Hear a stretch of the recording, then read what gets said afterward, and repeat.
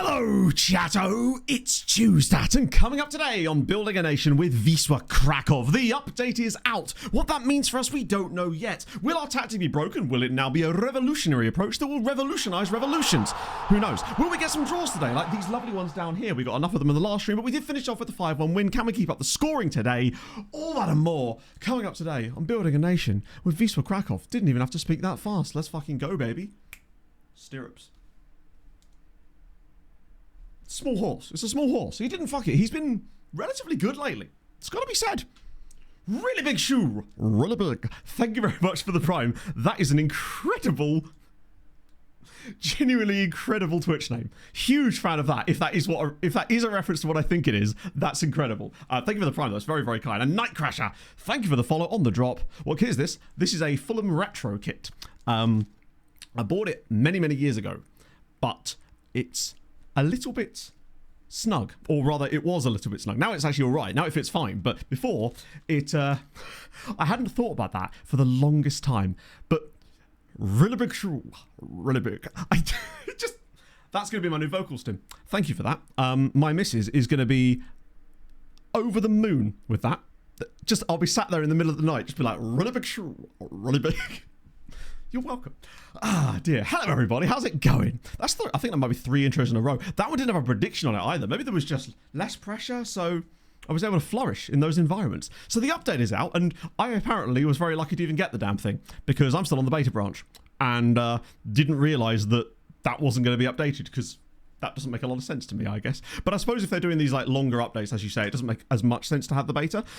I still think they probably should, though. Oscar Bob, right, I'm so glad you say that, Ben. That was literally going to be the first thing I was going to bring up.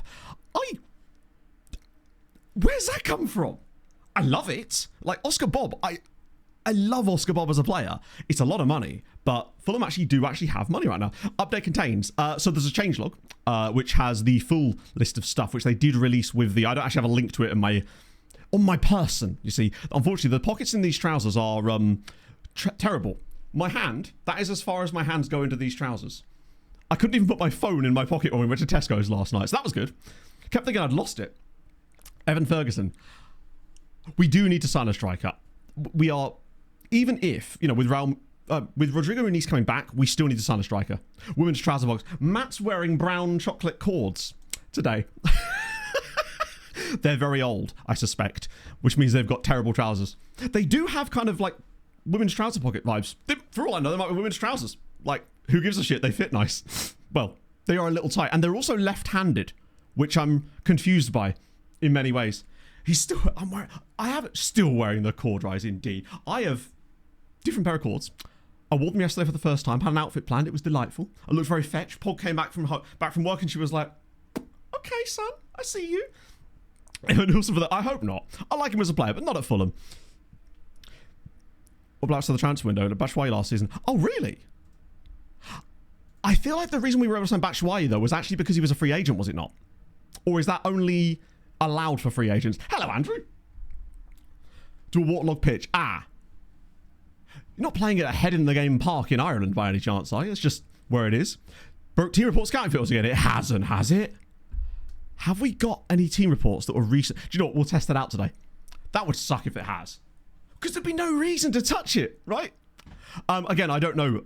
The one thing I do know it does is it makes this look a lot better. Like a fuckload better. So for a start, you can now actually, obviously with a league table that's 36, you're never going to see it all at once. That was not even the case on 24. But for leagues like the Championship and 2014 leagues, you at least now can see the entire league table on one screen, which is just a nice little change. I still think it's a bad use of space, but then so is 24 in that sense. So that's one thing. If someone has a link to the changelog, we can have a little look through it properly. Free agents. Well, it doesn't matter to us, does it? Like, ultimately, I like our squad as it is, but it's good for emergencies, I'd say. It's certainly getting there. Also, the cool thing I do like is this. It's less than obvious. Let me show you on the actual extra class because you can get better data on it. One sec. Season previews. Did they actually? Yes.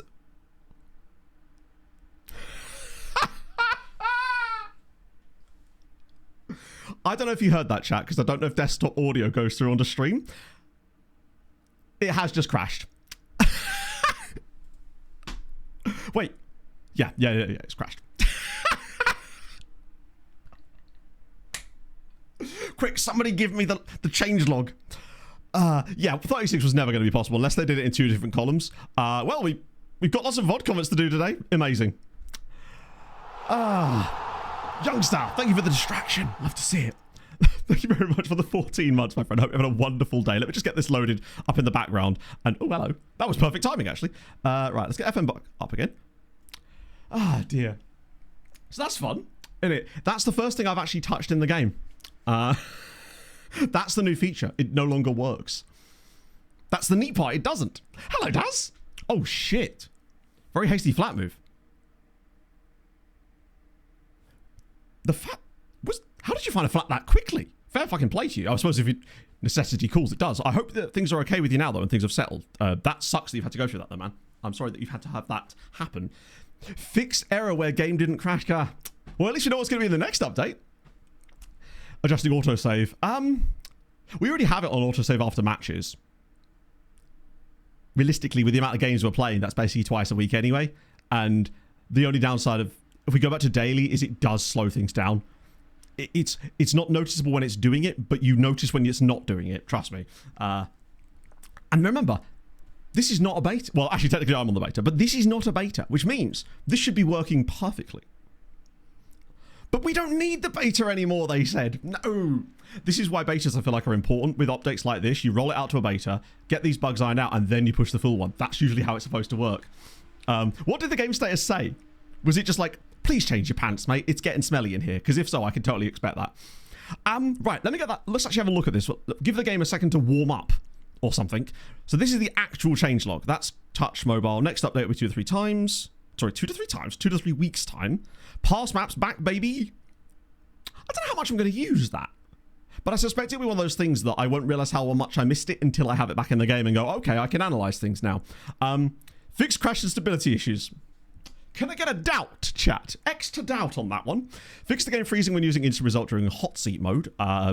Legitimately have never used hot seat mode as it happens, but it's good to know that it's fixed for those of you that do. Stadium size displays, sure. Transition speed preference no longer resets upon... Was it doing that before? Oh, they changed Oppo access. I was having some massive issues with the save I was playing yesterday, just trying to get to Oppo instructions. Right, UI stuff. Stages tile, love that. Season preview, full screen.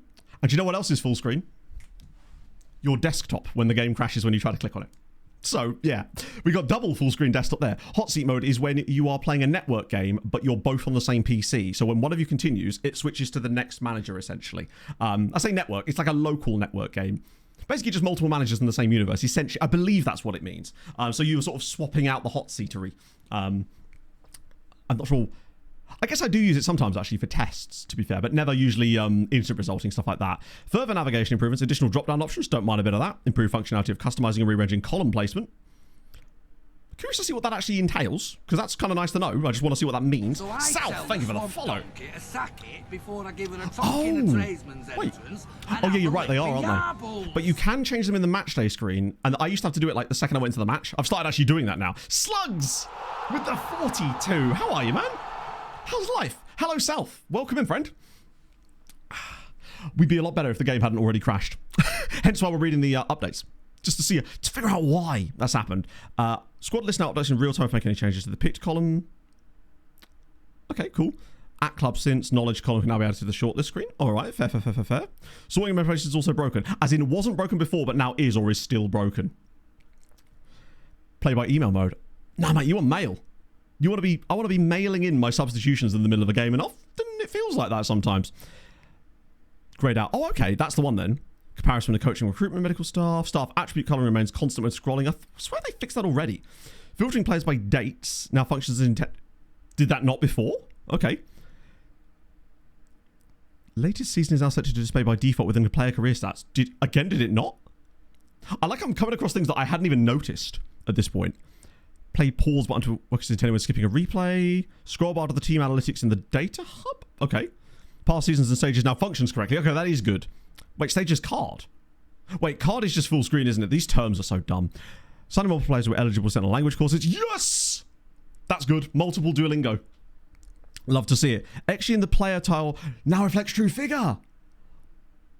this is where we realise that it turns out that Katala's actually been underperforming to a biblical level and we just hadn't noticed because of the XG. Maybe our goalie's finally getting rewarded for this as well. Duplicated responses within a conversation. Oh. No longer defaults to a specific team initially. I don't know if that's good or bad, to be honest. Couple of most important signings, but it absolutely sucks. And this is a genuine, please remind me in just one moment, once we've done these changelog things, and I will absolutely do a rundown just to catch you and any others that maybe have missed a couple of streams up with where we are over the last sort of this season, I suppose, or up to this point. Money spent on aging players, tweaks to reputation boosts following matches. Okay, don't mind that. More opportunities from AI clubs. Oh no, more appropriate opportunities. That could be bad as well, to be fair. AI asking prices. I reckon some... we've sold some players for some quite big money. I think that's a little bit buggy. And I'm hoping this actually reduces the amount of times that happens, because it does feel like we've been slightly too fortunate with some of those. So I'm actually okay if that gets knocked down. Transfer fees are now... No, transfers in and out. Cool. Staff will now be milestones. I'm just like... And then editor stuff. Oh, they've got some lovely screenshots. Okay. So... Note to self, don't click season preview for the time being. I'm sure it's actually fine. I just must have clicked several other things that have then caused it to be busted somehow in there. One thing I do want to check, though, is to make sure my SAS upgrade worked.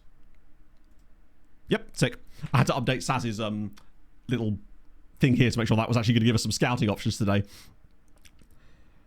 Send them all at once would have been good. So what does it actually do then? And why can't I send them all at once? I think... Well, can I already do that? I think you can already do that, actually. Maybe I'm just imagining it. My children in the chat. You've already got kids, Harv. You don't need more of us. Depends on your league. That's going to be useful. Thankfully, we don't have playoffs in our league, at least. But a lot of the leagues that I plan to do videos in do. Particularly the one I'm working on right now. That's going to be fun. This amount of bugs and shipment. It's... I mean, I can't pretend that it's not disappointing as hell, Harv. Truly. And this is why I'm a little disappointed to see the beta thing seem to seemingly end, because that could have put a lot of these things to bed. So right, we've got extra drop downs. So what are the new ones? I guess oh, hang on. Wait. Oh, I see. So there's like sub... I'm guessing this is the new stuff, right? They're all the ones on the sub columns. Ooh, me like that. Wait, does that say... Finances, love that. Does the job center even work properly? Okay, I assume it's those. I don't hate that. I guess it's a case of like... They couldn't... I like how they're essentially just recreating the sidebar slowly but surely in the top instead. And who remembers back in the older FMs when the top bar was the sidebar and all the stuff was at the top kind of like this? I reckon we're going back to like FM 13 days. It's going to be good. I think it's... I was kind of hoping that this update would be a one that would kind of be the one that people really could step in with, but I actually get the feeling that March is more likely going to be that one in the end. On beta mode.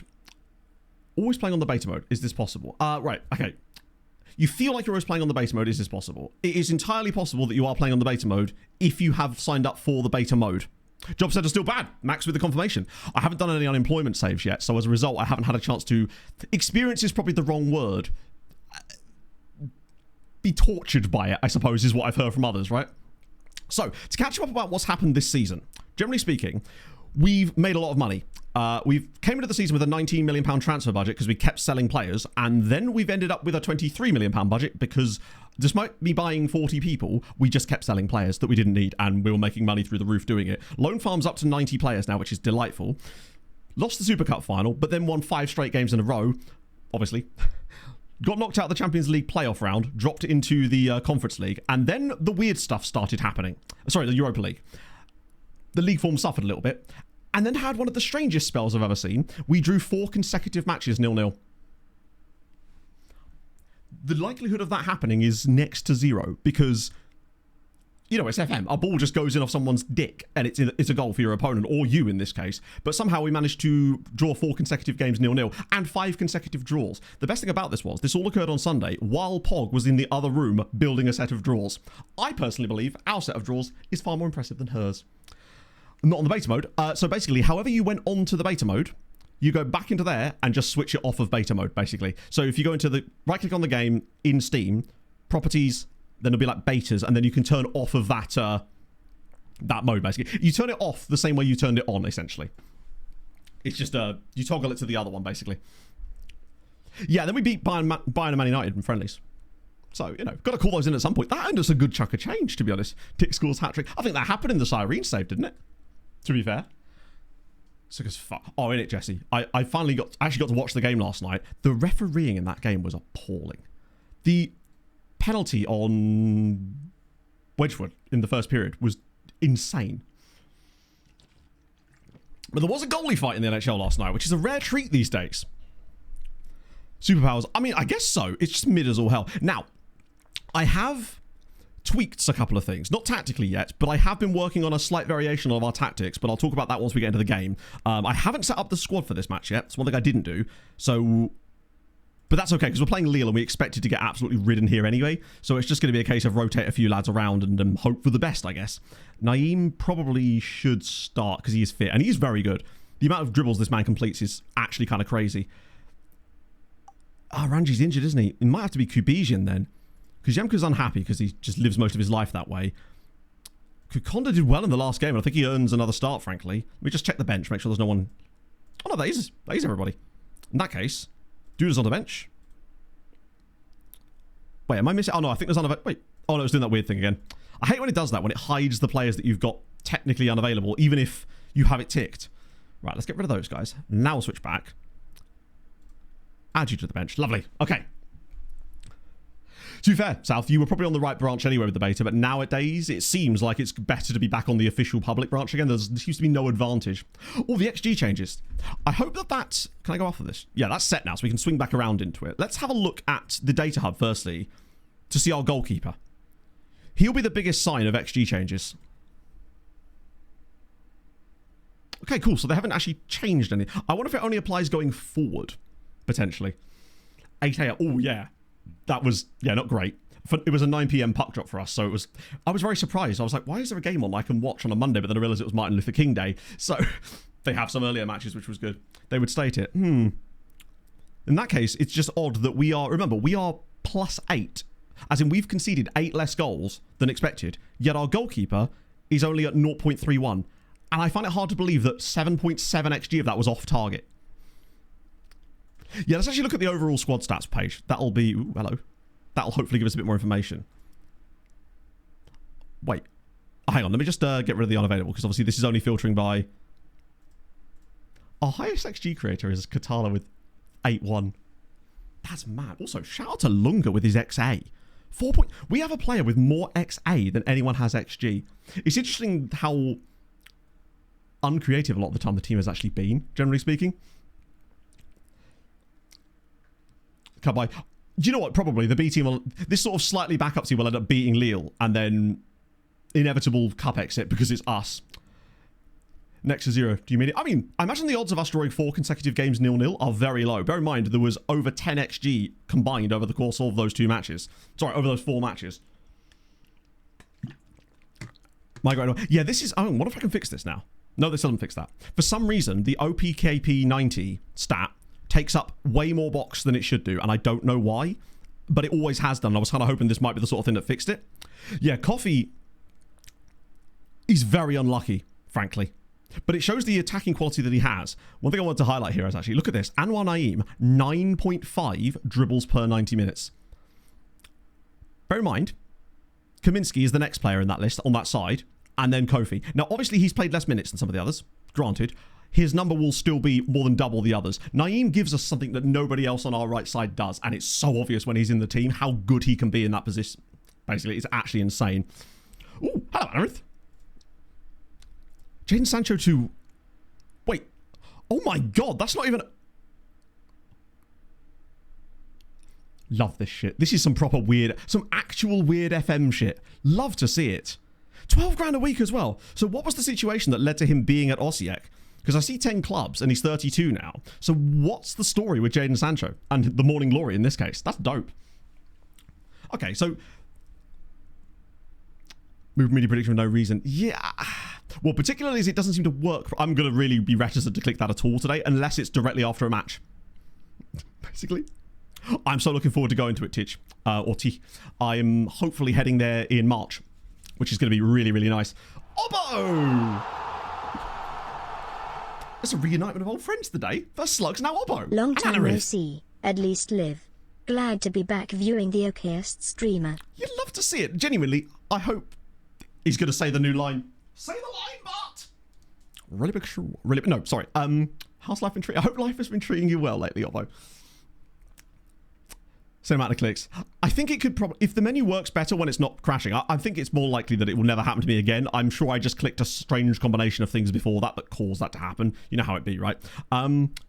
Sick. So, let me get loaded into the game. I have changed our set pieces again. I've switched us back to short corners. I've also got short free kicks as an idea as well. And I've changed a few things about the way we're placing players from these short corners because I realised something. So we're going to give that a go today and see what happens. I have a theory. Hello, Mushroom Man. Tricks are good. Tricks are good. Especially as we were looking at a player last stream with 20 flair. I imagine his tricks are going to be even better than ours. Right, I should have done the opposition instructions before game, really, shouldn't I? Pick up where you left off.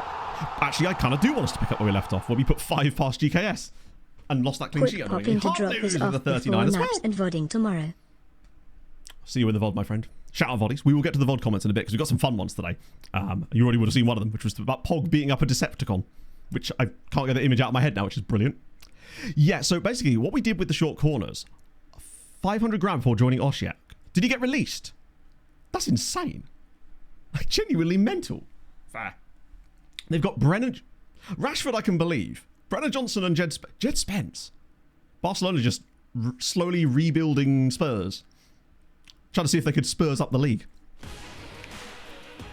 Save a little bit more. Well, we've got it set to autosave after every match. If we autosave after every day, basically, we will make 0 progress. Autosaves after every match, after every day, despite the fact that they are sort of hidden in the background, do slow it down a hell of a lot. Particularly as the further we get in, because the save files are bigger, so it takes a little bit longer to save each time. It would be the sort of thing that would be noticeably lagging the game out today. And with us playing games basically every, 2 a week, we're basically saving the equivalent of every 3 or 4 days anyway. So I feel like this is a reasonable middle ground for the time being. But yeah, what I've done with short corners this time is I've obviously switched us back to short corners, but I've also taken a couple of the lads that were in the box and put them lurking on the edge of the area. So we've got more players peripherally. So in theory, create more passing options from those. I've also set up short free kicks instead because we weren't scoring from those either. The other thing I've done is I've attempted at least to try to figure out a way to not force the game, but encourage the game to play those wonderful short free kick routines when you're in shooting range. Because you know often you'll get into shooting range and you'll think, oh, they could actually do something cool here. And then they occasionally do. I reckon I've got an idea as to how you might be able to fix that. Because you can put a load of players to cluster around the taker and remove some of the players from further forward. And I think it might make them more likely to play short routines there, even though you can't actively program one. So I'm going to try that out. I also had a look at throw-ins, but they're pretty vague for the most part. So I figured I'd just go for the retain possession style option with those for the time being. They do have they got Patrick Mbappe? He was an absolute monster in my last save. The last save ever from 24, Patrick Mbappe played for, was it Toulouse he played for in that save? I think. And he was there for, he had 250 Ligue 1 goals. It was actually insane. Oh, here we go. Go on, Nigel. Oh.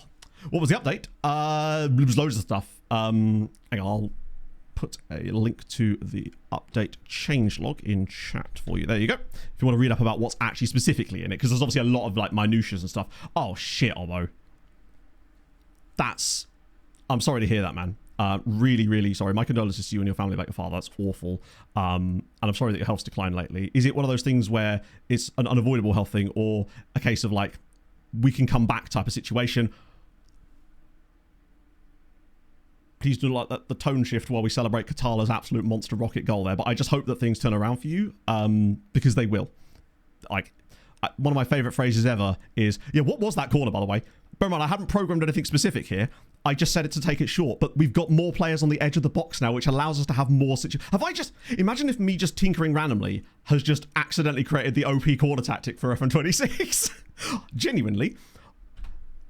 This was literally me before stream today, just dragging a few players in and going, stand near, taker, lurk, try that out, see what happens. What was that corner, by the way? In it, though. But yeah, one of my favourite things, or a phrase that's kind of kept me going at times is it'll be okay in the end, and if it's not okay, it's not the end. And that's kind of helped me in times when things have gone bad. It's Kukonda and it's 2! Oh! Chat, are we good now? We have been very good at conceding back post corners so far. Oh, please tell me that's onside. It's given. It's 2-0. Wisła 2, Lille 0. What a ball. Was this Nigel again? It 100% was, wasn't it? Look at that from Nigel. Great finish from Audi. He's probably going to be starting a lot more games. I fear for Alexander Furman a little bit. He'll get loads of game time, but Audi has been... Hello? Okay, sure. That's a weird transition.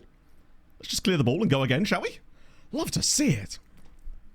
I thought we would get absolutely battered here because Lille are a very good side. Maybe this update has made our tactics better.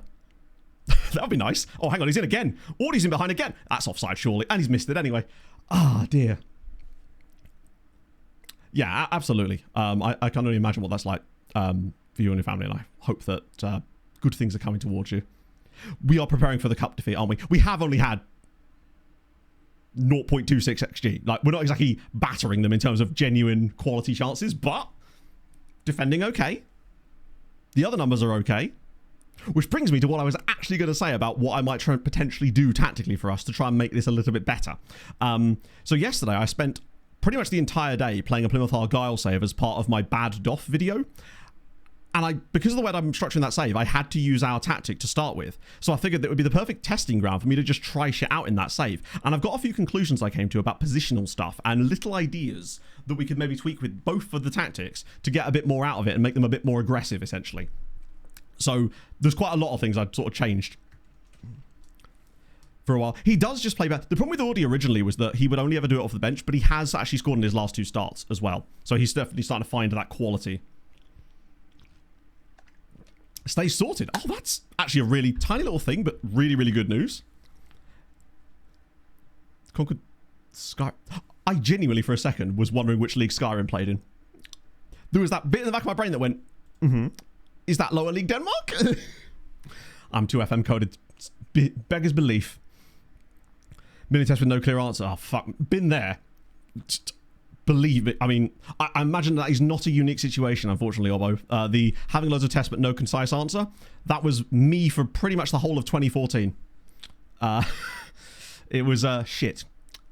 Turns out it was just loads of side effects associated with undiagnosed ADHD. Who knew? Oh, well, that and the liver disease. But it was a combination of the two in the end. Not the alchemy that you were really hoping for, I suppose. A new name, is it? Signrise. Or Sinrise? Is that like, it sounds like a corporate sponsor, right? Relegate out of the game completely. That is very surprising, actually, just because of the reputation stuff they would have at that point. It's a bit like when I did that coefficient flip video. And the top teams always pretty much came back to the top again. And the bottom team slunk to the bottom. But there was a few teams in there, I say teams, nations, whose leagues were able to stabilise a little bit just because they'd had so much of a cash influx. It was often the middle of the road ones, the ones that weren't the worst, tended to actually stay decent, or like, not decent, but better. And the ones that weren't the best tended to get crushed. I think Turkey absolutely stayed like in the mid-20s in that save for a little while. Probably should have done that longer, really. I wouldn't mind doing another coefficient flip video, I suppose. I guess I'm always just reticent about remaking videos I've done before, unless I'm adding a new twist to things. Good Christ! Are you okay there, Adrian? That was a slide. That was the longest slide tackle in the history of the world. Oh dear, here we go. I think that a goal is coming for Lille. Oh, over the bar again. Polish IT company, that makes sense. I mean, anything more for the club? I wonder if that's a new element there, because that was bizarre. Also, what tactic are we playing for this game? We are playing the white one, which is fair. Because Yemka's struggled, to the surprise of nobody. But I'll tell you about a little bit what I might fancy trying to do with that role, because I think that is the one. There is a few other things I wanted to potentially try, but that is one thing that I think, like if we were to look at one position in this team that is not really pulling its weight, it's that. Now, if you're winning, it doesn't matter so much, because sometimes you can just carry something, but it's always nice to try to optimize and see if you can find a way to make it work. Rodriguez is tired, but realistically, anyone we bring on would also be tired. Maybe Duda for a little bit. God, it's so nice to have him back. Save the other side just in case. He is dead, but like he's a centre-back, and the reason he's played this game is because our other centre-back was dead. Because we only really have 3 centre-backs that we could play in this match, and 2 of them had to start. So if I bring on the other guy, he'll be just as dead from the game he already played. But maybe we could replace him, say, 70 minutes perhaps, just to sort of make sure we don't get anything stupid happen. Here we go, Katala. Go on, chop inside. It's 3-0. We are 3-0 up. Now, I think it worked quite well initially, Anarith, but a couple of updates have seemingly, I say worked well. It worked to the point where we were like, okay, that's fine. And it was enough, but now it really is just, yeah. That's a nice little ball, actually. Nice to see Mascara. Actually, speaking of, by the way, that was actually that roll, hilariously. This is still OP. Oh, I bet it is. But yeah, basically my idea with the number 10 role is channel midfielder again, but with some specific restrictions on him and more direct passing.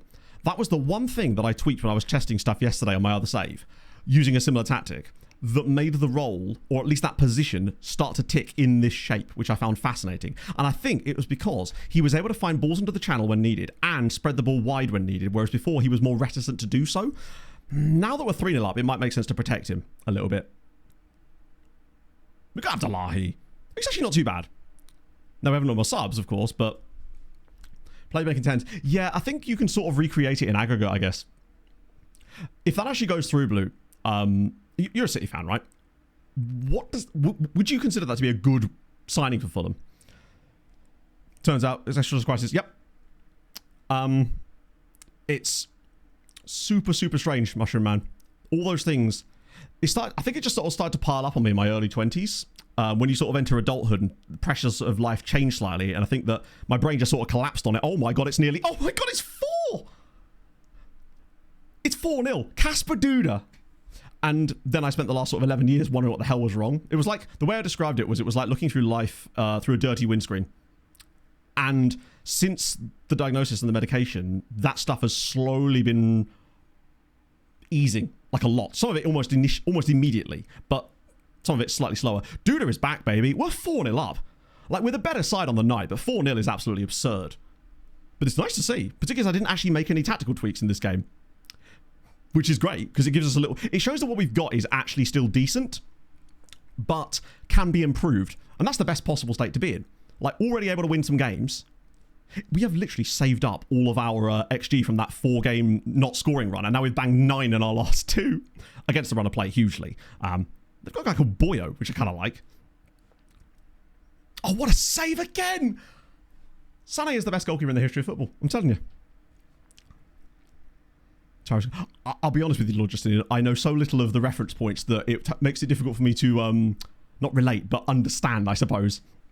I never really played much of Skyrim at the time, as I didn't actually have a console or any kind of PC when that came out originally, and so I missed the sort of the Skyrim train, I guess. Matter a lot, they absolutely do. Well, yeah, it's just a goal difference. Oh, hang on a minute. Surely not. Katala for 5. Go on. It's 5-0!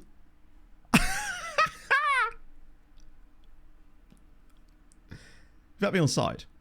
He's on side. I don't understand. It's Wisła 5. Look at the ball from Audi. Like, straight off that left-hand side, the defence is split easily, he shugs off the defender and just slides it home. I think that is a hat-trick. No, I don't think it is, actually. I think he's got 2. He's got 2 and an assist. Kukonda has 2 assists and a goal. Jesus, I mean, in the end, we're going to deserve the win, but 5-0 is absolutely absurd from us. Great attacking play, to be fair. Like, very, very pleased with what they've come up with here. That is so bizarre. Just should start more often. Well, I mean, he started the last 2 games, and he's done no... I see no reason to stop him. Like, at this stage, he's certainly cooked here. Maybe he was the partner that Katala needed all along. He sort of unlocked something in each other. One or more people feel like, oh, legitimately, Mushroom Man. Like, and now, even now that it's settled down a little bit, I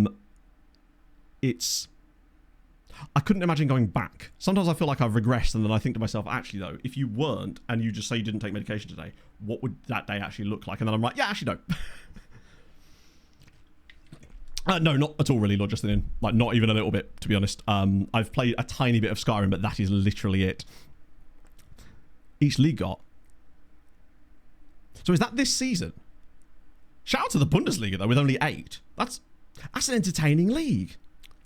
I guess so. I guess the newest patch meta tactic is the exact tactic we were already playing. Like, can't say fairer than that. This is a bit of a blip, obviously, because remember, we won 5-1 in our last game, and that was the previous patch, so who knows? Unbeaten in the Europa League. First ever win in the group stage for us. Albeit a very strange result that you can't really base on. This is the thing, we can't really look at that and go, wow, we're absolutely cooking, because it was a game that easily could have been a 2-1 win or something, which is fine.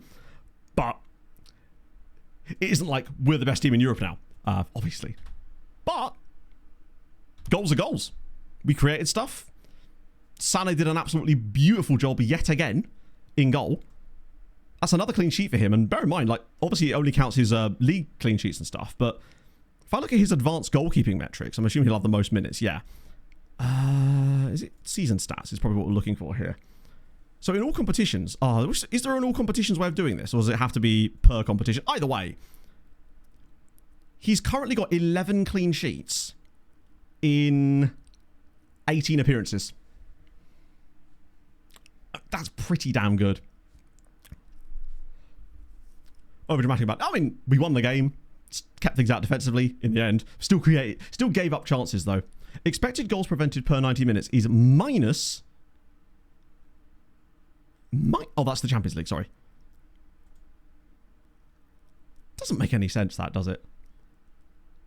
I wish we could see his actual expected goals against numbers rather than just this one. Is it in here somewhere? I thought it dribbles the game there. It's like it... Is it on form? Maybe there must be a way to see that information.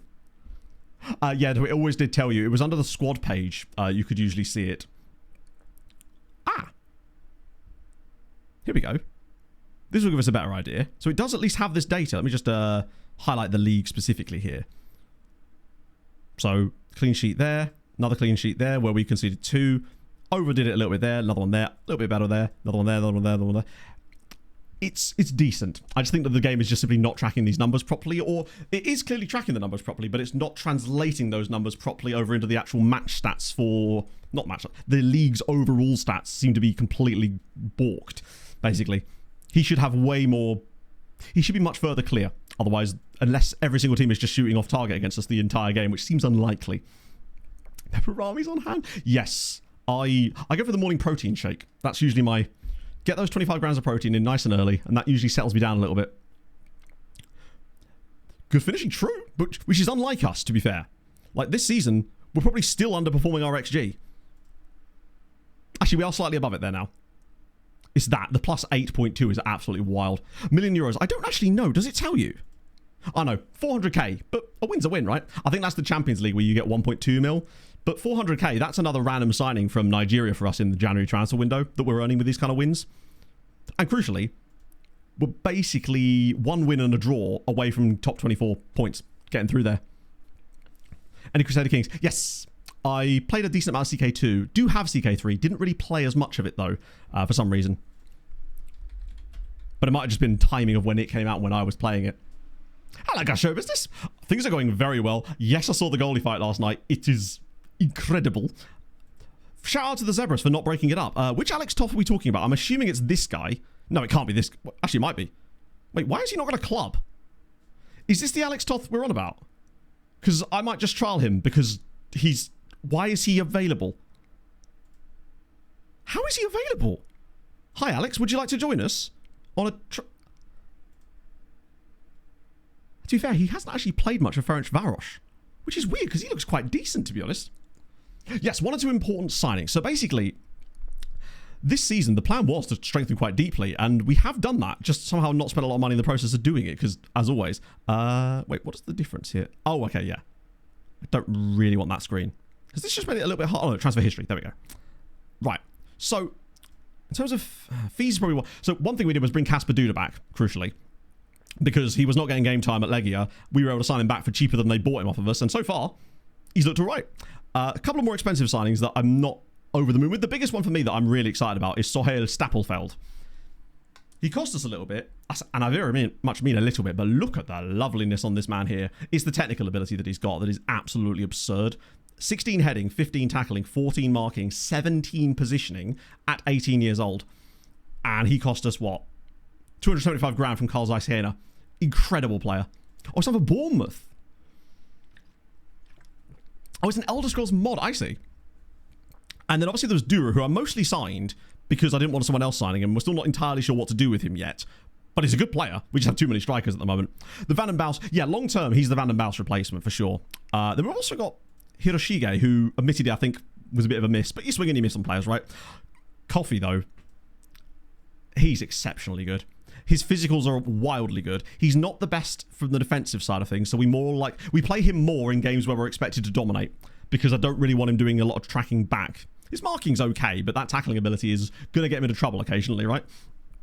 There's also Malik Quadio, who's a young goalkeeper who, realistically, I really want to try and find a loan for, to be honest, because he's too far down the pecking order for us.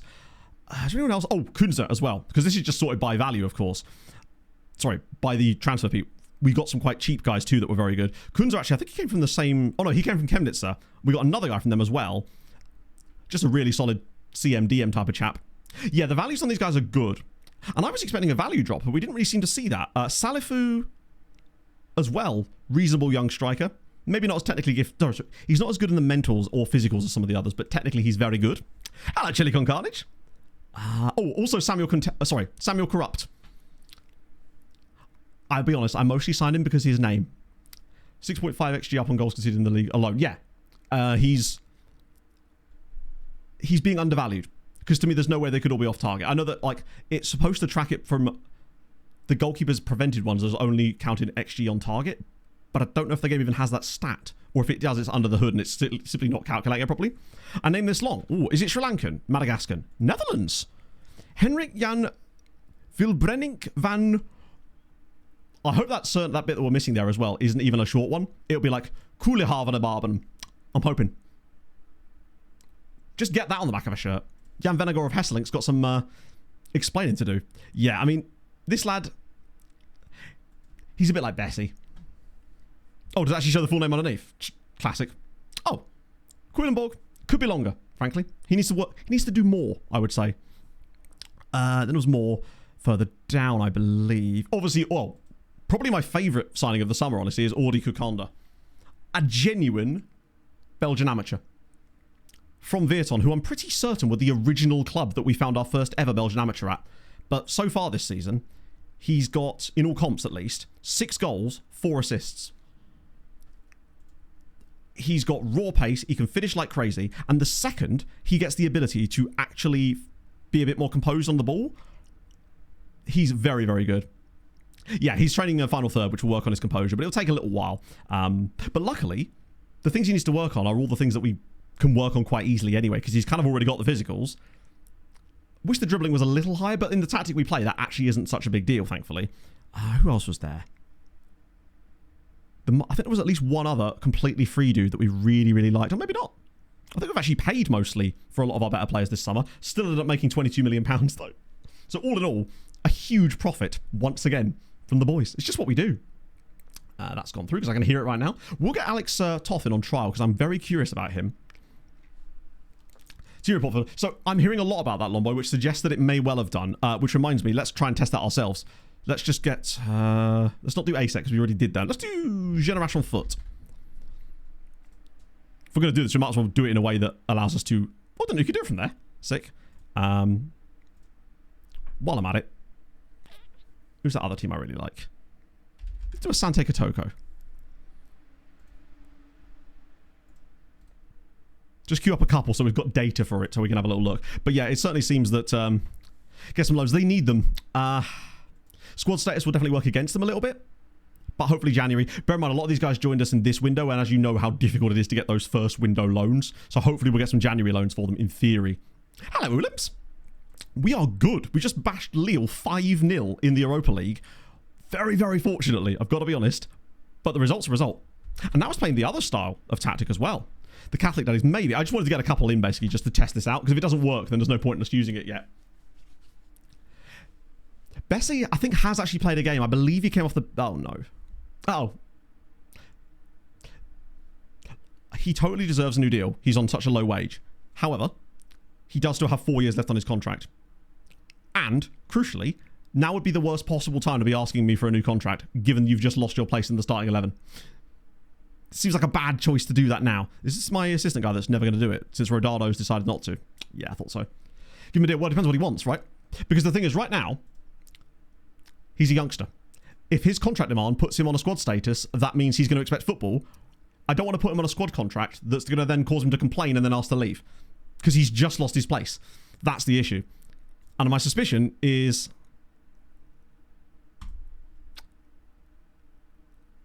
Right, let's offer him a new contract. But the problem now is we've got... If he then wants a deal that's going to put him on a squad status that means he's going to want to play week in, week out, we're then going to lose him in a year when we don't play him. Right now, it's great because we don't have to play him and he can still stick around and develop, right?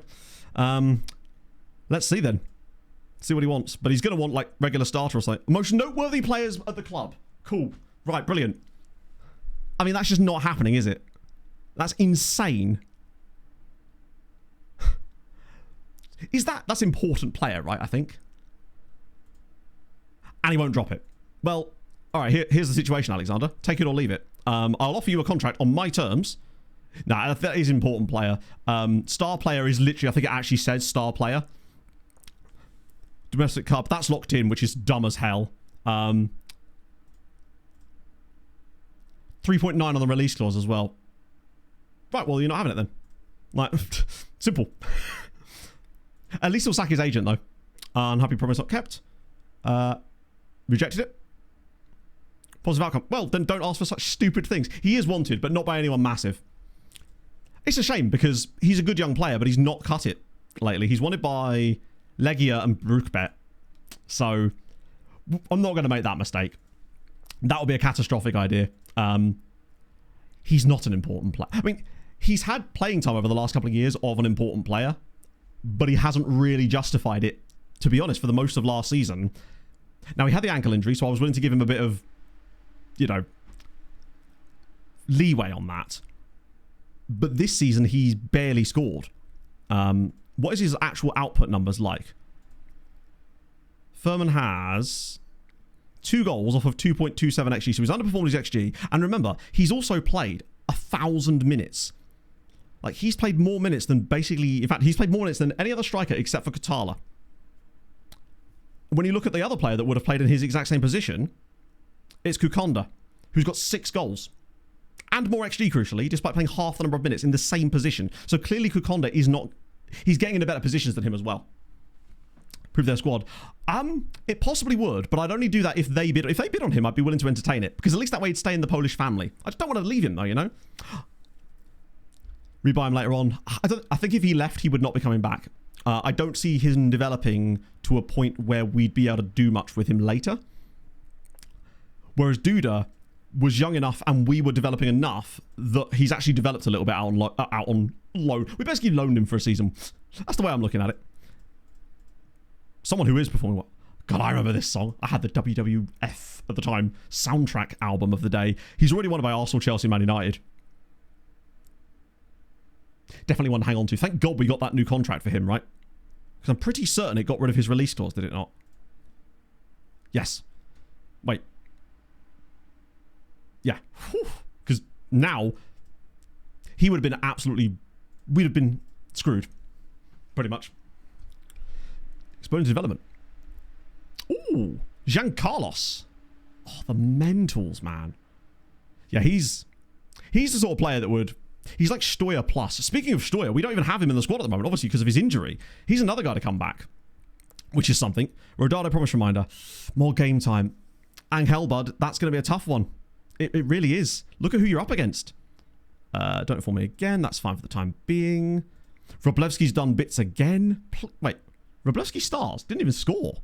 Did he assist both of them? No, he got 1 assist. God, he needs a loan so bad. So bad. He's actually developing into a really solid football, but nobody needs a loan more than him. Oh, God, here we go. Right. Unreasonable things. Yeah, he has done enough to earn a new deal, but not that deal. Luckily, these players aren't important.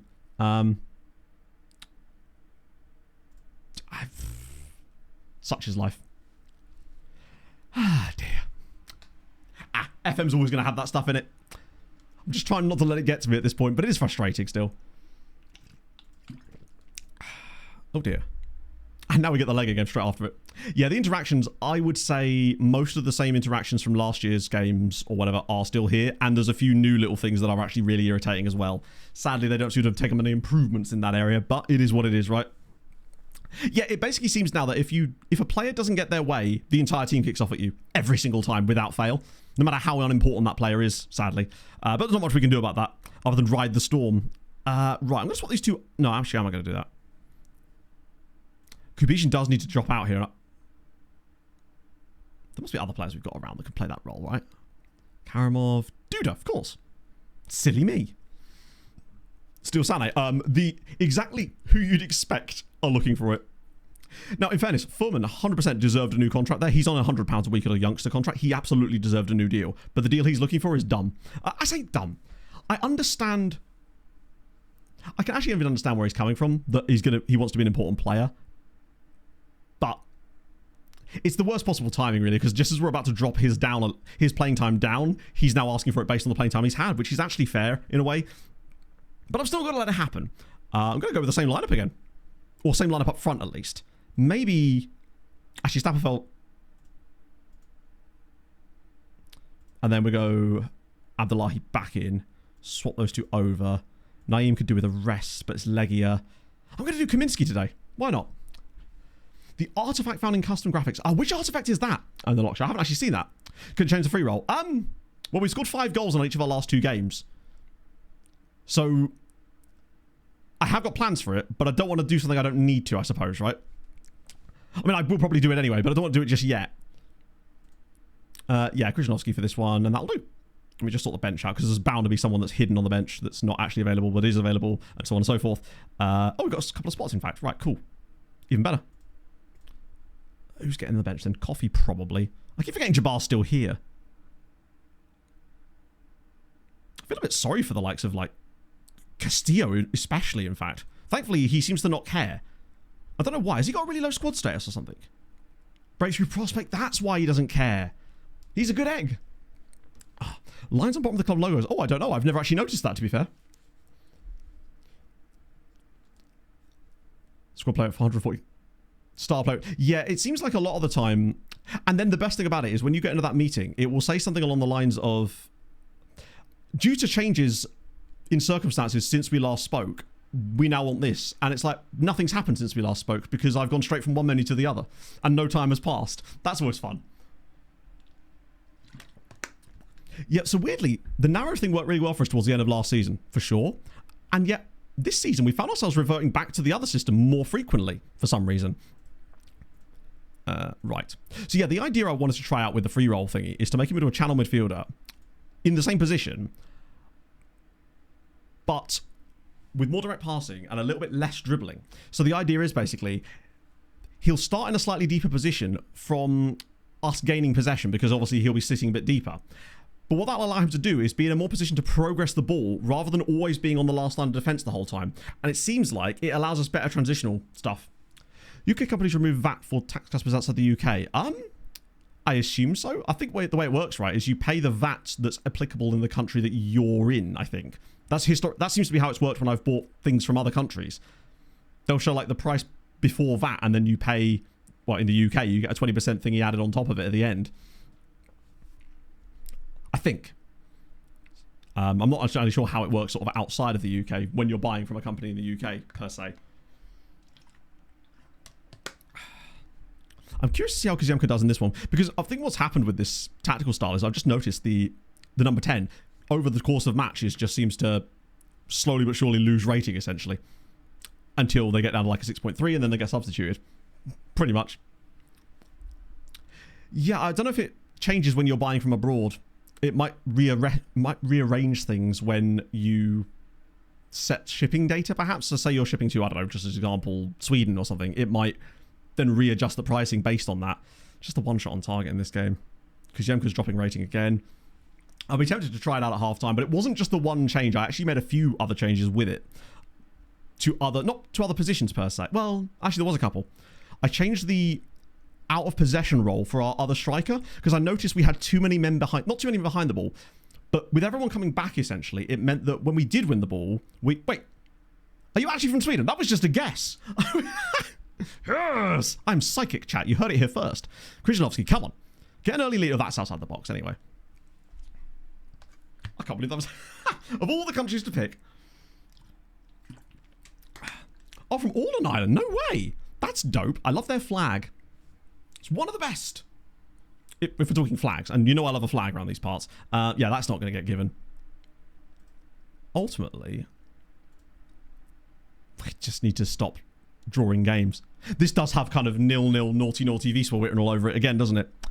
What is with that fade to black thing that keeps happening at half time? I've noticed that a few times now. Well, in every game, in fact. So chances are happening. Not a great deal of chances. High quality for Legia, but if they get enough of them, they will score one of them eventually. Right. In that case, far from pleased. Yell at the lads, as per. So, what was it I changed? I'm trying to remember what I did. It was channel midfield, but it had specific instructions on it as well. For dribbling less, more direct passing. And that was it, I think. The other tweak I made... Also, I forgot about this, but when did we move to one ball-playing centre-back in the back line? I don't remember even doing that. Makes you wonder if it was one of those weird assistant thingies where they just tweak it for you. And just, yeah. They have a play called Turnip Vinegar. That is Ruben Vinagre. The other thing I changed was... this. Because, out of possession, it then meant that we actually had someone... Oh, no, hang on, that was the wrong one. It was... I've forgotten. Buying from abroad. It was Outlook. Nana could never. I am far too refined a lady to do that. Actually. Also, the second football managing game Sega Football Cup Champions releases in a couple days. The big one. The biggest one, in fact. Do you know that country code is AX? Is that just because they ran out of other codes? I think it is splitting, actually. Yeah, that's what I wanted. But why is he so far up?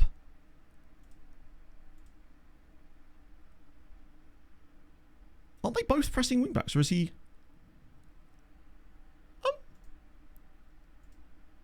Why is he so much further up?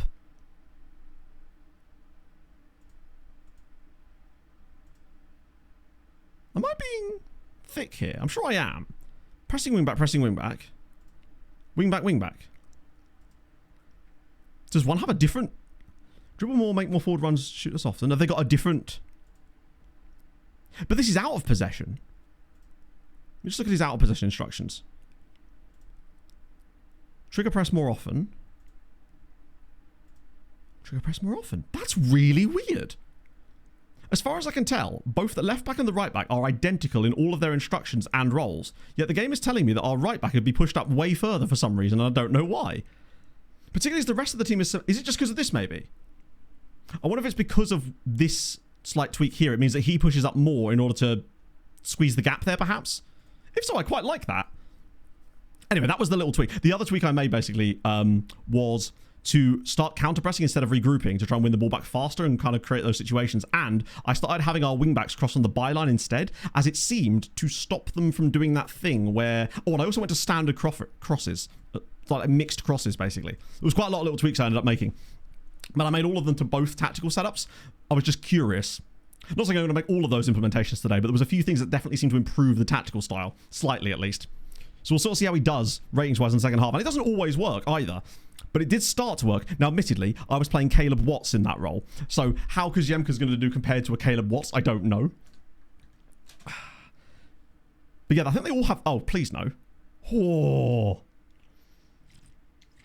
The visualizer I always find funny because when we've got identical tactical shapes, if I switch between the two of them, it always moves our DM up into midfield. Like, it visually moves him on the screen, even though it's the same exact on both tactics for some reason.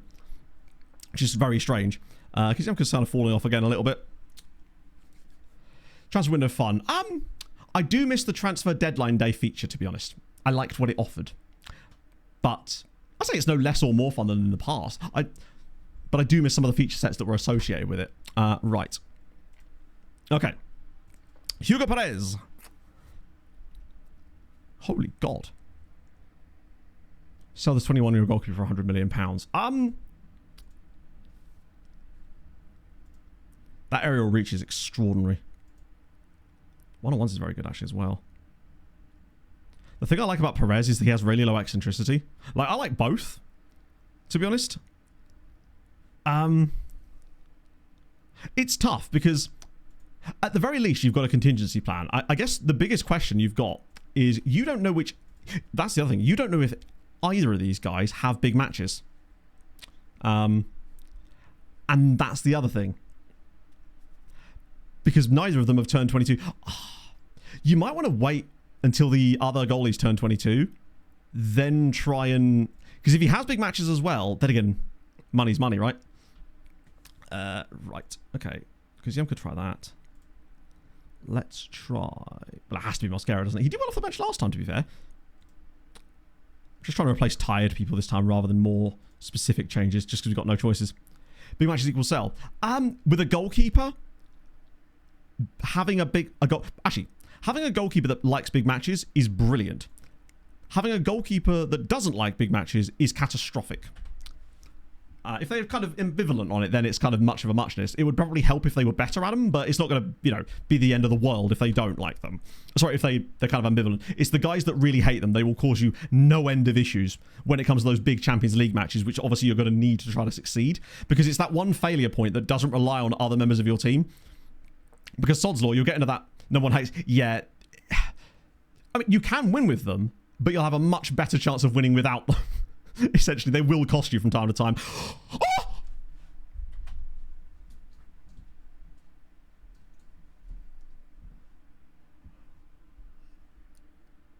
I can't believe that's nearly gone in. That would have been the greatest goal I've ever seen. A bicycle overhead kick there from Abdullahi, and the keeper saved it. I'm so sorry, headphone users. Even my compressor couldn't stop me from yelling there. Holy! Oh, that has to... Oh, FM. Personally, chat, I don't know if you agree with me on this one. I think just for the fact that it crashed on me earlier, it should have given me that goal. Just... What a... But lovely free kick idea. That's what I was on about, though, with the shooting range free kick, that I've clustered players in the right positions to try to occasionally get them to not just shoot at goal and instead try stuff out like that. And it seems to have... Maybe we'll get more opportunities like that. That'd be lovely. Honestly, with the way things are going in this game, I'd happily take a 0-0 draw. It's just what we do. I say he's got to score, but ultimately, man has done everything he can to score there. It's just them. I think I wonder if the changes I make here don't work that well in isolation, and it might be a better idea for me to import my variations of it just to see if they work a little bit better for the time being, because I've got these ones saved anyway. Another Sané clean sheet, another 0-0 draw. It's what we do. To be fair, a 0-0 away from home at whatever we don't do. Legia is probably a good result as far as title races go. Even if we weren't very good, that's a good point. Oh my lord. And not score. Exactly. That's a good point. Like, why is it even going to show me that? Just to let me down. That's why. Boring. Okay. What we could do then... Oh, we'll check that in a minute as well. I'm going to just swap these two out for my slight variations on the tactics. Thankfully, the set pieces don't go with them, so that's fine. I will load... So I will narrow there. So I want narrow Parsi Boy.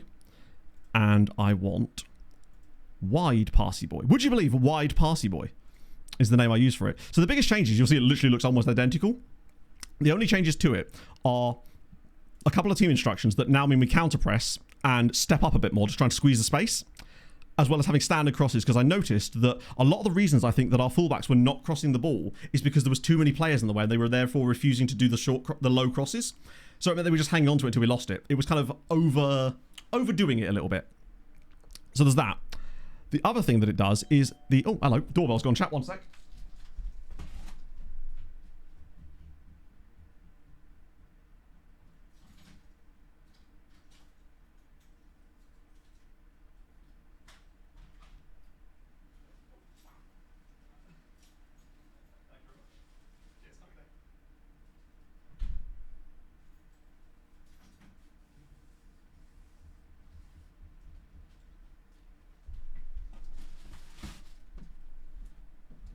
Biggest bag in the world just arrived from Next. I'm assuming it's a pair of trousers I ordered ages ago, but it's come in like one of those suit bags, the sort of bags that a dress would come in.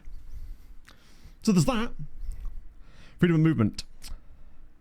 Well, so the other change, I mean, I did try that, and maybe roam from position could help with that. But you see, I've got the more direct passing, a lot less of this stuff, so maybe we could have a bit of that later if it doesn't work. But parachute pants, maybe. Maybe. You were playing in the centre-back. See, hey, I mean, to be fair, it worked. They kept a clean sheet, right? The shortest normal person or the tallest... I mean, I don't know. I think tallest dwarf, you'd probably be more, I guess, more noteworthy, perhaps? I don't know. I did order a pretty dress. No, it's actually a pair of olive green corduroy trousers. You boys... I was basically using one pair of jeans, so I decided I needed to branch out and have some slightly different trouser options, so I've bought a few pairs of corduroys to try and mix things up a little bit. Imagine all the gold, I suppose, yeah. To be fair, it's not far off, Bearded Child, honestly. We do need to consider what fancy dress costume we do want for transfer streams. Olive green, yeah. Like a dark olive. She's 60. I just found that all of a sudden, once Map 3.0 essentially started in October, I started going, actually, I quite like this type of clothes, and I was no longer scared about actually buying things I liked. And wearing them, I guess. That's the best way to describe it. I just went, actually, that's kind of who I am the entire time, and I just was afraid to be me, I guess. Massive duck costume. It's a goose costume, actually, Adam. How dare, that's a bannable offence around these parts. So yeah, this is them, basically. Obviously, the slight role change to him as well is still a channel midfielder, though. And these guys now cross from the byline instead. That was the only other change. But yeah. So what I want to do is try that out potentially in the cup, because now's a good opportunity for it, in fact, to try the narrow passy boy for that. And just see if it makes any difference. It certainly seemed to. When I finally got it to sort of click, I had back-to-back games where I created 3 or 4 XG, and they were against title challenging teams in that league. One was against Mansfield, one was against Wigan. So all of a sudden, something just seemed to work. Now, admittedly, we don't have Caleb Watts, but you never know, right? That's never a good sign. And the B team and the youth team started playing well as well. Started for the cup. Ultimately, there's probably no reason to. Like, as much as I'd like to, I worry that if we start him in the cup, we end up losing. Then again, he's a very good goalie, and he does need some match sharpness, I suppose. Savika! I am very, very good. Other than, we're actually unbeaten today so far. Not conceding a lot of goals. It's the dream. The quick sub showing the wrong positions. Oh, no. To be fair, I haven't used the quick sub very much. But one thing about Paolo Eduardo, thank you for the 51 months. Been a bit of a disappointment of a sub the last month. I'm not mad, just disappointed in myself. I will try my best to improve. I'm sorry for my transgressions. It's fine. You'll just have to... You've got to get those numbers up. You've got to be, you know, the top 10 leaderboard of monthly chatters that exists somewhere, probably. There used to be one, actually, somewhere. I forget where. It was. I think it was maybe on the Stream Elements website. It could show you that kind of data, in fact. So these guys aren't a muggy team by any means. They're second tier, and we've had these issues in the past as well. Like, I noticed that one of the... You know, it'll pop up and say, if we're looking to make a change, we should introduce player's name. The thing that annoys me about that is it doesn't tell you who you'd be replacing them. Who you'd be taking off to bring that player on. And when it's a player that can play multiple roles in your system or whatever, that's what always is like, please just give me that little bit more, FM, right? Still there if you'd love to see it. I think it has like all-time leaderboards as well. So that's completed promise. That's for ages away yet, which is nice. Oh, that's what we're going to do. Check the team report thingy and see if this is broken again, like you guys say it is. Glitter Hoof. We still actually have in our Facebook group chat, Glitter Hoofer Emperor is one of the things that's just in the title of it for some reason. And I can't even remember why. Different colours, maybe. Sorry, mummy, don't punish me anymore. Okay. Or as I would say to Pog, enforce me, River Mummy. So, where do I even go from there? It's that, and then it is scouting. Decent scout report created is at least 999, right? That's the one we used. Oh, hello. You're right. It might be broken again. Although I do think there's an extra one. Oh, no. I've got to add in the scouting. Potential is at least that.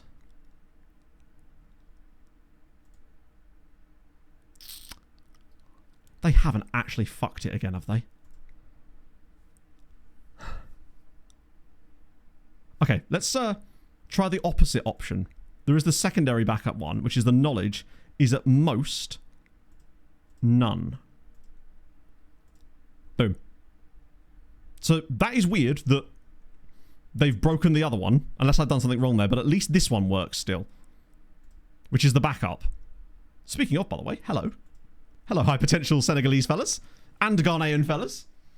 Well, it'd be rude not to have a look while we're here. All right. First and second on the all-time... What? Really? Shout out Steve. I'd have thought it would have been possibly Hadrian.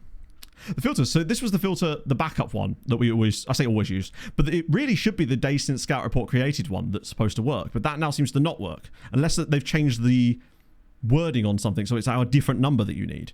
But it used to be that it was at least 999 was the number that would bring them in, because essentially what you're asking is players we haven't scouted, but we actually have scouted. But as long as it works with the knowledge one, it's okay, I guess. A wonderful window in there. I mean, to be fair, streaming away is just a giant window to that in the first place. Hello, Liberal Rabbit.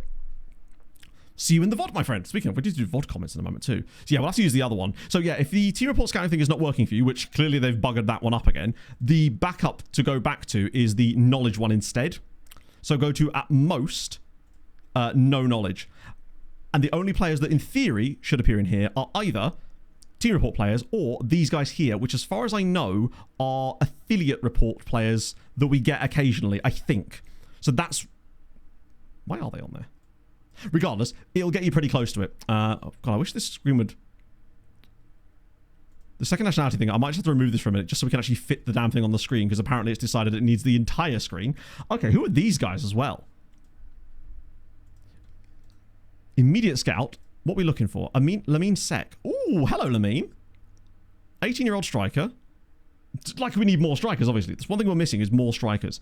We've also got this guy, Contour Conda. I don't know what he is. Can't tackle. He's not really a defender at all, is he? He's more of a winger more than anything else. David Kay. Ooh, that... Still a fun player, though.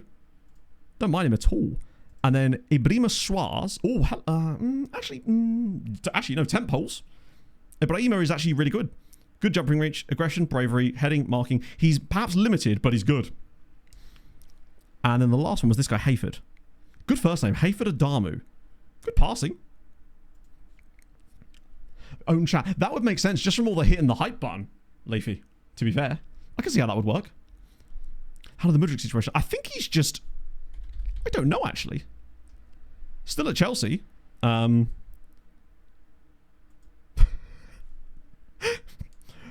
He's just playing. I guess that they decided that... Okay, I wasn't actually expecting that. I just figured he would be there, but under contract and not doing anything or something. But he is just playing for them. Yeah, I guess one way of handling it is just to not handle it in any way. It's what I do with my problems. It doesn't work out that well for you in the end, chat. Spoiler alert. Good. Okay, so at least we've solved the team report issue. I say issue, the mystery of team reports. Matty Cash. I actually did look at Matty Cash at one point. But if I recall, he was just on wait. Yeah. He had too long of a contract. I think he signed an extension. He is only 31, but as you can see, it would be another 3 years realistically before we'd even be able to get him on a free. And by then he'd be... I mean, I'm not saying I wouldn't sign him. I absolutely would. But sadly not. Not for now, anyway. Was he good when playing? Well, I mean, imagine how bad it'd have been if he wasn't doping. I forget what he was actually caught for doping with, essentially. 6K for a 2-year contract. Fair fucking play. I guess his career must have panned out a little bit differently in this one. Greece's Hungary's youth right. I think it's about time, because Hungary in general lately have been much, much better on the international scene. The clubs have been performing better as well. It's about time that they gave him a chance and just improved it. I agree. Right. I might start Rodado and Furman for this game. Why is Rodado not showing up there? Is he injured? Oh, that's bad. You know it's bad when my assistant isn't even considering Rodado to be like the 5th best player for that role anymore. Where is he? Oh, he literally had... Oh, he's 2-star. We'll save some legs on these guys. Yeah, let's give Docampo a start. Why not? God, he's got 25 months and my birthday Little all man. in one. Cheers for the streams over the years, Matto Sick Heart. I'd love to see it, friend. When is it your birthday? Or are we doing HHHHHBBBBs today, potentially? We've actually got our very own F1 driver, as it happens. We've got Latifi in the squads. The FM Junkie, thank you for the follow. Yeah, I don't know what to think about it, nothing specific, because I saw this directly before I went on stream today, and I haven't had a chance to look at the specifics. All I've seen is Oscar Bob, Fulham, permanent 35 mil, which is a lot. City fans, I know we've got some of you in chat. Would he be good for Fulham? Or is this more of a case of like selling him while you can, while he's got decent value? Because they maybe think that perhaps he doesn't have a pathway. I mean, then again, City have done this in the past and not really cared. Kunza. Yeah, we could do a Kunza Duda partner, perhaps. Particularly with Ranjbar out at the moment. He's good. That's good. That's knowledge. I'll take it. It's just, I'm surprised to see us linked with him. because I don't know where he exactly plays. I would have thought he was more of a wider, a winger / number 10 type of player, because it feels like that's not really where Fulham need bodies right now. I mean, hey, if he's available and we feel like he's the right man for the job going forward, then brilliant, right? Oh yeah, no, I'm excited by that over Oscar Bob. I love watching him play. Mosquera start. Problem is, with this new tactical style, I want to try it out with the guy that's actually going to play there.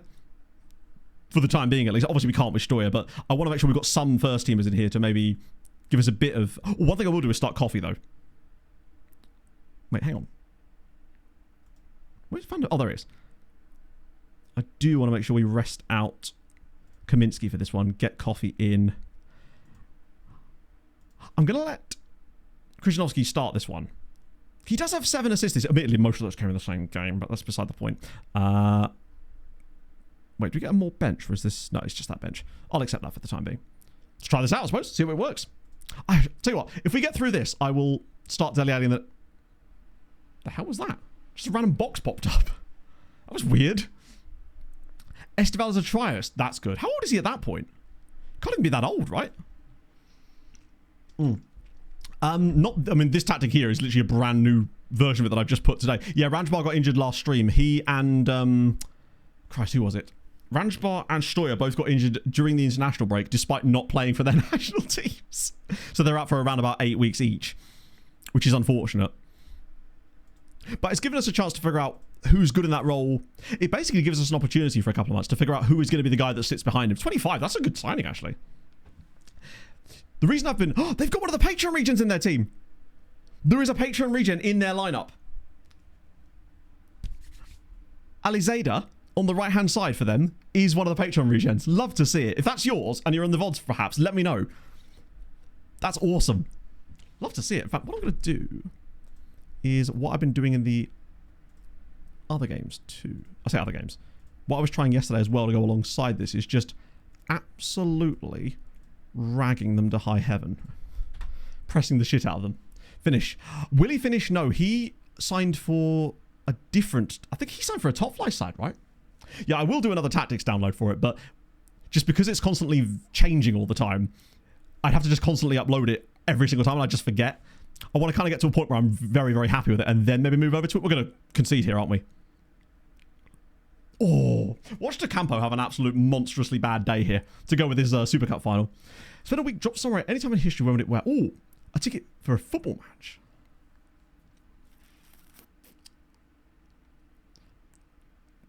I mean, I feel like it would still be Fulham, but like perhaps, God, look at the possession. Pompey away when we stayed up, or the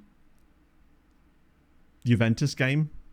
That's something. That's a time in history. I guess it depends on how likely I am to be murdered. Oh, when would I want to be? I guess the Enlightenment would be an interesting time to be. I don't know, actually. I feel like I prefer history from afar in many ways. That's a lovely pass. Furman's through. You can't fault the build-up play. That was lovely. Because Yemka got in that pocket, looked, fired the pass through the middle. That's what I'm on about. I feel like this is one of the things I was looking for from that number 10 role. Getting that little pocket, being able to spin and find passes. Albeit, Furman has to be burying that. Going for the chip there, not the smartest move in the world, honestly. But it was nice to see that we're capable of it. And I feel like this style of play actually does lend itself more to the width style. But we can try that in the second half if things start to get a bit muddy still. That's an interesting part. Really? Just going to play it straight out. Fine. Hello, Mandar. This possession number is a little bit insane. It's 25 minutes in nearly, and we have 84% possession. It was a bit, wasn't it? It was a player out of confidence that tried to be he tried to sort of show fake confidence there, I suppose. And it's bit him in the arse. Kunza into that little spot again. Rodado this time with the ball in behind for Furman. He's got to bury it this time. Oh, Alexander. So, about that new contract that you're after. How's that looking for you there, bud? How is he missing these? Ah, lovely play again. But, like, bro, you've got to bury those. There's just no excuses for missing those kinds of chances. Lovely pass from Rodado, though. Love the link up. But good lord. He's had 2 absolutely gilt-edged chances today, which is not the sort of chance we normally create either. It's also worth noting, considering how much possession and domination we've had on this team, we've managed to get some chances on the break in transition phases, which we weren't getting before. And even against the worst team, you'd, if anything, expect them to be low blocking the shit out of us and us having to struggle to break them down. But I think one of the things I like about this tweak is that it goes more counter press. So you get those more transition chances, and it's saved again by the goalkeeper. New patch, minor changes. I would say so. The biggest noticeable change that I've seen, really, is one of the team report filters broke again, and the stages page is genuinely much, much better. That does deserve a lot of credit because it is a huge step in the right direction there. I still think there's some other screens around it that could do with a lot of work, but one thing at a time, right? How are we still at 0-0 here, by the way? 2.2 million. I like that you brought him back as well. That's dope. If I could ever get I don't think we'll ever get that amount of money for him again. Oh, he's off the bar again. And it's saying, how is he? Furman heads it straight at the goal camp. He's trying not to score. I'm convinced he's trying to spite me here. Another chance there for Furman goes begging. What I would say is, last season, this type of game probably would have led to us having almost no chances still. We'd have just had loads of possession and nothing to show for it. Whereas today, I really like this extra player we've got. All these guys around the edge of the box that give us these great chances. And are we going to get done on the counter? He's going to score. He's going to score. Lads, you're going to have to close him down at some point.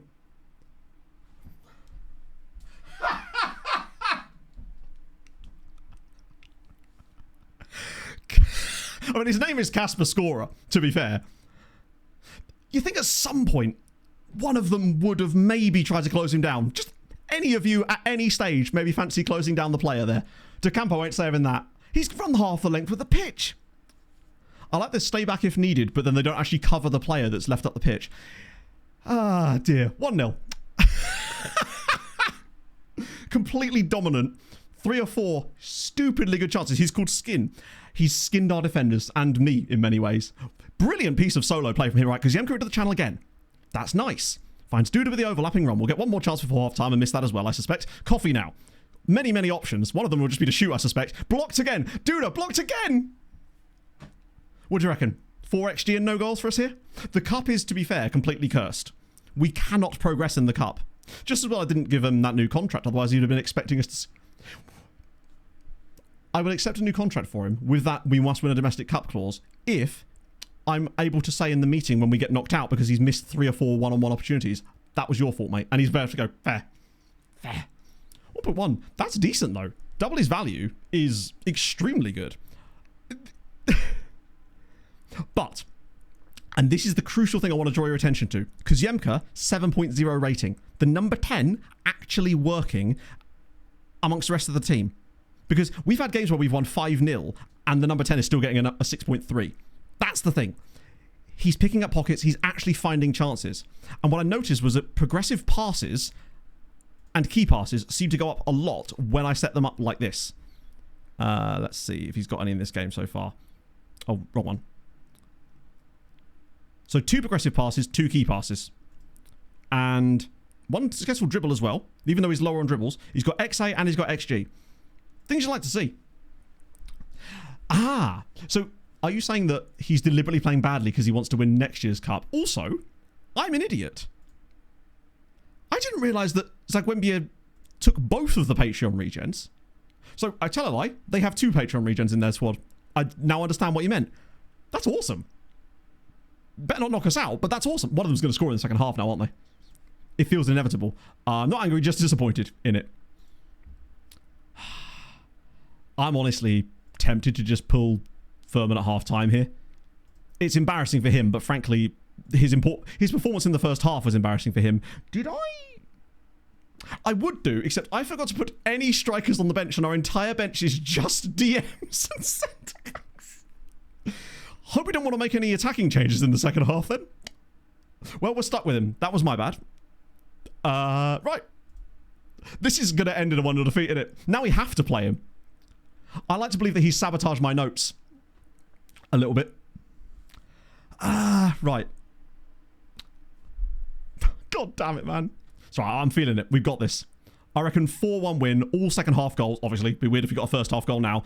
Build up Confradado. Come on, Duda. They're overplaying it a little bit now, lads. Oh, what a save. I don't know. I think what happened is basically I took a lot of players out of the team, but a lot of them got replaced by a lot of the guys we put in the first 11 were outside of the match squad for the last game, and as a result, the players I removed from the squad to put them in went straight out of the squad entirely. Pretty much is what happened there, because I wasn't paying attention. Shocker. Me not paying attention, as I live and breathe, chat. But, tactically, I actually like what I'm seeing. Now, obviously, lower league opposition, hard to tell, but all in all, it's something I definitely want to try again in the next game, because I have a version of this for both tactical styles, the narrow one and the, there's the bar again. Oh my god, we're hitting the bar more often than an alcoholic at this rate. Come on, that's like the 5th time in this match we've hit the post or bar. Another one maybe? Good lord. See you later, Shadow Plays. Posh match. That would make sense. I guess. Yeah, I've never been to football with my dad. My dad likes football, but he's not a fan of any specific side. And my mum's a Palace fan, so always difficult there. Right, Furman, can he turn assist? He's doing over the top skills now a little bit. Oh, and it's wide of the post. Bring back Woodwork. I think it's technically still turned on, Woodwork. It just needs to be triggered in some manner, I think. Supernatural intake forward. Noah Graham.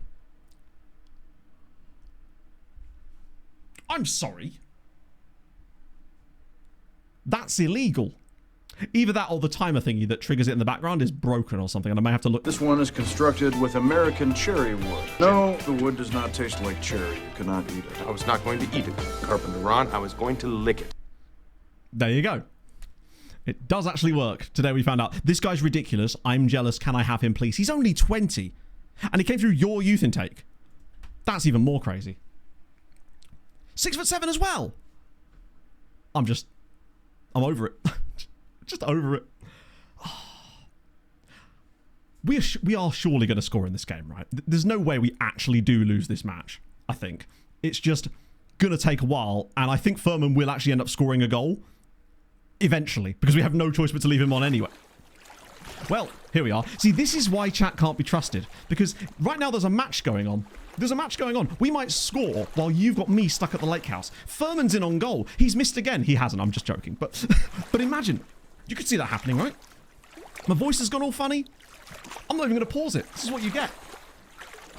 I'm not even going to pause it. Let's pretend we scored a goal. Watch it flash right back into me just as we score the equaliser. Tell you what, we might, you know. Back post. That's good again.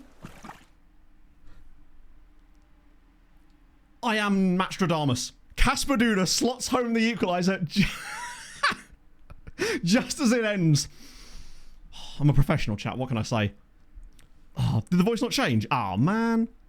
Probably don't have the voice plugin installed on this PC. It's a lovely finish from Duda. Keeper probably should do better than that, but once again, Duda bailing us out. Perfectly timed. Yeah, imagine we score the overhead kicker that I've not got a Twitch clip to show for it. Deary me. The lake house coming up clutch for us. Right, while this is going on, I'm going to make myself a holy because I need to distract myself from how bad we've been in terms of in front of goal. Oh, go on. 2-1 here and it's... Okay, come on. Angel. You're not that old yet, buddy. I've gone for pear flavour today. Oh, go on. Off the bar again. Off the bar again. Oh, is that what, number 6 of the day? Lovely old job. I might make a couple of subs. In fact, I'll do the subs, then I'll do my holy. Because we do need to make a couple of changes. Albeit, it's limited by who's... Hang on, who can actually come in? Right, Naeem can come in for coffee. It's mostly just fullbacks. The bench is just fullbacks. Nigel, maybe? For Kunza? Can't take the strikers off because we don't have anyone on the bench. Not even got Dele Alli to put in there. No, I've got an idea. I genuinely have an idea. I believe that Furman has been so bad in this game that if I was to put Santiago Kubijin up front, he would do a better job. Such is my prediction. Another thing. I can't remember, Chris, honestly. I understand the power of narrative. Just you wait for it. Power of narrative is about to come unclutch for us. ED7 doesn't actually have a trigger. That was one I had to push manually because it works a little bit differently. Here we go. Lunga. Naeem. Go on. Naeem. Blocked! Goal for Koziemka. We're back in front. I say back in front as if we were ever in front. It's 2-1 to Wisła. The panic is over. Sort of. You're left back against my sister. Okay, that's amazing, Jack. Tell me more. Little bit fortunate. Just tries to toe poke. It falls to Kuziemka. Lovely finish from him, but also good performance from him. He was already on a 6.9 before that goal. Now he's managed to grab himself a goal as well. This is a good sign.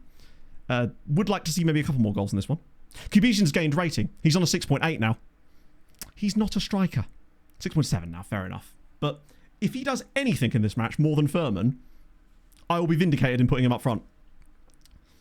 Because it is kind of mad. We probably could have been 3-0 up before this game even got started, practically. Here he is, into the channel. Kubizhin. Assist time. Pulls it back. Oh dear. Okay, not a great pass, but it's fine. The link-up play now is about to happen with Naeem. Kubizhin's moving to the middle to get involved. Nigel Lunga just being allowed to drive all the way through. Lunga! Oh, close one. 33. That's still awesome. I want a player manager in this save. Vida could still dust his boots off, right? Oh yeah, I mean, I think we've hit the post 7 times now in this game. It's also only 2-1, which means if they do get another lucky chance... Oh, what a bit of play. Well, okay, that's an interesting decision. I have a horrible feeling this is going to be 2-2 in a minute. You have talent minutes, that's what, 5th tier these days, or are you further down at this stage? Hi, could we track back, lads? Oh, no. God, I thought Willie Finish was actually going to score against us here. He may well do, actually. Right, back post, someone... There we go. Ducampo, safe pair of hands, no problem. Hello, Stewie! Training and work today. Ah, training. You hate to see it. Pog's got a 2-day training thing in Birmingham just off the M6 that she's got to do next week. That's going to be fun. On the plus side, she is getting a new van, which is nice. One that will actually be able to drive places in it and everything, as Lunga makes it 3. Cooked. She took her big boss man out in Simon on Wednesday last week, and after realizing that she had huge amounts of range issues with the van, couldn't have the heating on in it in the height of winter, he kind of went, yeah, this is a welfare issue now. We'll get you a petrol one that you can actually get to places and have the heating on. That'd be nice, isn't it?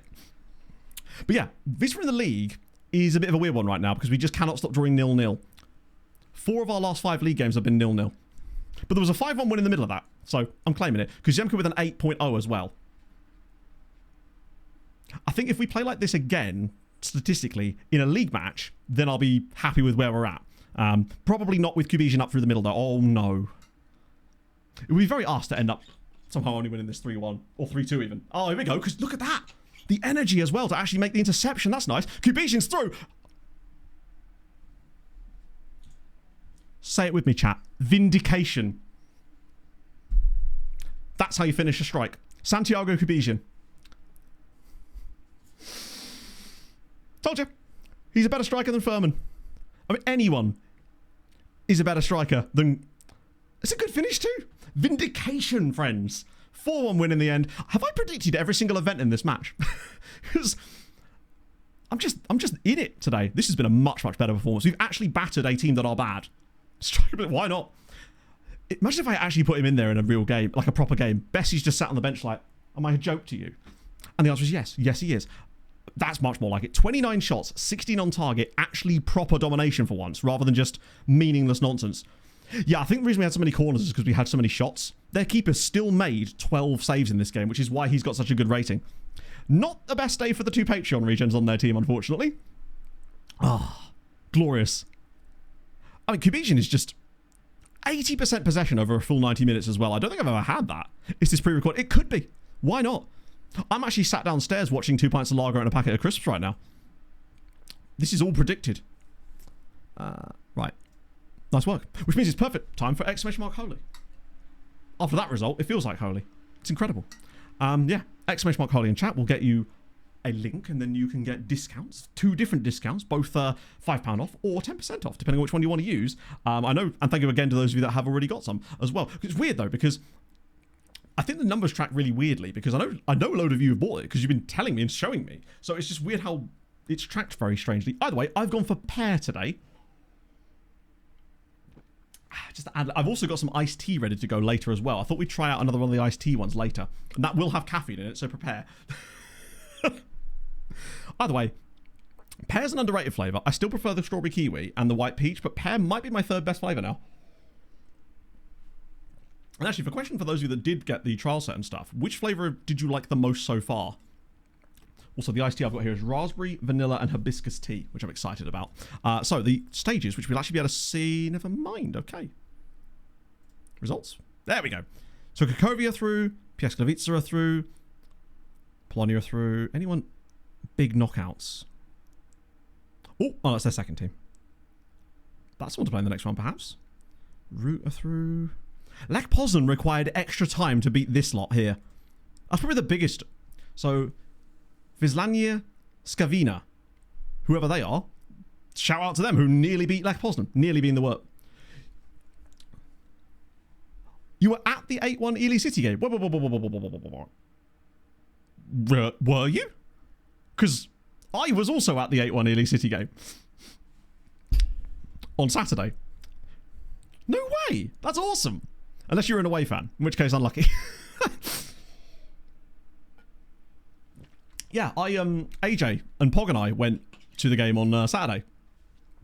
I've never seen an 8-goal game before. Scout, I mean, they're just a lower tier side, right? They're not going to actually have... They've got one region in their entire team. I might scout him, though.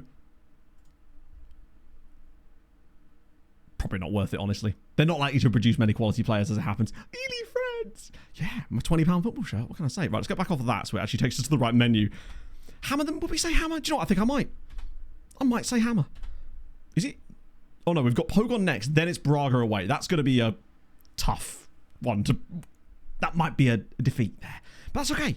We've done way better than I expected. But for the first game with that tactical style, pretty okay. Albeit in the league things will be very different. But we'll have a stronger lineup as well. Oh, wow. Pog goes up there quite a lot, actually, just for work, because some of the marinas that she has to check for boat licenses are up there.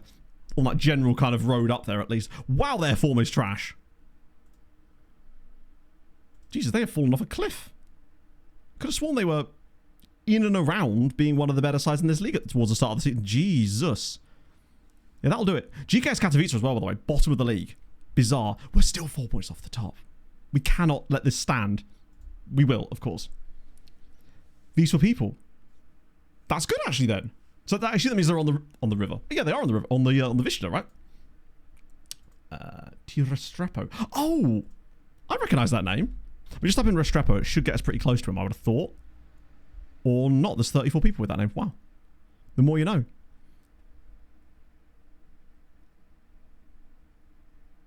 Hang on a minute. Let me try it properly. I'm going to type in the full name here. Thomas Restrepo. Am I spelling that correctly? Ah, there he is. At Envigado. Love to see it. Oh, fair one. Jack. Krasicki retired. Yeah, he used to score some banging free kicks for us. Polonia beat on. Unfortunately, even with the loanees they've got from us, they just do not have the quality. I mean, to be fair, I did say when they got promoted that they were going to be in for a wild ride. So imagine how bad they'd been if they hadn't taken a load of loanees from us. I almost wish they hadn't at this point now. I thought they might be that first team that were going to get a load of loans from us and start to cook a little bit. No, not at all. If anything, I'm still not entirely sure who that's likely to be. So Thomas Restrepo has only played one game for Envigado in the entire save, and that was a substitute appearance. In fact, was that even in the save? Yeah, I think it was, right? Just barely. Injured currently, but that's surprising. I'm curious about him. Not because I'd sign him, but I'm interested in why he maybe hasn't signed so far. No, 100% knowledge of Colombia. Haven't quite got enough map men for that yet. Pretty much I'd say from now on, all of our scouting signings are likely to be map men people. But up to this stage, we were just trying to get guys through the door, I guess. Gorney, yeah, who has actually got our most loanees that are top flight? Have they improved the loan screen, buddy? Nope, they haven't. Okay, cool. If anything, wait. Oh. Yeah, I mean, great and all, but if this had multi-select on it, all of a sudden, we're actually cooking on gas here. But without multi-select, it's next to useless. Guys, so close. We did last stream time, yeah. They didn't... We signed, or rather put a bid for the only guy that they had that we could actually... We basically tried to sign their best player. Or their best potential player, anyway. Do we have any guys at top flight clubs? There's a few guys at Wichester. One dude at Rakov who... Actually, how's Diago got on at Rakov this season? What do you mean no information available? What do you mean no information? What are you doing? Loads of guys at Polonia, actually. And then a few guys at Polonia B-Tom. One dude at Pogon, actually. Loads of guys at these chaps. One dude at Corona who's playing very, very well. Not that we would know, because apparently we don't get that information anymore. What is the point of this if it's not even going to tell us? One guy at Gornik Zabrze, actually. One dude at Katowice. Loads of guys at our affiliate sides. Obviously, Faye is at Brookbet as well. So yeah, I don't think there's any top flight sides yet that have, other than Polonia, of course. I'm going to have a look at how he's getting on at Rakov myself, because I am kind of curious now.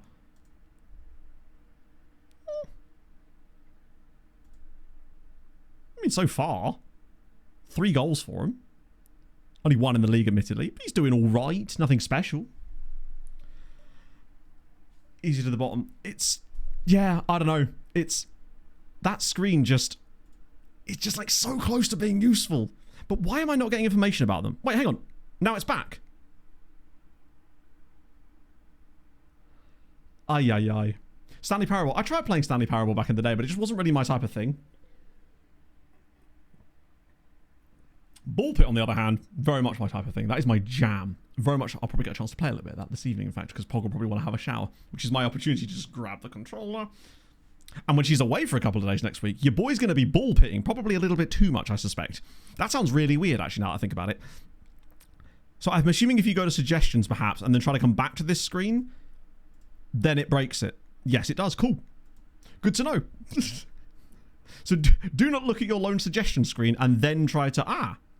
How is Amara Diouf getting on these days? Good lord, look at the contract bro's on.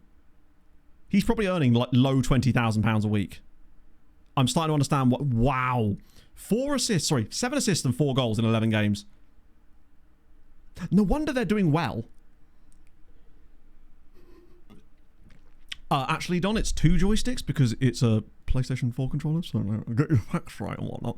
With these, I'm going to kind of go back to old Matt style, where I'm way more ruthless and fast with the triage.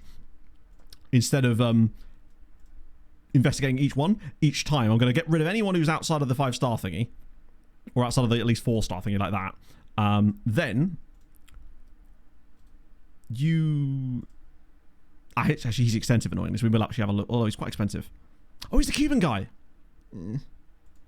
Yeah, they didn't fix that screen. No, this screen is still buggered, it would seem, which is good. It's things like that that bug me. It's like, surely this is the sort of thing that you would run into. Every single player in every single save would run into this bug. Surely that should make it a very, very high priority. It's not like a niche thing that only run into if you're doing very specific things, right?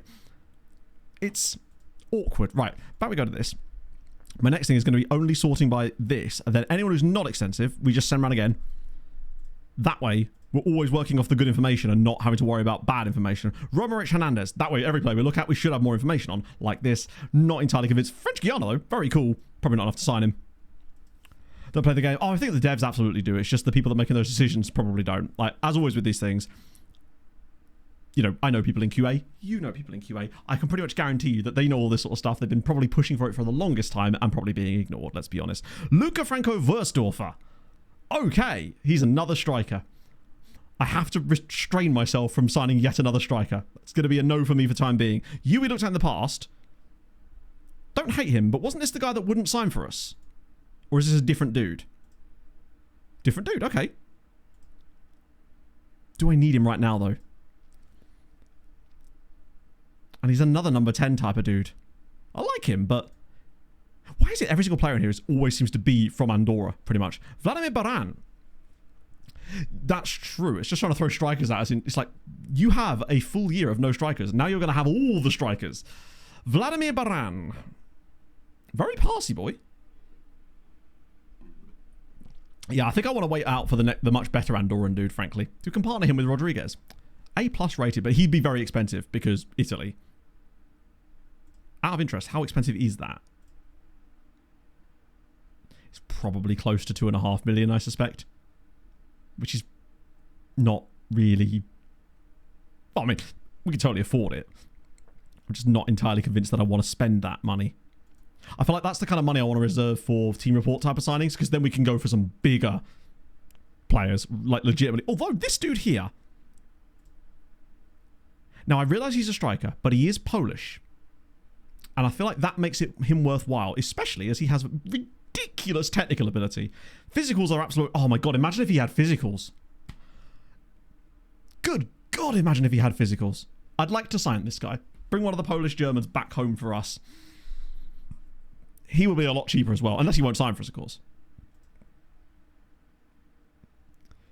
It would depend on what he'd want in terms of squad status as well. Notably, that's absent here, so we'll have to see what he actually wants. Physicals are too low. I'm not saying for us, but like, if he's cheap enough for the loan farm, he could be a useful player. Bring him back to Poland. Another Polish as a replacement. I don't think he's replacing Furman. Certainly not in that role. The last thing this guy needs to be doing is running channels. He can barely run the actual episode guide, let alone the channels themselves, right? 215 grand. That's fine. Willing to do that. Hi, make an offer? Can I? FM? God, that screen is always so weirdly laggy. He is genuinely just physicals away from being an elite player, which means you never will be, unfortunately. You're relatively cheap, actually. It's another striker. Stop it. Volta Yari? Oh, no, Jarl. Volta Jarl. Haven't got a Swede yet. He's quite fun, actually. What are we doing in terms of PA and CA on him? I quite like him. Volta Jarl. Passing's excellent. What the hell? Oh my god, Jeff, thank you very much for the 5 subs. That's so damn nice of you. Sorry, I did see your message. You're welcome. The scouting is my favorite thing to do in FM, right? And it's the thing I like making content about probably the most after pure stories. So naturally, I was always going to spend the first part of the game cycle just spamming scouting stuff just to see what was out there, basically. And I don't think there's going to be any big changes in this update, although I haven't tried Transfer Room, actually. So for all we know, they've dicked about with that again. But thank you so much for the 5 gifted subs. That is immensely nice of you, and I'm very, very appreciative of that. Did I look up? Oh, I didn't. My apologies, Gordo. What do we think of this guy? Like, first touch is good. Passing is good. Technique is good. Tackling is not great. He reminds me a little bit of Ranjbar. But he's actually older than Ranjbar. I think what it comes down to is what he would expect. Breakthrough prospect. Very cheap wages, though.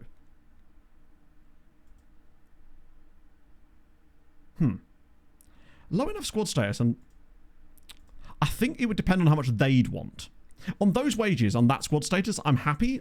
But if they want 500 grand for him, then no. Yeah, no. Later Matt probably would have just gone loan farm, but I'm not sure on him. And then Mamadou Sane. Oh, he's on Rational Foot. Wait, it's a different dude. It's another goalie, but 6 one-on-ones. Not super convinced by him. Brian Diaz. He was a really expensive guy, wasn't he? 6'5", though, which is nice. And he can play DM. He can't pass the ball to save his life, but he's there. Hugo Quasnel. That wasn't him either, was it? That was another. God, Andorra is just spewing out insane talented players. It feels, honestly, it feels like the type of transfer that Vidjev Wodge will do when they get promoted back again. Wait, he only has 8 aerial reach at 6 feet. That's very low, actually. I suspect it would improve with time, but then he's 18. Casa? Okay, so just to clarify, we are signing him, right? Because he's a Malagasy international. And his name is Casa Razafindrakoto. And he's not that awful. He has the least flair of any human being in the world. Like, he always wears skinny jeans. But you've got him. Unless he wants something... Break into the first team in the coming years? That wage is absurd.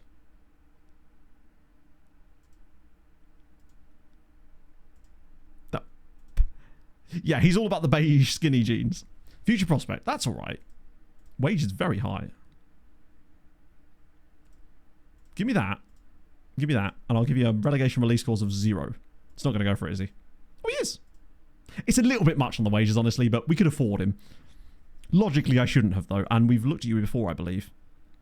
He's a very passy man. Very cheap, but... Actually, these are the kind of guys that make good loan farm players if they're cheap enough in terms of their actual wage demands, which they kind of are. £500 a week for Umit Chatal. That's not bad. Particularly if he's free. Oh, all right, 17 grand. At 17k, I can hardly kick off about that, can I really? Oh my god, FM. Do I just have to wait? That screen is so strange.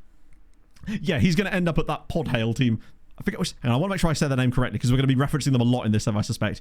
It is the team that begins with P, not Polonia. These guys. Podhale? Podhale? I actually don't know how to say that one. It doesn't even look like a... Doesn't look very Polish in terms of its name. Cyprus. Oh, Ermis! You accidentally did it yourself. That sucks. weirdly, Kieran, I actually did a save with Ermis a few years ago on an Outcast to Icons save. Ermis were fun. I mean, as for recommendations, I'll always recommend Poland, Hungary, and Ireland because you've got really relaxed rules in every single one of those for the most part. So that is one thing. Unless you want to start a bit higher. But since you were doing Cyprus, I'm suggesting that you're obviously, you know, relatively seasoned at this. Gordon Stevenson. There he is at Rangers. Please tell me he's played. Oh, he has. There we go. Breakout season, finally. Hungary would be really, really good. Hello, Mandar. Play right wing back. Which guy was that, Mandar? Because we got... Do you mean in the last season? Because we can have a look. I can't remember who it was. It was Viroba. Weirdly, the guys from last year's intake weren't as memorable as this year's. The one before. Yeah, Hungary would be good. You've got lots of options in Hungary too as far as teams to pick out. Oh, season before. So the four sort of... So we had... The big guys from that intake. We obviously had Demasjevic. We had... Stasiak, who's the DM. Well, he's a CM DM. And then we had Mroj, who was a straight-up centre-back. Those were the three guys that were like the I believe, anyway. I don't think we had any others. They might still be at the club, actually. So there's Mroj. There was this guy here. He was the sort of the DM/defender, but mostly just... I just don't really know what he is, unfortunately. And then obviously we had Stasiak, who... Actually, I think he's in the B team again now, isn't he? He is old enough for a loan now. So I have actually got him listed for loan. Ooh. And then there's him. And then the only other player that we had in there was Demasjevic, who, of course, already plays left back. Or sorry, left wing back right now. Find more money to pay. I don't know. I think we talked about this last stream, Andrew. I feel somewhat just apathetic towards it in general now. It just seems like any single player does even slightly well, and it's like Bayern in the Bundesliga almost. Just immediately buy straight to another club. Make sure that the league has this huge mushy middle down there as well. It's just, I can only be happy that it hasn't happened to Fulham recently, but it will again at some point soon, I suspect. Particularly if we keep bringing in younger players that are performing. They can have Kevin. They can't. Stasiak make a good right wing back. No, he can't run. He has not got any of the physicals required to be a wing back, really. I think he only had 10 acceleration and 10 pace. Which obviously you don't need those, but in our system you kind of do, because if he's got that level of speed, he's not going to be able to get up fast enough or get back fast enough. I think realistically our wingbacks need to be having minimum 13, if not more, in both pace and acceleration. Now they could get there over time, but I don't realistically think that he's going to. I think what he's good at is the role he'll actually play, which is the CM-DM type of role. He just needs a bit of football, but that's why I desperately hope that he gets a loan. I don't know if he's going to go for this. He might actually be a bit of a whopper here. Oh, no, he has gone for it. Okay. He's not going to get Poland caps, surely, right? Might even loan him back for the time being. Save us a bit of energy, right? Moved to Italy, start his career again. In it, Bear. We thought that doing it slightly differently this time. One was a necessity anyway, but it would cause less of that. But it seems that some of the clubs, especially the Premier League sides, just seem to keep extending the contracts of these younger players whilst never playing them. It happened with two of you that were at Palace as well. I think you've got contracts for like 4 more years. Which is fine and all, but they're not playing you. There we go. Get those guys in as well. Stasiak was first choice. First choice for what? Sorry. Forgive me. What was he first choice for? He's been in the second team this season, and I've just been waiting for him to turn 17 so we can loan him out, basically. At this point, probably, and I don't like that either, honestly. Well, particularly with the whole multi-club ownership stuff, that kind of crap is just kind of boring to watch, really, isn't it? Players moving from club to club within the same club, and all sorts of numbers that definitely aren't flubbed. To be fair, Stasiak was never a first-choice player for us. He played a couple of off-the-bench games last season a little bit. Well, that's weird. The XG was brilliant in that game, though. That's a really good sign. But as far as being a first choice, he was never a first choice for us. The only one of those three that's really broken through is Demasjevic, who, to be fair, has broken through in style. I'm actually amazed at how good he was. And the only reason he really even played that much is he still 5-star PA out of interest. Please tell me he is. He is, yeah. He's still only 17 years old. It's hard to place that because he has that 15 pace, 15 acceleration. he's not even that great with his cross. His technicals aren't exactly spectacular, but he just always does enough. And he's such a reliable player to have behind Krzyzanowski. Does he have high consistency by any chance? It feels like he does. No, apparently not. Wow. Strange that, isn't it? Tarkov Light Racing. Mods and skins. So there are no skins because the game doesn't have skins as a part of it natively, but there are lots and lots of mods. There's things like the stadium mods. I haven't actually tried that yet, but I'm liking what I'm seeing with what they're doing. Plays well most of the time. He does. He's reliable. His numbers are sort of... They're exactly what you want them to be. They're the understudy to Krzyzanowski. Krzyzanowski does X, and then Damasiewicz does like X minus a little bit. It's all you could really ask for from a wingback, for a backup in that sort of position. Right. I need to sort this whole... I might just do a quick pick and sort the whole team out after that as it happens. Sané's coming back in again. He wants to put Van der Malsen at centre-back. Ah, yes, that makes total sense. Some of the decisions your assistants will make when you ask them for things like quick picks are truly astonishing. Oh, yeah, let's put Mosquera in midfield. For Braga, there's no point in rotating for Braga. Like, they are a much better side than us. We're away from home. We'll probably end up losing that game. So I don't want to rotate the... Basically, I don't want last season again. That was what we're trying to avoid, and we are currently successfully avoiding it. But last season, we put ourselves in a massive hole by just rotating a little bit too much. Ranji's not back yet, is he? No. Kuzemka, Katala, Rodado. Are you mad, bro? Audi. Get Audi in there. Didn't rotate for Lille, and... Look what happened there. Exactly, yeah. Although Duda probably could do with a rest, not just because of rotation, but because he might not have a choice. But that's fine. We've got striker extraordinaire Santiago Kubizin. Who you need? Third line for the Penguin. Why not? Get him in goal. Braga rotation. No. Just to clarify, not rotating for one game doesn't mean the next game is also rotation. We are capable of playing a relatively strong... Basically, the whole point of this year is we've got enough that we don't need to rotate. We can, I say rotate, as in we can swap players out without changing the entire 11 every single game. That's one of the beautiful situations we found ourselves in now. Players that seem to have a decent amount of sharpness and also reasonable conditioning, it seems. So we don't have to do that anymore, which is great. Like, not everything is rotation or not rotation. It's just going to be, if there's a guy that's looking a bit lacking fitness, he'll probably drop out for a game and vice versa. It cost us way too much doing that last time around. Right.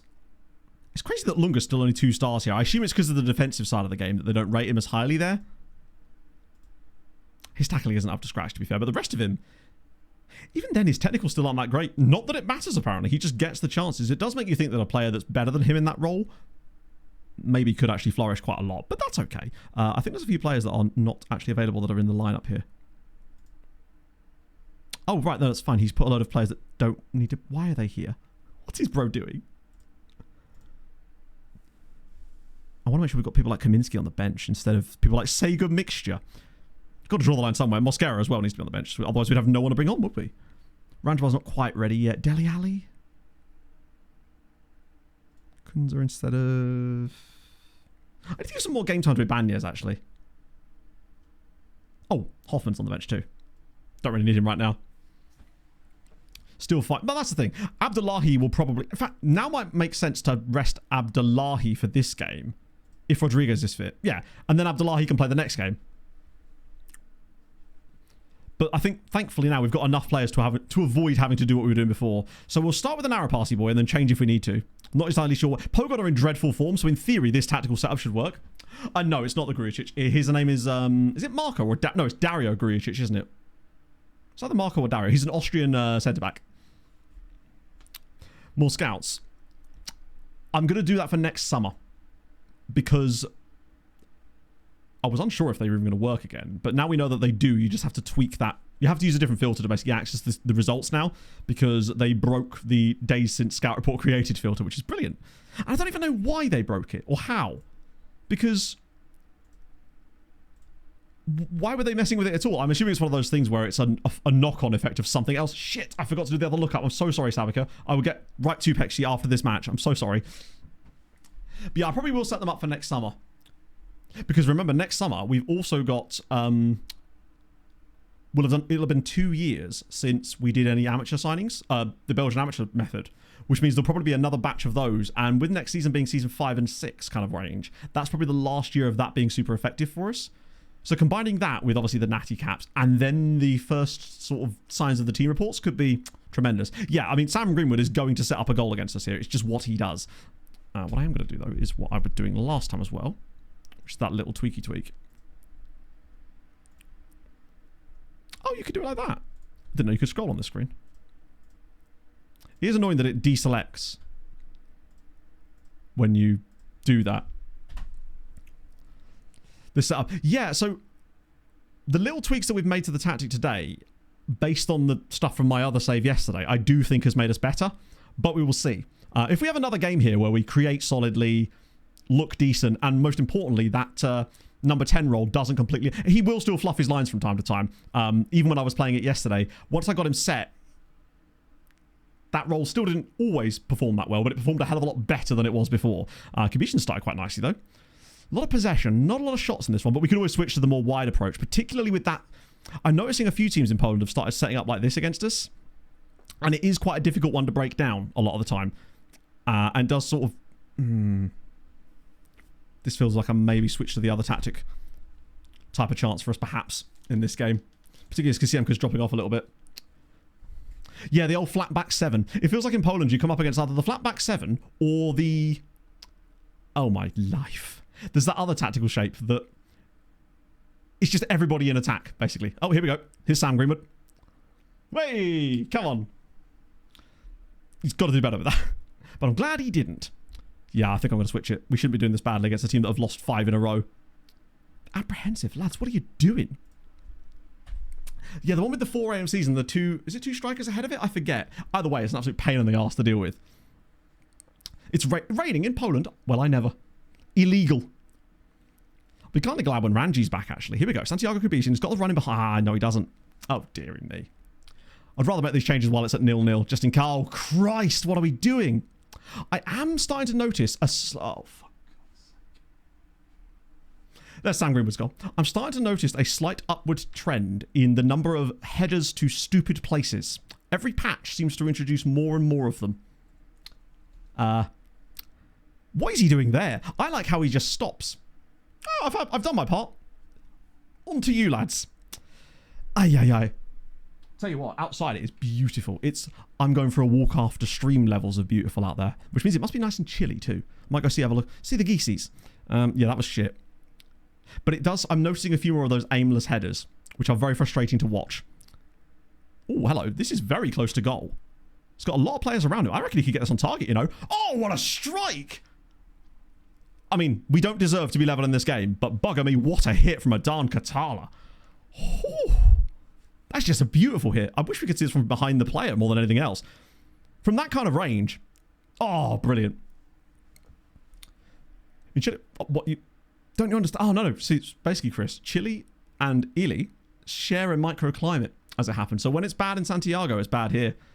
Yeah, I mean, if that gets us back into the game right as we make these tactical tweaks and then we kick on in the second half to get the dub, then fair play. Sometimes you just need a little bit of luck.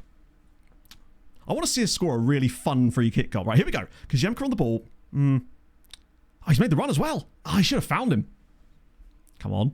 Round the side. Perhaps that's the one. Katala! It should have been his offside anyway. In a few sentences. Okay, the fewest sentences I could use probably would be build other teams in your league, get top of coefficient chart. But I suppose if you need more information, I'm obviously happy to provide. Oh, my throat's gone funny there. Very first woodpecker. No fucking... Well played. That's awesome. I do like seeing a creature in the wild where you're just like, I don't see you very often, if at all, and then you remember that it exists. It's like when I saw that Muscovy duck the other day. Always up for a rare duck or goose. Right. Bad from Kasiemka, to be fair. I'm just not sure there's any way to break these damn tactics down. I'm going to yell at them, honestly. Make a real difference for you. Oh, dear. Audie's sort of flubbed his lines a little bit today. That's better. He seemed motivated by it. Most fun group for the 2026 FIFA series. Wait, hang on. 2026 FIFA series. What is that? What is the 2026 FIFA series? Is it like... Either way, that's dope. Yeah, look at the youngsters again. That's what I do. It's just nice. You sort of reminded then that you're sort of country adjacent at that point, I guess. Well, we've only had one shot on target here. This is kind of catastrophic. At least if things get better defensively, we might be able to find a moment. Ah, here we go. Short free kick. Let's see if these are any better. Oh, wait a minute. Kuzyanka, it should have been... Well, it worked. Okay. First time we've actually seen one of the short free kicks trying to come off. International win. Oh, for sure. I think this is one of the things that at least the Nations League did, to an extent, stem that a little bit. Also, Kuzyanka's now up to a 7, which is a nice sign. Which is weird because he had the shot there, did he not? It's certainly an improvement. Kukonda's been awful. Do I dare? This might be a moment for Alexander Fairman. God, Krzyzanowski's knackered. And Coffee's been poor. We've got Naeem. Who else is potentially an option here? Duda maybe for one of the midfielders? I feel like Duda could be the man again.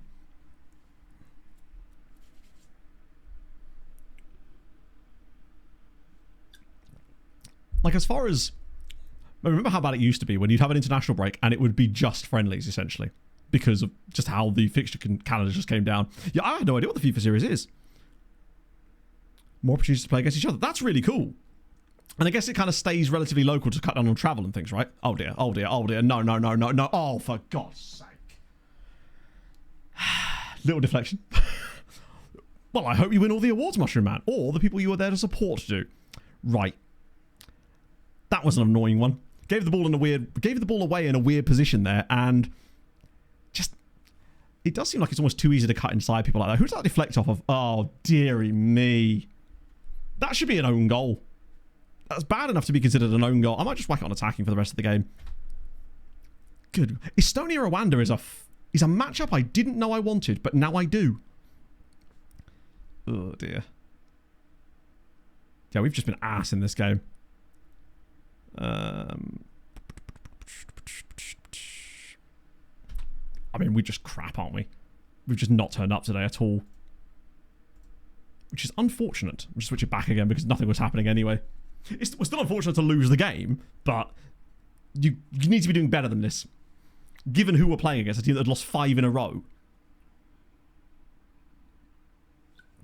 I blame that stupid that setup they're using, but that's their in-possession tactic, remember? I think this will just be the end of game highlight rather than an actual highlight. Yeah, we haven't even discussed the Morocco-Senegal thing yet. That is something to definitely talk about in a moment. This is just going to be the end of the game, isn't it? It's not actually going to let us have a highlight here. Oh my God, it is as well.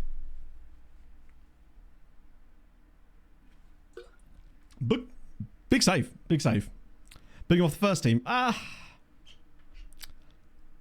mean, we do... I probably should at least have a different option on the bench other than him at this stage because he is truly stinking the place up there.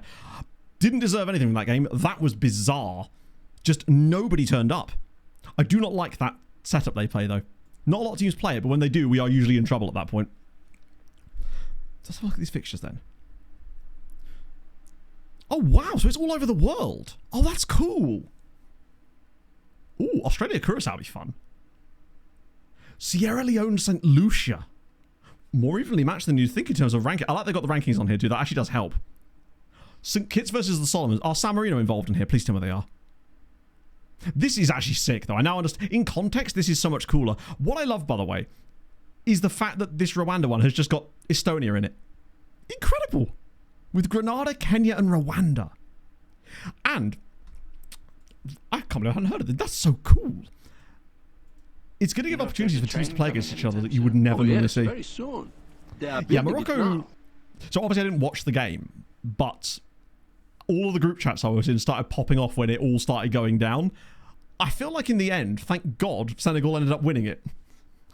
Basically. Before Botley! Thank you very much for the follow. And Dave, thank you for the raid. How was stream? You've joined us at a time when we're actually... Well, we just played like crap, to be honest. We've absolutely stanked the place out in that game.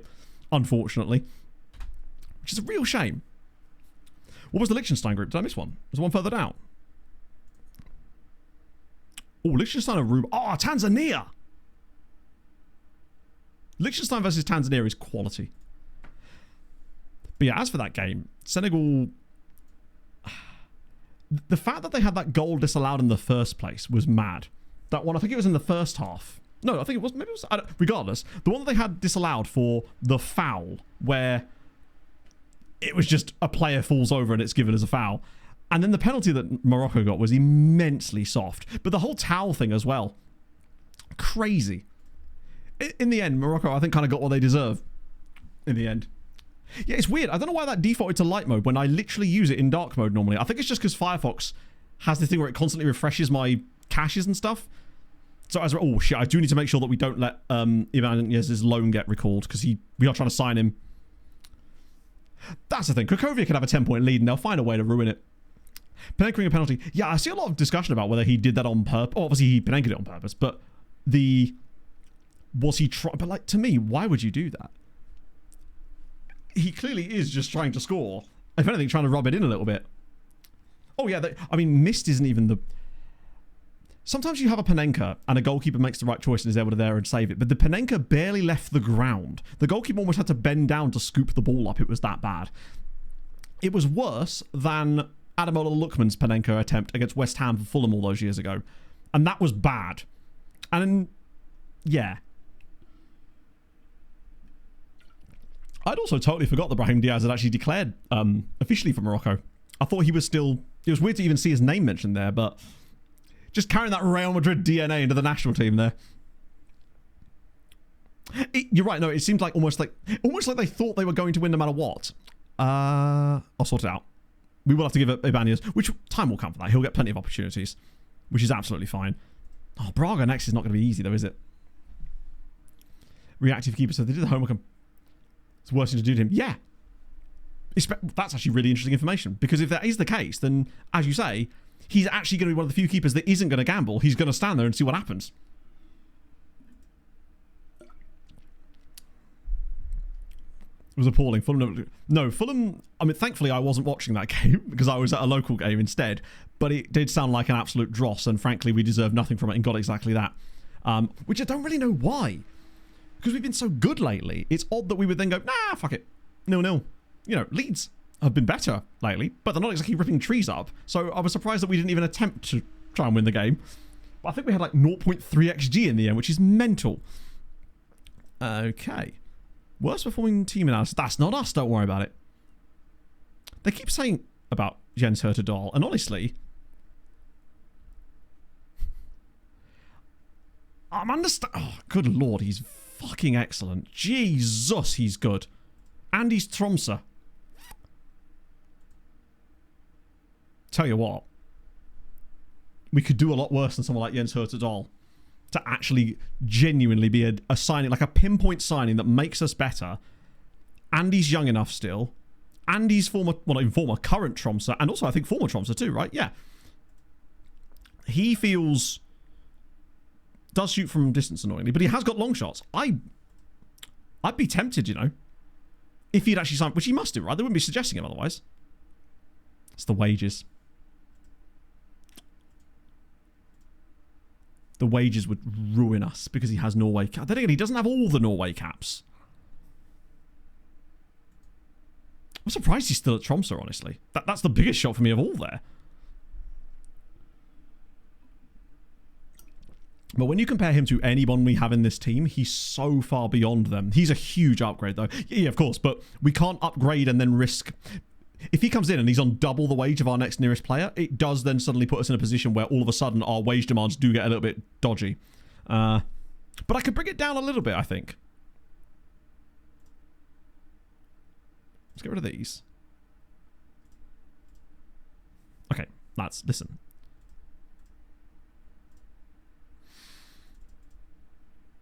$5.5. We could literally afford it up front, and it would make sense from an FFP standpoint to just go up balls to the wall. If he's looking for 12k, I can maybe knock it down a little bit. At least I won't have to worry about squad status with him, because he will fully be getting big squad status. And we haven't really had a big signing in this save properly yet. And doing it now is probably a great idea, because then it gets it all sorted before Christmas. But it will just depend entirely on... Like it says 12 to 16k. If I can get that lower, which I'm going to have to, at least it's not star player. Does he have big matches? Good question, actually.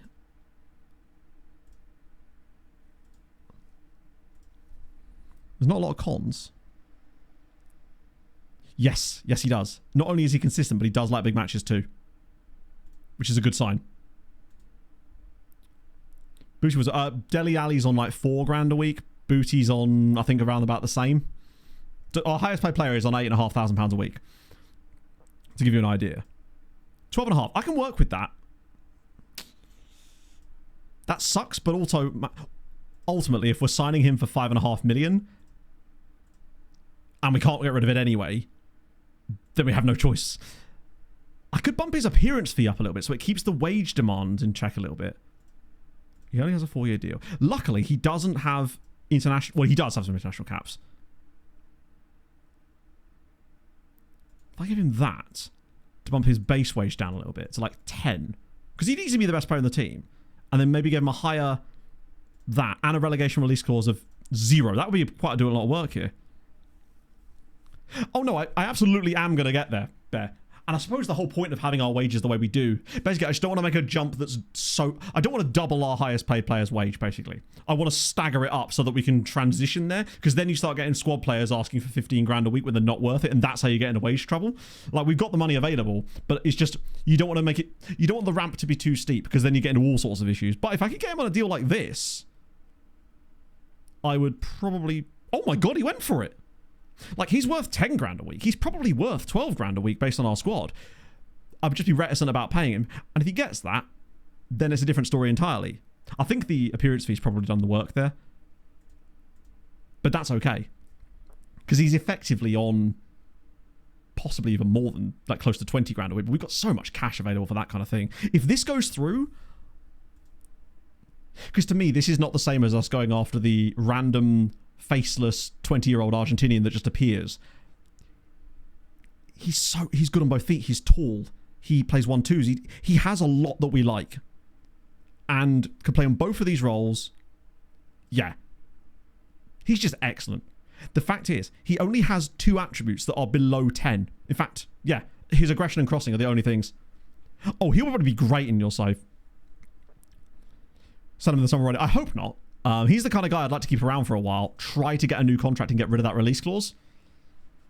But, worst case scenario, we lose him for £17.5 million. We still make a £12 million profit. I think it's a bit of a, not no-brainer, because it could still go poorly for us, say if he gets injured or something, and then we're paying a lot of money to an injured player, but then every player's like that, right? He'd be our first sort of targeted splash, I guess. A sort of laser-focused, we need this... We were saying we definitely needed a central midfielder. And we did pick up a couple of guys who I like. Nigel's excellent, but he is far and away better. And it would allow those guys to still flourish. Other good players. They might do. But I wouldn't want to start harvesting... I don't want to sign loads of guys like him. I prefer to do it like laser-focused, one guy, because then it's like... I don't want to take too many chances away from our younger players by signing guys like that all the time. But the odd one, when it really matters and it feels like it will work... That's what I love doing. Favorite African clubs are Diane Bars, Generation Foot, Asec Mimosas, Asante Kotoko, a load of the big guys, basically. They'll do brilliant things for you in team reports. We were testing, I think, with team reports earlier, and we found about 4 insane guys. Competing in the winter. Maybe? Probably not. He's a striker now, haven't you heard? Already be signed in the club. We can't sign him outside our window. It's November. He will join us when the transfer window opens, but he can't be signed outside of the transfer window. 50 million. He rejected the contract. Oh, right. Normally for me that would be a good thing, but I realize, yeah, if you're trying to get 50 million, that would probably be beneficial for you. We actually had a guy turn down a release clause contract and chose to sign for us instead, which is wild. I think Duda has a limit to his ceiling. But the crucial thing is we've gone from having no depth in the central midfield to having the depth, which is dope. TP Mazembe as well, Mamelodi Sundowns. Yeah, all those guys will be great. I can't open pictures on Imgur, no. Legitimately, I can't. It will not let me. So dumb. Okay. Do I want a quick pick again? Okay, that's so bizarre that my assistant keeps trying to do that. What is his obsession? with putting our DM in centre-back and our AM in the midfield where he drops even deeper. It's very strange behaviour, particularly when we got Kubij in. Ranji's not quite fit for this one, I don't think. It still sorts the bench out faster than me doing it manually, though. Ooh. And that means, actually, to be fair, I think everyone... Do I want a cushion on the bench? Yeah, that'd be all right. Ranjbar's back. Not really, no. I mean, he's back in the sense that he's now selectable, but he's still not going to be... No, he's not. He's still out for another 2 weeks. Strike on the bench. 1, 2... We've got 2. And the only other player that is a striker is Inja anyway, so 2 strikers on the bench will be enough. Wait, who have we got unavailable in this team? Why is he unavailable? I don't think he is he? The game's just being weird again, I think. Yeah, that was strange. So we do have a goalie on the bench, actually, which means I could bring you in instead. I forgot that I put Stempak down to the lower team because he wasn't going to get game time this year. Okay, right. So it's Braga away. I'm going to go with the other tactical setup. Oh, we can do it here now. Oh, isn't that nice? Isn't that lovely to be able to actually do that from this menu before the game, if it actually works? Have they got any fun in their team? Some lovely double-barreled names going in there. Postage. Yeah. Katala? What about Katala? Wait, did I not take him out of the team? I'm confused. He's literally in the team. The bench, the players that we can select are literally on the screen. So there's 2 players that we can't select. Or rather, like, there's no one on the screen there that, yeah. If they're not in the squad, they can't play. It's the Europa League. They have to have been registered for the Europa League in order to be able to play. So the players that we could see on the screen there, those are the players that are eligible. Plus a few guys in the B team and stuff. But the bench is already full at that point, so there's sort of no point. But Katala is already in the lineup. Qualification spot. Are we already in one? I should make the difference. I do. Also, chat, remind me after this game, if you can, VOD comments. Still haven't done them yet. Now seems like the perfect time right after this match. The Imga thing is super annoying. Yes, Simba's another one. Simba from Tanzania is a great shout. Young Africans as well from Tanzania. They're great. Where are we actually at the moment? We're 10th. We're cruising. Doing a lot better than Boda and Borats and apparently Lazio and Forest, in fact. Would you believe it? It's raining. Oh, what does Braga's stadium look like in... Is Braga's stadium in the pack that Bassi made? I have now seen I've been trying it out as part of some tactical tweaks, just as a way of essentially going after everybody. Just to see if it would work. Yeah, Young Africans is a cool name. This is the type of game... Notice how we're not getting a lot of possession in this game, and usually we struggle in games where we can't get any of the ball. Braga are a much better side than us. I'd have thought the same thing about Lille as well, to be fair, but they actually did not chef.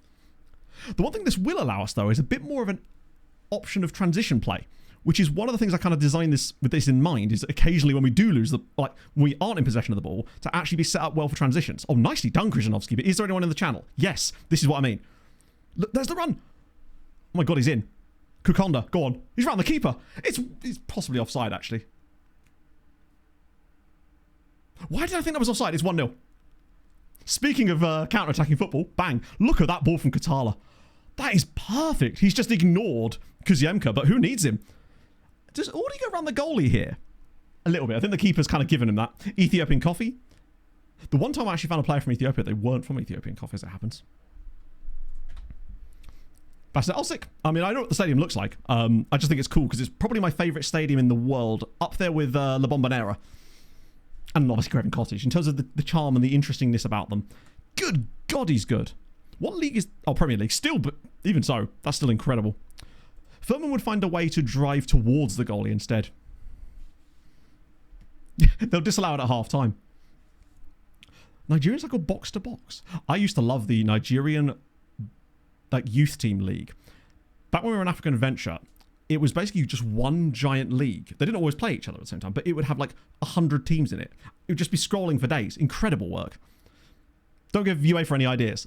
Ah, what a save! Hello, Mick. It's a tune, isn't it? But also, how's it going, man? God, I miss you. How is life? How's Sophia? Chat, for those of you who are unaware, I say this every time Mick's around, and he's probably sick of me saying it. Mick is part of the reason that I do YouTube. When I first started YouTube in 2014, Mick, who of course was a big FM YouTuber at the time, did a showcase video and shouted my channel out at the time, and it gave me my little start that I needed to sort of push to the next level at the time. It was good times. Right, we're winning somehow. Are we just going to be really good in Europe now? Because I'm fine with that. I'm just surprised. Some big saves in that game as well. Holy shit. So we blame it. You have Mick to blame for my presence in your lives right now, chat. It's true. I'm happy. I genuinely am. Because Yamka's been a bit mid. Kubijan will probably get yanked in the second half because of his fitness levels, but that's okay. No, Heart of Light AW. Thank you for the follow. I did do that look up, didn't I? Nice. Okay. I'm impressed with us here. Now, maybe a lot of the XGs come from that one chance, and I suspect... But I feel like we will get more counter-attacking opportunities in the second half as Braga try to push at us. We haven't had enough corners, really, to maintain more of the ball. Because Yamka's he's fallen off a little bit. Mosquera did do well when he came off the bench last time, though, so maybe I'll give him a go. And Kubi's going to have to come out, isn't he? Ooh, shit. We are still a bit light there, but we've got Lunga and Kunza. Maybe Lunga, actually. Lunga and Duda in there for a wee bit. Then that'll be Mosquera. Kukonda's done well. I'm not going to risk bringing Furman on because that would be silly. Tomashevic is kind of knackered as well. Anyone doing a bit poorly? Fuck it. 4 subs. Freshen the wingbacks up. Go from there. The Fulham save. Yes. Didn't you ever... There was an Albania save as well. So OPPDA... It's a... Opta, I guess. It's... Well, it's gone now. There it is. It stands for opposition passes per defensive action. So essentially, depending on how you play, the lower number that you've got, the better. So the number is basically the number of times the opposition pass the ball before you win it back off of them again. So generally speaking, it will be a team that's got a lot of possession. Their OPPDA will be the lowest because they're winning the ball back faster and the other team's not keeping it as much. So if you're playing a high possession sort of gegenpressing style of play, having a lower OPPDA is probably for the best. Sometimes I've had it in single digits, which is crazy. Not in this game, as you can tell. Right. Wait, why does... I was about to make more subs, having just made subs. GG's. I'm still here. Poland won the 2032 Euros. I'll be amazed if they even qualify. They will qualify, won't they? I hope we get some players in the squad one day when they do. I assume we will do. Ah, shit, Mosquera's hurt. That's really not good, actually. To be fair, he was hurt before, wasn't he? Oh, dear.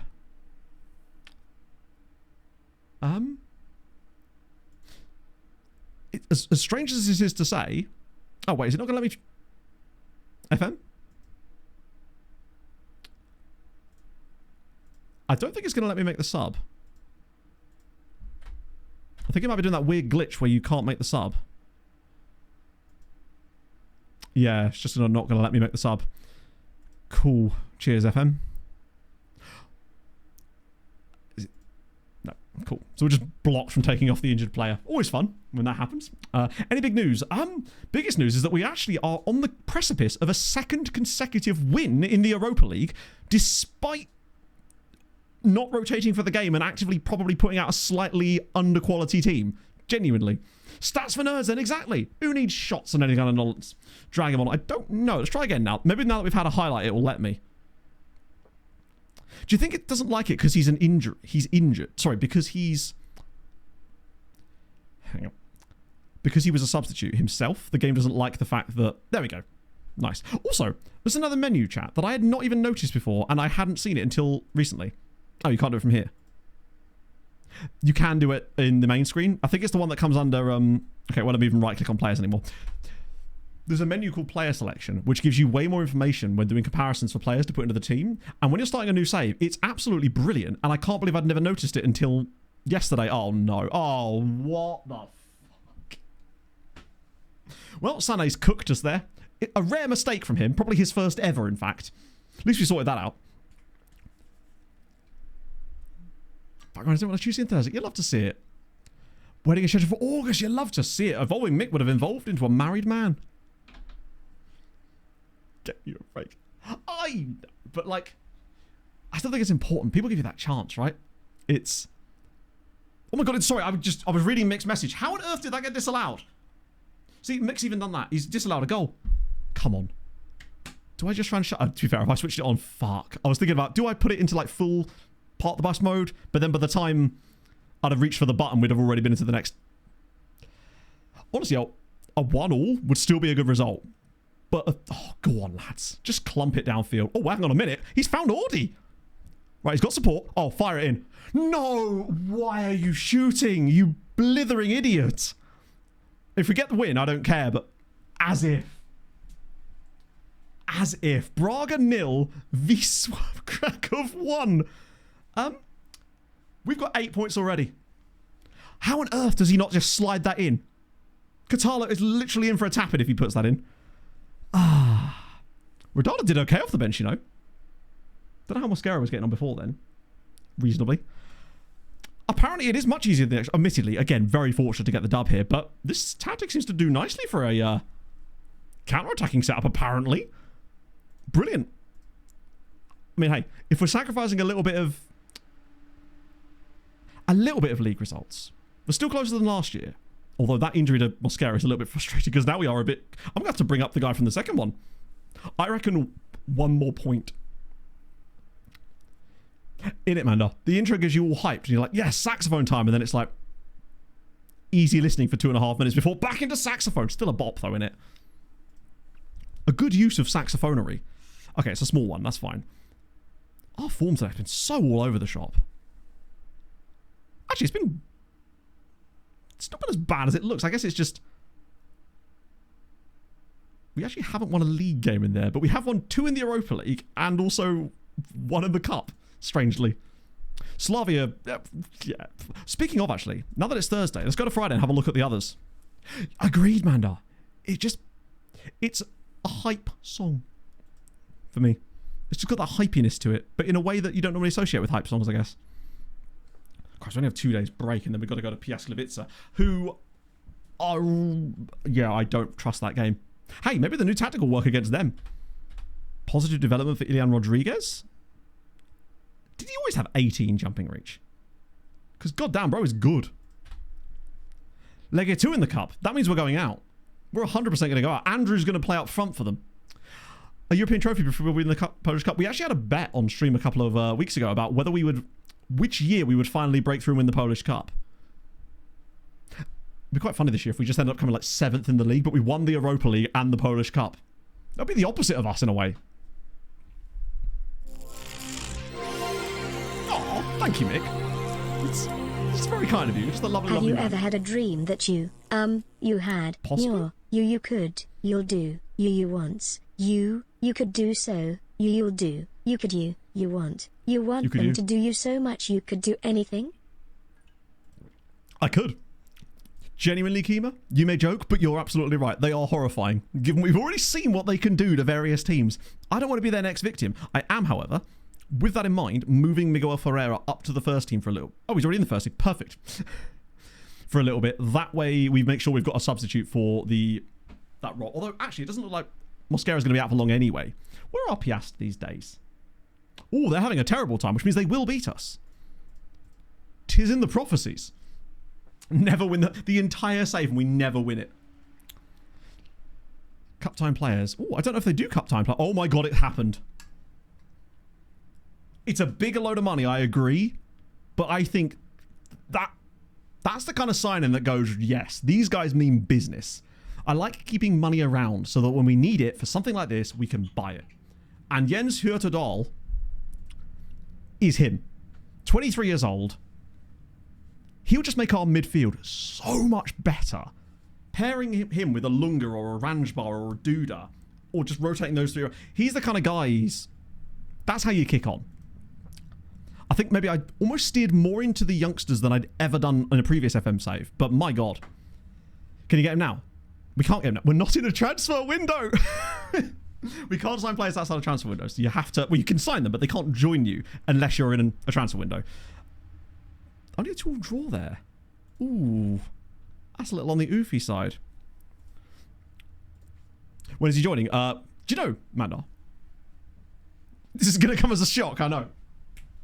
When the transfer window opens. Which I think is, yeah, January 22nd this time around, in fact. Which seems earlier than last year for some reason, but maybe I've just forgotten when our transfer window is actually open. Wasn't he either Forest or West Ham? I recognise. Oh, hello. Go to Hall, or go to Hale, is threatening to move out of Coventry. Last year, you could sign players outside the transfer window. But again, you can't sign players outside of transfer windows if they are from other clubs. It only applies to free signings. He's not a free signing.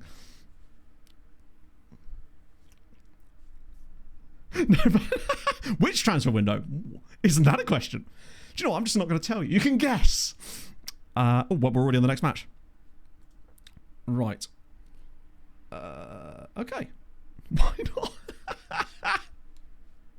Fair. Okay. Same striker lineup. Due to ooh. There we go. Lunga. Good. Is Ranji? No, he's still not back yet, is it? Probably will still have to be. Could be. Just have a little deeper look in case my assistant's being a whopper. Part of me is still tempted by a... Do I dare? Do I dare? I mean, we've done stupider things, ultimately. Abdullah, he could probably do with a little droppy drop. And Rodrigo's back in. Aberrant! God, the OGs are coming out today. How's it going, Jake? Thank you for the 10 months.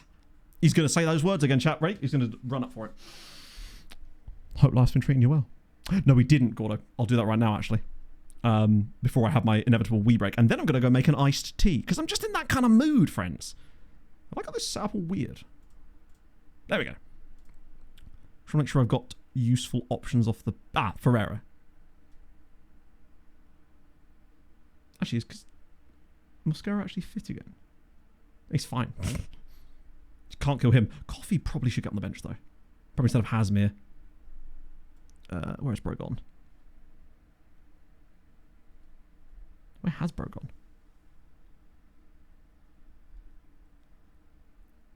He's not on the bench, Matt. You melon. Just me replacing players in the squad that aren't in the squad. It's a new strategy. You should try it. Wroblewski probably isn't really benchable in this game. We don't actually need him on the bench. There's too many strikers. It's nice to see my assistant values him enough. I think that might just be because of Europe, though, to be fair. Selections week. Yes, sorry. Loads of things to get to. In order. Quickly. Other teams in Europe. Bang. Watch me go. I'm going to stay. Watch me stay on topic. You're never going to believe who I am. I'm a new man. Cadero, thank you very much for the follow. Champions League. Bang. Where are Legia? What are they up to? Wait, they're not bottom. Oh my god, they've won a game. Legia's form in Europe. They beat Brighton away from home. They beat PSV and drew with Real Sociedad. What on earth? Wait, hang on. How's that possible? No, they beat Brighton. PSV Eindhoven was the knockout ones. What was the update about? All sorts of things. There was a... in fact, I might still have it saved on my clipboard, in fact. There I go. There is some changelog that will give you all the information. I'm still in form, chat. Let me go. Good wins for them. PSV is qualifiers, but they did beat Brighton away in the Champions League, which is fun because one, they beat Brighton away and two, Brighton are in the Champions League. Amazing. Next time. Let's take a step down to the Europa League. We don't care. We're already in that. We already know what's going on in there. Let's see what's happening in the Conference League where the rest of the Polish sides exist. Piasklewice, bang. 3 games in there. They've got a draw with Vadar beat Maccabi Haifa, beat Pushkas Academy. Love to see it. Lech Poznan are actually somehow doing worse than them. Lost to the Sheriff. They did beat the Police, though. So, you know, as far as law enforcement teams, they've got a 500 record. Omonia as well with an absolutely banging one there, too. Oh. And, I'm still not done yet, but now Twitch for it. 1 second. Wouldn't let me scroll. God damn it. It's triaging you well. Oh, back into FM. You love to see it. So, next thing, VOD comments. Bang. Let's find the VOD comments. I'm doing this fast so I can have my wee-wee. So, yeah. Pog destroying a Decepticon. She succeeded. We end up with this lovely set of draws. Very nice, in fact. Would recommend. Do you know what, Bolter Rob? I probably wouldn't put it past me doing something silly like that in the end. They did beat the Deputy as well. True. I liked this story from Taco Mike as well, just because I've never been to sporting events with my parents, really. And that's a hell of a game, it sounds like, frankly. And, yeah, it's just a nice story, and I just wanted to show you guys that and acknowledge it. And that was just a nice comment from Suspect. And I'm sharing it because I'm trying to get better at taking compliments. Damn it. As for the creative freedom thing, I understand what you're saying, but I quite like the fact that we're so disciplined because it gives us more of an ethos, I suppose. But maybe we could try it at some point. Like, ultimately, I'm going to tweak it until we find something that works, and it may well end up doing that. I would just rather it didn't have to be, I suppose. It would be nice if you could play a more disciplined style of play in FM26. That's one of the things I wanted to try and see.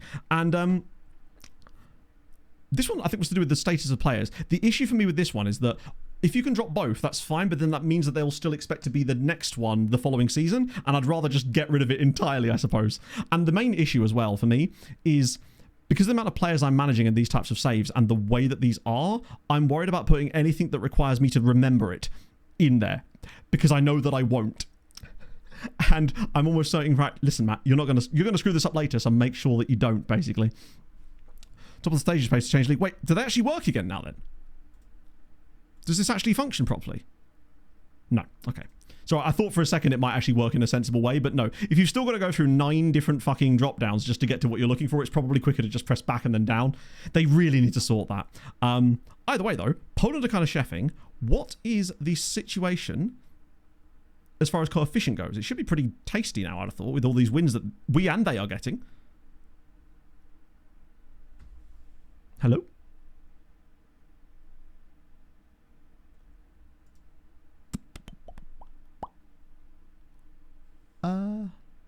That seems like a really low amount to have, considering how many wins we've got in Europe at the moment. Let me guess, they broke the coefficients again. 44. 44th position. Hang on, what?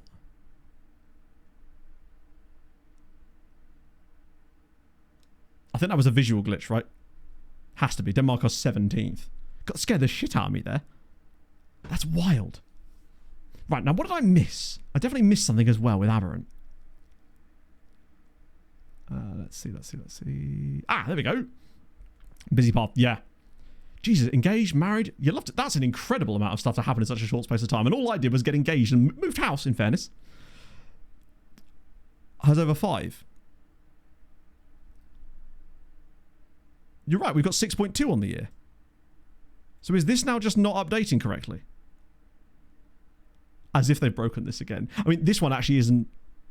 Actually, I say it isn't. It does matter, doesn't it? Because this is the one that hands out positions.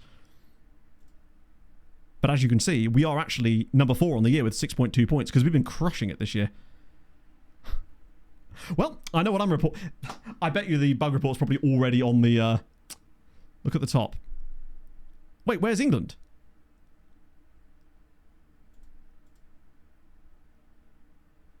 Wait, is it? Was that the women's one? Maybe. I'm baffled by that. There's no way England have 4.5 here. They still... maybe they could still at this stage, perhaps, because they wouldn't have played as many qualifiers, and they wouldn't have handed out their qualification points yet. They usually creep up over the course of the group stage, but even so, that's still really weird. Like, the fact that Germany and Spain are so down low here, and these numbers don't link to anything. We'll just have to see how that one goes, because it does appear as that... But then the other one... It's weird, though, because we've got more on one, and then England have more on the other, which means I'm struggling to work out... Yeah, they would have had, like, a playoff round, perhaps, for the Conference League, but that's about it. It might be printing the women's numbers on the men's one, perhaps. Oh, imagine. Imagine. None of those numbers really make a lot of sense. I'm pretty certain the one... No, that doesn't make any sense either. Our number on the other one looks... I'm going to say that's the one that's correct because it's the higher number and it does sound about right. Considering all the wins we've... Even that feels a little bit too high. But I guess it would have been bumped slightly by Legia getting into the group stage, and they would have got extra points because of the qualifiers that they would have won to get there. They would have had to go through 3 rounds of qualification just to even get to the group stage, and they did. And I think they won every game as well. They beat PSV home and away. So there's Teo outscored. So all scored. So that needs a look. But at the moment, I don't have the wherewithal and brain power to actually figure out what's happening there. Because obviously, as always with FM, there's like a logical reason why X, Y, and Z is happening. I just don't know what it is. But I think you're right. I think one of them is showing the women's one, and one of them is showing the men's one. But they're both supposed to be on the men's one, I think. That seems to be what's happening. Because these numbers... Ah! Wait. This one is showing the women's one. There you go. That's what it is. You've nailed it. But that doesn't explain why this one still looks so weird. But maybe this is just because it's early days. But yes, this one is showing the women's coefficient. I bet if we go to the women's coefficient, we'll find Denmark is 44th. Let's see. That'll be the way of testing this. Wait, what? Yeah, that's what it is. That's what it is. Doesn't play in qualifications. They do. They play in the Conference League playoff round. They have to. There is no, as far as I know, nobody ever automatically qualifies for the Conference League. But that would explain why they've got so few, because they wouldn't have... Because it doesn't add the qualification points in when they qualify. It adds them later for some reason, whereas before it used to add them at the point of qualification. But now it doesn't. I have no idea why. Anyway, I'll be back by the time the drum solo ends, chat. Worry not. I'm going to get myself a cheeky little iced tea while I'm at it, and then we can talk about that, as well as get some more games played. Back in a second, friends. Yeah. Enjoy your whiz.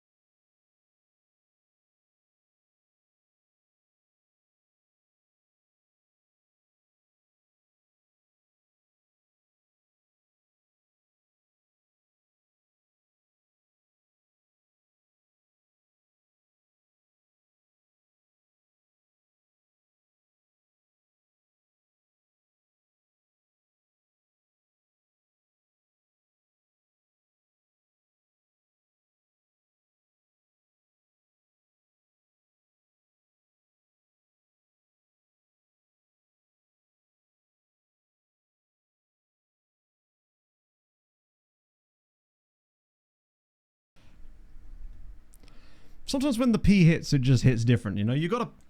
Dan, I was making an iced tea, right? I've also forgotten who... Well, Bruce Dyer, that's who it was. Bruce Dyer. I believe he played for Palace. Did he play for Palace? Why did I think he played for Palace?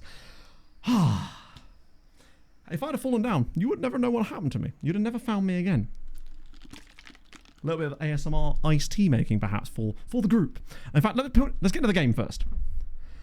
Famously non-English Bruce Dyer. He was it Montserrat, I believe, that he represented? He didn't have a lot of entries, shall we say.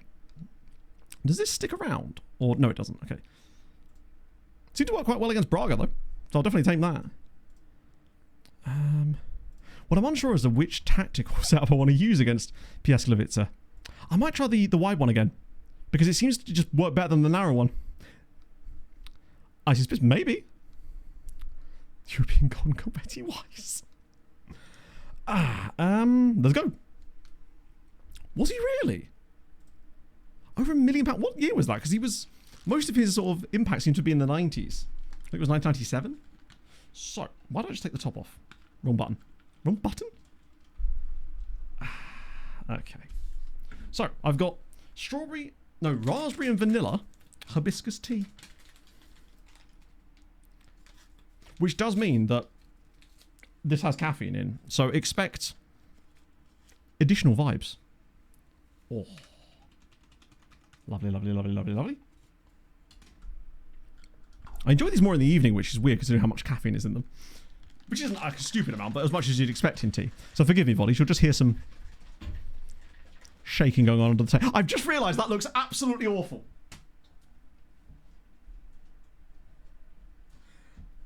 I'm going to do it up here. Just so you're... just to catch you up. That does not look great, does it?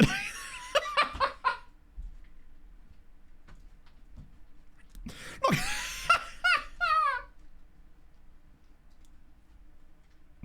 It's like those TikToks where they got the bartender and he's just stood there like this.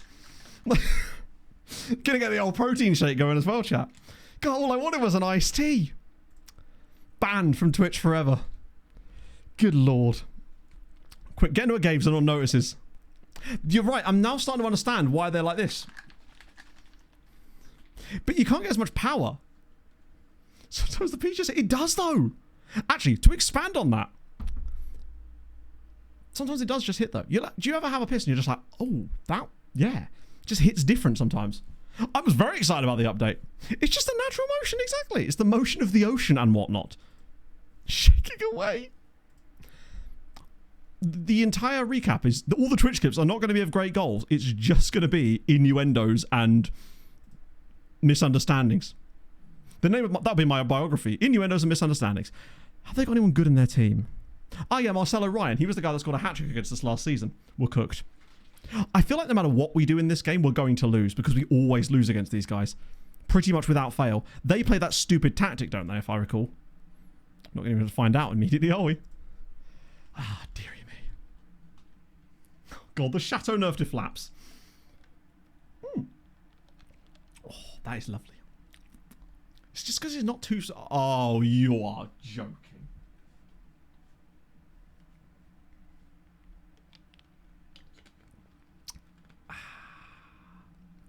Amazing work. Lasted all of 3 minutes there, did Kaziem, because that's both of the number 10s now out. Well, it's Mosquera, isn't it? Like, down to the third choice. Just as well, we've got so many number 10s at this rate. At least they're not playing the... God. I mean, it might be better than a red card. I'm not sure if it is, you know. If that's a long-term injury, because Stoyer isn't going to be back for at least another month, probably. And God knows how he'll settle into this new tactical style.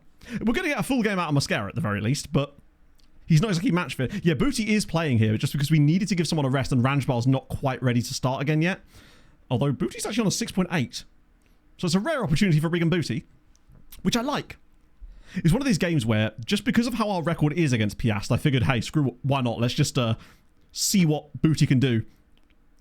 Sometimes just throwing weird stuff into games can just make things happen in a way. Oh, that's a lot of space. Nice from Krzyzanowski. Never mind, he's lost it.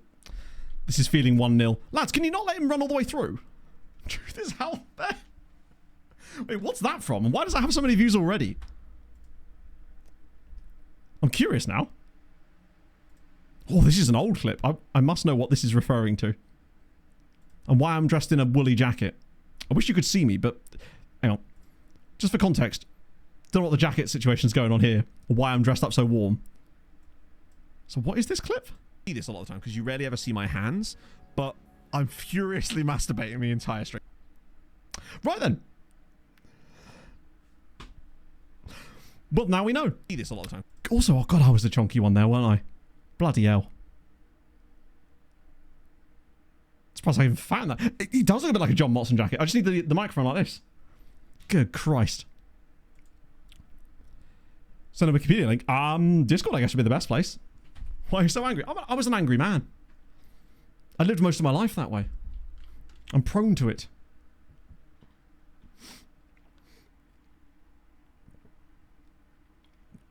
This song is the one that was all in all those TikTok memes, isn't it? That's what I'm feeling. Not the first time. At least I've never done it. At least I have history with it, right? It can't be said that I've never done it before. Yeah, that's an older clip. I didn't actually see which team was in front of me, but I'm guessing it was MTK. Oh, go on. No! Oh, that's a great touch. That's a goal. Fuck's sake. Amin Harit. I recognise that name. We've not been great with that tactic. I probably should have just gone with the... they're a worse team. I should have gone with the other one. Yeah, it felt like an MTK type of clip. After hours. Those always go off the rails. It's a bit like back in the summer when we were doing the league. And, or whatever. Yeah, it was just called the league, wasn't it?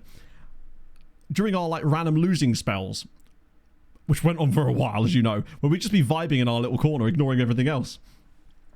It did. I blame Janos Toth for that. This is one of the worst first halves of football I've ever seen. And we're contributing to it because we are unable to beat these guys because we're just not allowed to ever. It's simply not possible. Mascara's not done well. To be fair, none of the front line have done well. Lunga's not done well. Nobody's really done anything. Even Sane's been bad today. League win these days. Well, yeah, but ultimately, I'd prefer this than us just running away with the league every year. That's not super interesting as a... Also, at this rate, it does look like Cracovia is going to run away with it. Cacto compilation. The what? Context? I are confused. It's going to yell at them. I don't know if I can actually click this, just in case it loads. Wait, what is this?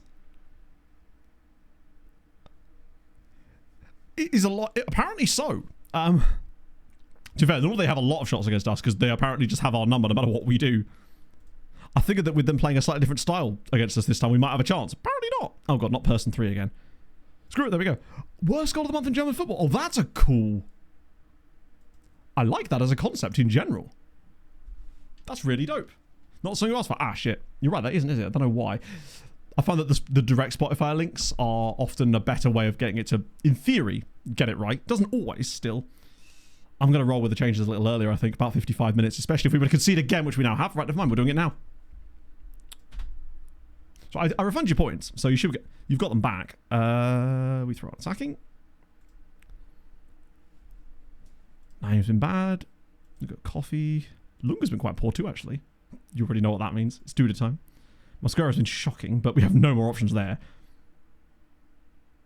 Well, fuck. Oh, I might just rotate the both of these two. That's 4. Oh, it's 5 stars. Fuck it, we're just doing it.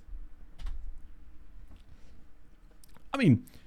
Juf and Saba made the right choice by staying there.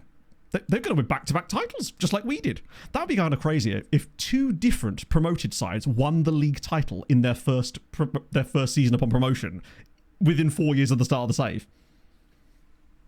More baffling. I think what it is, Kima, basically, is that we have a lot of young players in our squad. Other teams around us are improving as well. With the constant variance in match engine stuff, it's hard to be consistent tactically because you always know that things are going to be changing. And ultimately, this tactic is probably not as effective as it used to be before, even with the little tweaks we've made to it now, which means it will need little changes. But those changes are not going to be moving into loads of meta stuff because that's just not very interesting. I'd much rather work towards a fun way that we make this tactic then work slowly but surely with tweaks after a little while. Or we could just lump it over the top for Alexander Furman to miss it. It's going to be offside anyway, isn't it? Like it's obviously going to be offside. No? Wait.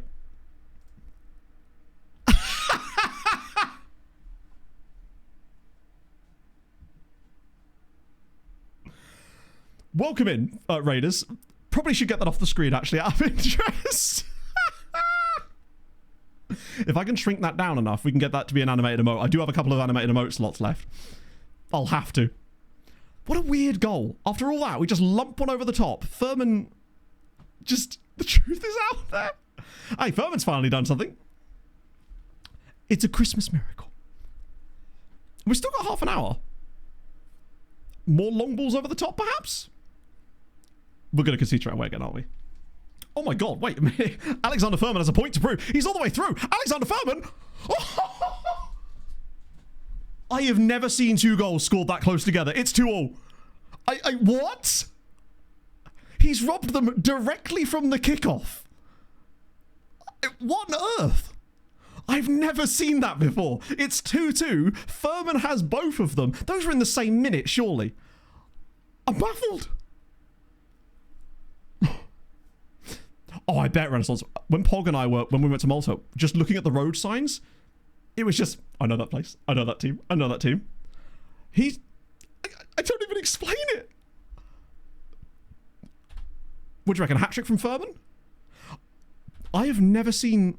It's a shame, actually, that the first goal wasn't scored earlier in that minute because there was no way there was over a minute between those goals. They took the kickoff and he'd scored within 10 seconds. That's batshit. Right, changes now. Oh no, we already did it, didn't we? I don't know what to say. I'm just going to take my hands away from the wheel and just let it drive at this point. Furman's at the wheel. Sega Football Club Champions. I'd heard about it being a thing. I'm not really sure what it is or what it's expected to do. It does seem odd that Sega would be involved in a thing that seems like it would try to be a direct rival to the game that they're also the publisher of, which is very odd. But what I will say is I got sent a Steam code earlier for a game called Football Academy Manager, which is where you basically get to be the head of youth development at a team. And I might actually genuinely try that out because it looks like it might be quite fun. They were kind enough to send me a code before it comes out, which I do sometimes get. But most of the time, they're not very good games. But this one looks like it might actually have a bit of a quality to it, which is kind of cool. So I might give that a little go tomorrow. And if it's really good, I might play a bit of it on stream on Thursday or something. Oh, no. What a block. XG's still atrocious. Oh, yeah, this game is not that. We're just getting lucky in this match, for sure. But yeah, I think I've ended up on one of these lists where certain publishers or agencies for publishers or devs send out codes to you, basically, which is very pleasant. And when they're actually related to the sort of content I make, I'm always happy to try stuff out. And this one sort of feels like, oh. Did he miss that, or was that a save on a list? Indeed. Well, I mean, again, you know, I wouldn't be surprised. Powered by Football Manager. So what's the point of it then, exactly? If it's already... But FM is powered by... Oh, slide it inside. Wait a minute. There's space. It's 3-2. Words. Fail me.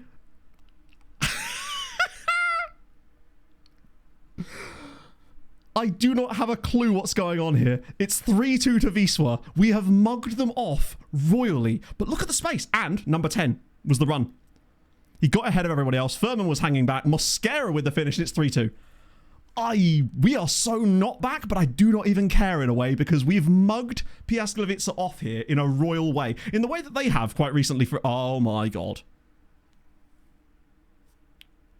When it hit 94, I just figured the game was done because there was only 4 minutes of stoppage time. That's offside, surely. Yeah, I think we're all right. I think we're okay. I'm pretty certain we're okay.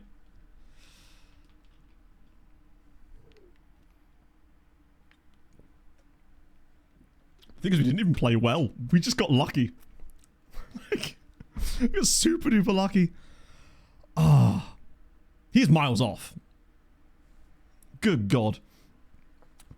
What a win. I mean, hey, sometimes you just need a little bit of luck in a game, right? But we have had some bad luck in games as well this season, so we'll take that. Very, very fortunate, though. 3 shots on target, 3 goals. Furman, that second one is something I've never seen before. Also, Krakow just currently winning 5-0. Easy as peasy. Oh, okay. Yeah, we can't rely on luck all the time. We have had some definite luck today, in Europe especially. Yeah, Kuzemko's injury is not great. Did Mosquera do a lot outside of that? 1 foul against. 4 progressive passes, actually, which is decent. Whew. I just calmed down a little bit there. Okay. We take the dub. Gonna talk about the what they absolutely are. Sorry, what I mean to say, it's not luck. We are the greatest team in the history of Polish football, and we meant to do that. That's what I mean, really. Because Ziemka's injured, we knew that. Okay. Second football club. Oh, that, yeah. I guess I'm still not entirely understanding the point of it. As far as what it's offering to the market, that looks like a mobile game as well. I'm assuming it's just basically like a mobile game port to a PC game that has FM as the back, you know? Oh. Viking are at home up next too would be kind of a nice one to get a dub in. That was a huge win though, because it keeps us right in this. Obviously Cracovia are just kind of cooking at the moment, but a loss there would have been a bit of an issue. I found, yeah, you just port it to the PC, and it's not good, it's moderate, which is far worse. Okay, Mosquera's going to have to get used to playing, because he's going to be playing for a while. Oh, good lord. Ah! At the weekend, at least, we do at least have a game against the team that we're the bogey team for, which is Jagiellonia Białystok. Oh, I hate to say this, Rodado, but it sucks to see, but if you're not willing to accept yeah. The new season preview screen. Right, so I'm going to just quickly save the game before I show you it, because we had a crash earlier when I tried to access it. Hello, Biff. How's your day going, friend? So the way that you access it now, if you go to extra class here and then go into stages, you'll see it's down the bottom here. And that's how you access it. Now, when I clicked on one of these earlier, the game crashed. Luckily, if it crashes now, it's fine because... So don't click on anything. It's crashed again, chat. I'm going to go to full screen map because otherwise... If... God, aren't you glad I had the wherewithal to save the game there before doing that? Yeah, since this morning I've not... Maybe it's because I'm on the beta branch, but I don't know. But since I've clicked on that twice today and it's crashed both times. So I'm guessing something is very wrong on my version of the game at the moment. Dele Alli? Probably not, realistically. Because, I mean, actually, to be honest, he's probably got better technical ability than Miguel. So maybe he could be the backup for the time being. So I doubt it. Then I don't know what's going on because that is a bit of a coincidence that I've repeated that bug twice now. Right, let's get me off of that. No, get rid of the masturbatory streamer gif. FM is loaded now. Why won't it show me it? There we go. Oh, it's crashed again. It's like, no, you will just see wanking Matt. It's crashed on startup now. That's not good. That's the third crash I've had in the same... That's the most crashes I've ever had in one of the streams since we started playing this. Good lord. Game is bricked up. Well, what do you think of... Best game ever. Best game ever. Close the tabs. Why would I do that?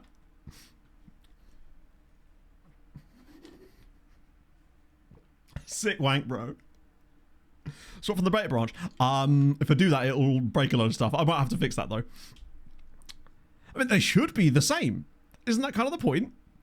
I wonder if it was because I was clicking randomly around the screen. PC restart. Hang on, the PC... It should, oh, Jesus. The game crashing should not cause your PC to restart. Backup game these days. I guess ball pit. That, at least I know that the things would run on the PC these days. Yeah, I don't know what that's happened there. Right, is it actually going to go... Right, I've got it to the main menu this time. Yeah, it is odd. I will have to... I'm going to go to the full branch anyway. I just didn't realise that there was even an issue with the two. Ballpit does me slapping. I am invested. I have like 20 hours in that game in the last couple of weeks. Well, pretty much since I got it, which is great. He's handed in a transfer request. We expected that. So yeah, let this be a lesson to you, chat. Don't click randomly around the screen, or bad things will befall you. I don't know. That's the first time I've had it crash on startup. Close that tab. Something tells me the wanking Matt tab is not the issue. I did, Craig, yeah. I actually text Pog this morning saying there was a... Because Pog's always been like, well, the goalie's allowed to fight. So I had to explain stuff to her about that. And then this morning, with that, I was basically... I think my exact words were, there was a goalie fight in the NHL last night. Teddy bears are throwing hands. Because Pog thinks that the goalies look like teddy bears. No, Pog is actually busy today. She was out at like 7 a.m. this morning. She's got a shitload of marinas to go to. So a lot of people aren't licensing their boats, chat. 1.3 update. Fixed issue where GIF of wanking streamer causes crash on startup. Fair. Reason why. Yeah, it wasn't exactly... It'd be a bit like if I got in a fight, you know? But the zebras need to let them fight sometimes, right? Just let it happen. It's fun for everybody. Sherwood trade. I was surprised by that. Is he RFA? Or no, is he UFA at the end of the season? Or not? I know Vancouver are just tanking and that's why they're doing it. But it was an interesting pickup for the Sharks. One thing I like about Kiefer Sherwood is that obviously he's like way over his PDO or whatever, but like his shooting percentage is insane. But I think he has like the third most hits of any player in the league whilst actually being a talented scoring player. And I just kind of like that. He's got like 200 hits this season. I think it'd be a decent pickup for them. So there's Rafael Campbell. Oh my God, he's good. Yeah, the aerial reach is the only thing about him that is slightly suspect, but maybe he could get better with time. That is the thing. It is just that little tiny thing. Ooh, another one. Yaya Zadi. Oh, man, you're right, yeah. My immediate brain just goes straight to DM, but you could probably still have him as a centre-back as long as you played him next to someone who's got that aerial reach. You could do it. A wide breadth of sport. You'd say that, Renaissance, but I actually don't think I do. Realistically, in terms of sports, I watch football, I watch hockey, and I watch NASCAR and F1. I don't really watch any sport outside of that, I suppose. But I suppose that's more than some people, I guess. I'm a big fan of that as well, Renaissance. I'm more pumped for this NASCAR season than I've ever been, I think, since I've been watching it. It's hopefully going to be amazing. I think they've changed the right things. It's going to be great. I used to play rugby when I was a kid and was more into it back then, but then as soon as I started liking football, I just sort of stopped being interested in rugby, I guess. I've just never... Like, I'll watch rugby, the World Cup, perhaps, but that's about it. I wouldn't watch, like... I say wouldn't. I haven't and don't watch club rugby, for example. I used to customize the fonts and colors on the player screen. Which screen are you... Oh, do you mean... Firstly, I haven't touched any of the fonts, so I'm using nothing to change the fonts. However, the players... I assume you mean the colors of the attributes, right? So this is actually natively in the game. If you go to Preferences, then Detailed, and then Audio Visual, and you'll see here, there's a bit where it says Custom, and you can edit the colors that it shows for the attributes. We're going to get to New Hampshire. Which city were they going to move to? Union. I guess Union, yeah. Well, being down south, everything around here was rugby union. Majoring in golf. To be fair, I haven't watched much golf for the longest time, but I did watch the Ryder Cup, and that was kind of fun, and it did make me go, ooh, maybe I could play golf again. Further chasing. Yeah, it's so much better. The whole win and you're in thing was so dumb, because now it's going to make the surprise winners actually more meaningful, and people aren't going to be like, well, this guy deserved it more. I also secretly kind of hope that Denny Hamlin actually wins it this year. I can't believe I'm even saying that, but I kind of do want to see that now.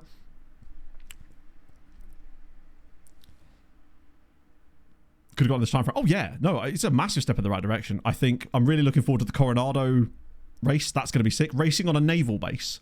How dope is that? I just like that they're trying stuff like that. I mean, it will never happen just because the universe apparently just hates Denny Hamlin. Final Ice Soccer. Oh, yes. And the part of the reason I might seem a little bit tired today is because I may have stayed up late last night watching the end of the Avs game. Had to. But the wrist action. I've got... Hang on. What you said about my wrist action... Oh, damn it, man.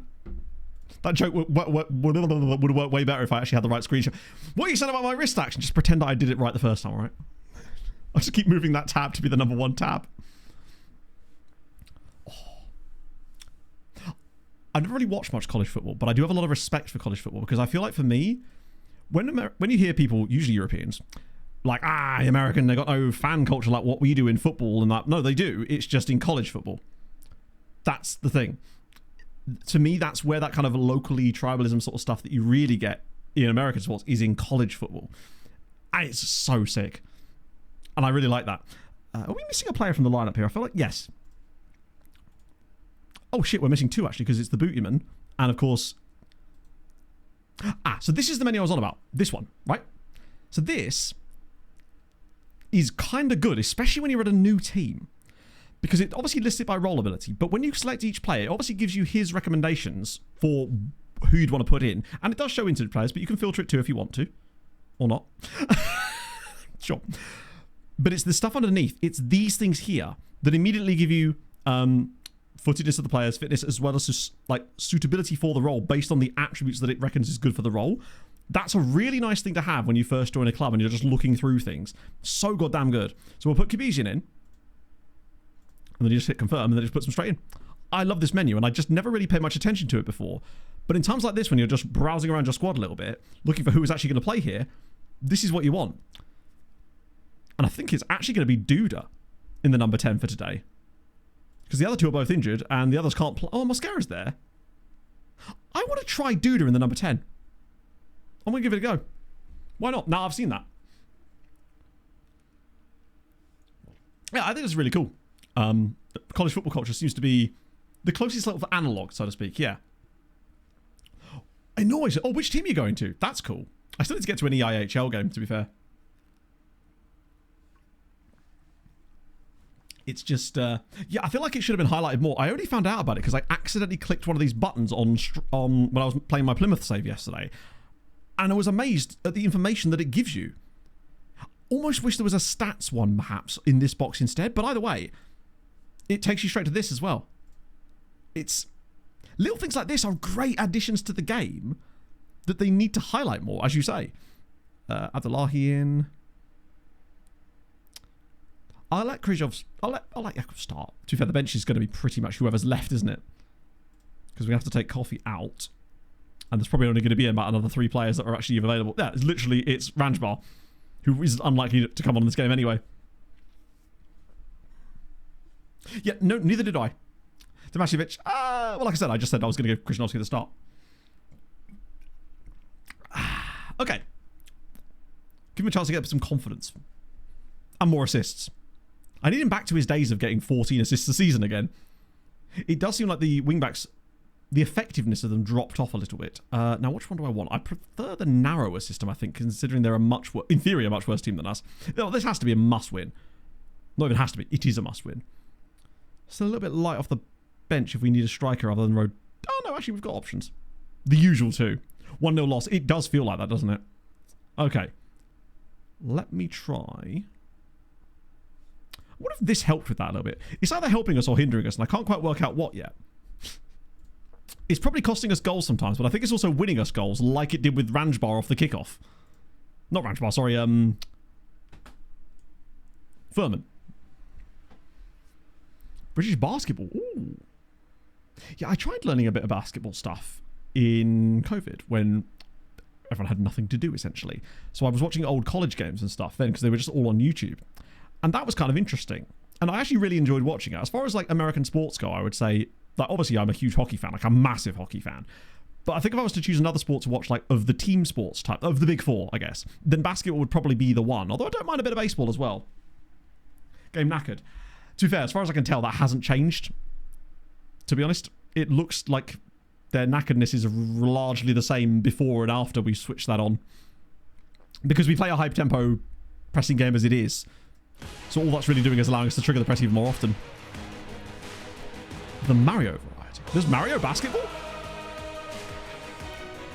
Oh, I do like those shots, though. You think Vida would at least invest in a rain jacket at some point? Or a better suit? That's what I want for Reference 27. More suit options for your manager. One thing I do like watching, actually, is the crowds for like EuroLeague basketball games. Because a lot of them are just the football teams have basketball teams as well as part of the same sports club. And I think particularly like Olympiacos, I think, are one of them. Oh, go on, Casper.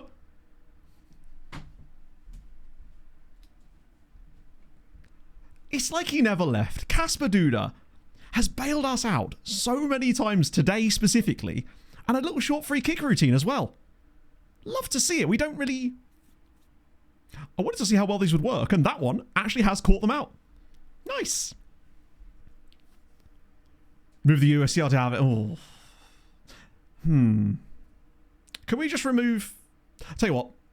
More suit options, but we deduct 10 points from Everton. Deal? NBA Euro. I saw something to do with that too. I mean, it's a huge thing. Duda has been... I think the thing about him is he's a proven quality. He's a proven quantity. We know what we're getting from Duda, in theory at least, because, that's just the pass. We've seen him play in this team before, so we knew that he fits our style. He's obviously one of our guys. So having him back, it's like he never left pretty much. The only difference is now he's got better team around him. But before he was with James Ibukeme, no disrespect to James, but the quality levels definitely dipped after a while with him. And he was great for his time, but that's a nice little ball inside as well. Oh, that's a penalty! Surely! Are we about to get a penalty for an off-the-ball incident? FM is throwing out all the special moves today. It's got to be in the box. He was in the box and they were running out of the box. What? I feel like these are never... Wait, what? Didn't that just say no penalty and then penalty awarded? Am I being dumb here? I could have sworn that just flashed up and said no penalty and then changed its mind. Corruption is what on earth? Katala from the spot. We could go 2 goals up inside 4 minutes here. You're about to walk off. Katala smashes at home. His 3rd goal in the Europa League already. Come on. That was so strange. But that's actually kind of cool. So Katala wins the penalty after being dragged down in the box. Check cleared late. Great. Well, that's the perfect start. Now we can relax a little bit. Just try and run the score up a little bit. This will also be enough for us to qualify for the next round of the Europa League. We're finally going to get knockout football in the... I say finally, it's season 4.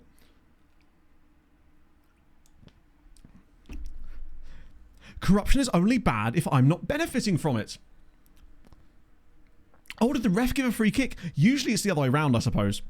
It's usually checking... Yeah, okay, fair enough. I don't think I've actually seen that happen that way around. It's almost always given as a penalty and then checked the other way. Get to lose a goal. Hang on, are you? You're right, we haven't.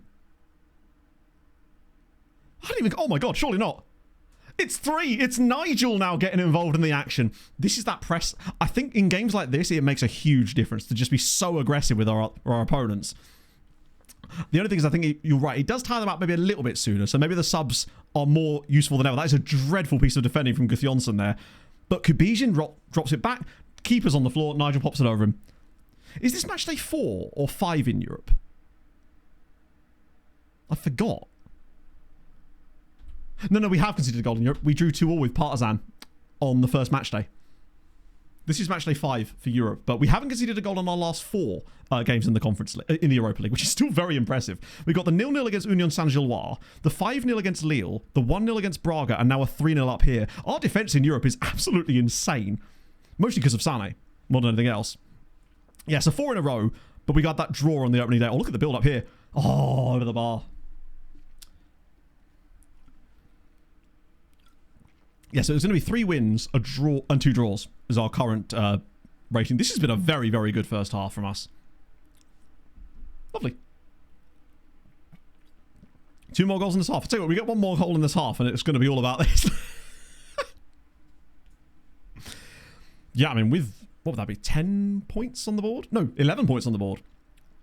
I mean, at this rate, we've got to start thinking to ourselves, are we a team that could potentially challenge for top 8? Maybe.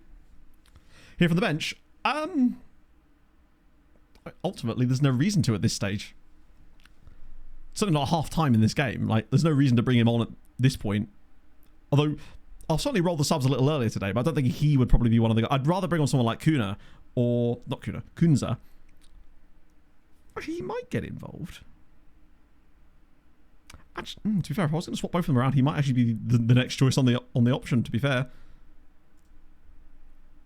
Strikers... Ooh, Krzyżanowski might... Now that we're 3-0 up, there's really no reason to risk Krzyżanowski at this point. But he's done his job. As has Naeem, big quality as always. Where are we right now? I don't actually know. Well, yeah, I mean, I can let him enjoy a bit of Europe. But ultimately, I'm in control. There's a reason why I'm in the front seat. Let's see. Where actually are we, hypothetically? Just below Tottenham. It's not bad company we're in there, really, is it? Like, so they're tracking exactly where you'd expect. 5 points per game. Oh, sorry, 5 points, but point per game, basically. 4th place is very decent. That would probably be enough for... Actually, no. I think you want about 13 points to guarantee top 16 at least. Oh, I know it does, but it's still a bit of a ball ache to you. They just need a better way of displaying these things, really. That's the issue. We're above the team that knocked us out of the Champions League. Wait, how? Surely they'd be in the Champions League, right? PSV. No. PSV were beaten by Legia. Ironically, that's who Legia beat to get into the Champions League. We were knocked out by Olympiacos. They beat us... Well, they actually didn't beat us that badly. It was just the first leg. We got a bit... We had a lot of goals against in the first leg. And we had a red card in the second leg, which really didn't help. Ooh, he probably will shoot from here, to be fair. But you see what I mean about the guys on the edge of the box? It means that we're not going to get done on the counter-attack as much. And occasionally, they do actually choose to pass it. More home team. Wow. I mean, we expected to win this game fairly comfortably, to be fair, but... I might change this now, actually. Kukonda's been poor, but it's okay, because Furman's apparently the best footballer in the world now. Actually, instead of looking at the players on the pitch, I'm going to look at who I want to bring on instead. I want to bring you in. Probably Mosquera as well. Yeah, fuck it. Fuck it, let's give Stasiak... We're going to do it. We'll give him a run. I'm not sure that he's ever going to probably break through into our first team, especially once our new Norwegian monster joins us in January. But at the very least, I think he's got potential to be a decent player for a top-flight side in Poland. But the question is whether he can find that loan. He needs to get that loan in January. But I have no idea if he's going to get it. I've weirdly struggled to actually loan out our own youth players. The other guys we bring in seem to be fine, but he doesn't. Like, players I sign from other clubs, I seem to be able to find loans to other Polish sides just fine, but none of our youth players, or the ones we really like at least, have ever managed to get any interest. Like Wróblewski, you'd think by now someone would be after him. Katala. Nice. Patience. He's got runners, or is he just going to go alone? Okay. Overdoing it perhaps a little bit there. Keep it in. Go on. Oh, lovely. Okay. How has that got in? When it's working, it's just working. It's 4-0 to Wisła. Jonathan Mosquera with his second goal. We massively overplayed this here. Between Furman and Naeem, I mean, it's nice to watch. I think Naeem's trying to shoot here anyway, but it just deflects into the path of face with the back of his head. That's how good he is. He could score goals with the back of his head. With his eyes shut, no less. Not that would make much difference. Mosquera's good at getting into these positions. If a person is continually in the right place at the right time, there must be a reason for it. That's a solid performance for us, actually. And still a lower scoreline than that which we beat Lille with. But much better XG performance. Always be in the right place at the right time. I mean, it's a very small sample size. He has been in the right place at the right time twice. But, hey, I can't criticise him for it, that's for sure. But it isn't a let's tear up everything just because of that kind of situation. But, oh, don't do that. Stasiak, 6.8 since coming off the bench. He has at least gained rating in the position. It's a more creative performance from us. More actual chances. The 4-0 is a lot more valid here than the 5-0 was against Lille. And that is it. Now, 4 consecutive games in the Europa League without conceding a goal. Yes. I thought for a second that Audi was like that type of player too, but I think what he lacked was match sharpness. So when he came off the bench against tired legs, he had a little bit of an advantage. But now that he's got match sharpness as well, he's great from the beginning of games too, which is just nice to see. Katala as well has started to extend himself a bit more as a... Cool. I'm just going to move on past that before it tries to break us. Last thing I need is that catching up with us and end up costing us another game. I might just save it there, just in case. No team talk allowed. Hang on, Tottenham lost 5-4. Oh, does that mean we go above them? Maybe. Yeah, the goal difference has been very useful. I think what I've learned in 26 is it's just best to not interact with the screen if it doesn't look right. Stranger danger type of situation. Yeah, we've gone third now. Spurs lost.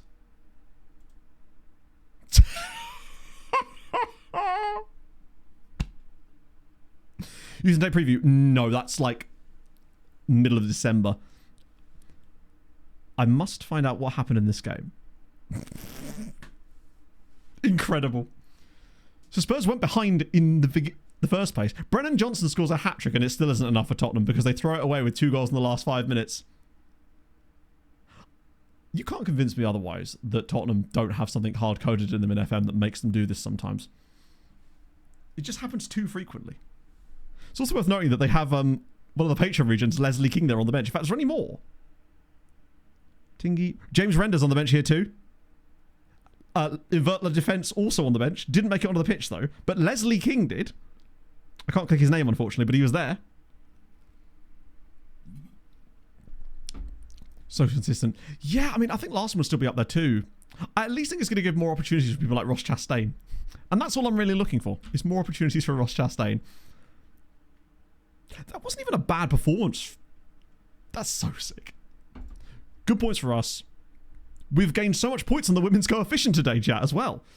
It's the dream. But the other goal, I guess he must have just saved more shots in general, perhaps. Their goal difference is plus 23. We're still 7 points behind them.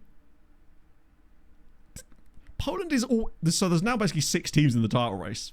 I mean, arguably just the one, really, but we need to have some better spells. At least the difference with us is that last year, we were literally sat here on a neutral goal difference, whereas this time, we've clearly been better. It's just taken a little while to get there. That being said, we are going to be going deeper into Europe this year, which means more opportunities for us to fluff our lines, potentially. Ah, Sven's doing a tremendous job. Like, apparently. They're all definitely not injured in any way. Yeah, it does appear that you are, unfortunately, sadly, still wasting the life away. This is the thing. I'm not even like... If we were to not win the league title this year, then fair. Honestly, it's going to take us a little while to get to the stage where we can win it on just sheer quality alone. I need to have a little look at Jude here. I'll tell you what, alone... I mean, he's good enough as it is, but obviously... Would he be our 4th choice centre-back? He probably would be, to be honest. The issue is we've had almost no, and I realise I'm jinxing this to high heaven by saying this, we've had almost no injuries in our centre-backs. They've pretty much always been rotated out through match sharpness, and through conditioning, and that is literally it. So there's just been no room for him in the squad at the moment, and I wasn't expecting that. Continue alone for the time being, though, even if you're not going to play as well. Honestly, Legia getting into the Champions League group stages this year was a huge deal for us because the amount of money that's brought to them is insane. Oh, there's Restrepo. And it didn't even glitch out on us, no less. I guess I can sort of understand why no one's really come in for him, but still, he looks to be a reasonable player, nevertheless. Right, let's send these guys around. Well, not all of them, but get rid of the... Most of them should be reasonable players by this point, but a couple of them would have probably fallen off. Oh, some of them probably from the reports. I'll discard them. Particularly because it doesn't glitch it out as much, apparently. Right, so we've got all the minimals, which is most of them, in fact. Oh, not all of them, in fact. There's a few guys in here. So we'll send those guys around again. And now it will glitch out. Oh, it didn't! My God! Is there a way around it? Who's this? That's a real dude. How could he possibly be so... Oh, I think he was a player I looked up because of a lookup on the last stream or something. But he's actually pretty decent. Not the striker, though. Because apparently the only players I can find are strikers. Evgeny Zarev. Ooh, hello, Bulgaria. Wanted by Polonia Beaton. He might be quite a fun little pickup if he's not... No transfer fee. Wages are a little bit high, but on a freebie for the loan farm, he's perfect. It's the exact type of players I really like finding, is guys like him. So we'll just sign him straight away. Back to the list again. Moldovan man. Ooh. It's another striker. Oh, my God. Oh, dear. It feels like all the best players I'm finding are bloody wingers. Which, I mean, it's quite an important part of football, I suppose. And I know we're kind of putting ourselves at a disadvantage by not using them, but at the same time, it's more fun this way. I get the feeling he might demand quite a lot. He's quite decent, though. Maybe he could convince Stoyer to be Moldovan again. Breakthrough prospect. At least he's not a striker. Fair. At least we use strikers, but we do have enough of them. Fair. Ah. Okay. The fee isn't too large. Ooh. Cheeky. How about 60? Oh, he literally has a release clause. 115. There we go. So why did it give me the other number then? If that's literally his release clause. He's got great physicals. He is just Mr. Speed down the left-hand side, or the right-hand side in this case. You, we already said no to. You guys... That's not the really good Andorran, is it? And that guy's already signing for us. You are another striker. I'll look at him anyway, but it is another striker. Retrain for something. Don't know what. Because he can't tackle. Can pass, but he's not a very good finisher. He is a winger, but that is what he's good at, and I think it'd almost be a waste of him to train him somewhere else. The better off probably just sending him out to a team where he can play as a winger on loan instead. AM role, but he's not very good at finishing. He's not very good at composure. Composure, at least we can train. But he's more of a creative wide player that can just pass to other people to score, I think. Which is fine, because he can do that on loan as part of the loan farm. He's at Vichester. Wait, did they sign him while I was... It's a big pickup for them. Fair play. And doing it at the bottom of the list. Where's another one? Oh, yeah, this is the one from earlier that we'd already decided no on. I think they went around again. Why did they come back around again, actually? I feel like we've already looked at all of these players. I'm convinced that almost all of these guys we already looked at. Hence why some of them... Yeah, they've... Other than him... I didn't scout them again. Unless they were the ones that have the... Where the report we're receiving is the... They're in the process of scouting them report. Which you could get rid of on previous FMs, but now you can't. So I end up actioning things, thinking that there's new information when it's actually not. Breakthrough prospect is fine. 2-year deal for you. Ooh. He's got lofty aims, and I respect it. But I will be asking for a much Say a much cheaper contract here. I'll give you that. And then I want a little cheeky bit of that. There we go. Nice. We have to get used to the fact that these are more sensible wages. Just 15 times what we were going to pay, or still are paying Alexander Furman, actually. Breakthrough prospect is fine. He does have caps, though, so this is going to be a pain. Minimum fee release clause. Oh, mate. The only downside of the way that we sign players like this is that it does sort of put us into these predicaments. He's never going to play for us in the league, is he? I might actually be able to bump this up a bit more because realistically, bro ain't touching our first team squad. And if he does, then we've obviously decided there's some crazy reason why. Oh, wow. Okay, that one apparently doesn't work at all.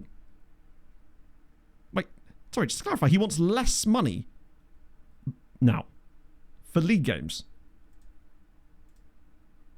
What about 5k? What? I don't like this guy at all. He's already being a pain in the arse. What would be the point of me signing him on a 2-year contract at this point? Like, he's too young for me to... I'd want the security. Hello, Lavinio. A 36k run. Good lord. That's a lot. Fair fucking play. That's insane.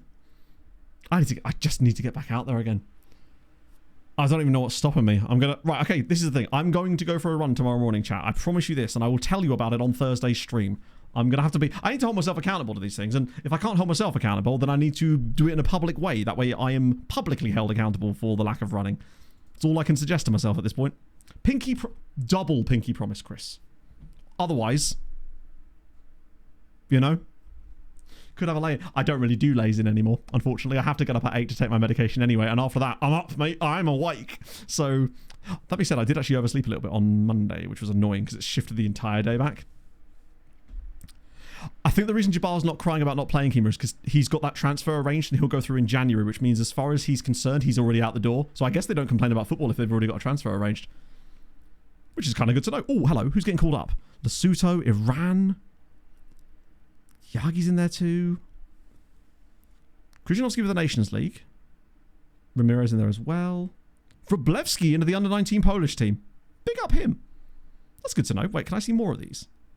Oh, it does. Oh, that's kind of nice. Oh, I like that. It's broken down by competition. Big fan of that. AFCON qualifiers there. Khalifa, obviously, we don't care about so much. A couple of the under-19 Euro qualifiers there. Loads of guys for the under-21. So Furman in there as well. Matulka. And Grasha. Wow, I maybe need to give that guy a look when he comes back from loan. Tomasiewicz is in there, of course. A few Spanish lads in there too, which is dope. Under-19 Euros qualifiers. Maybe it's because they're in different squads with us. Then Krzyzanowski's in the full Poland team. And a couple of guys for Japan and Mali. Awesome. 2 Malians, in fact. Shout out. See, I'm finding some good screens at the same time, even though we've had 2 crashes today. Meant to be training for his marathon. Probably. What did you used to do to Z? Because if it worked for Z, it probably worked for me. Like, I just need that. I don't know what it is. It's...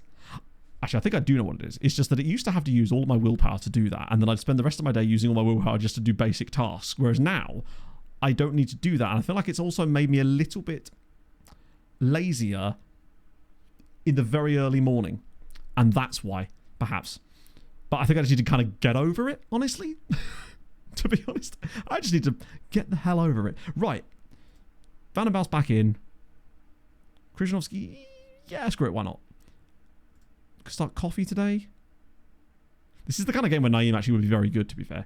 One of these guys is going to have to drop out for Rodriguez. So it's whoever was not in.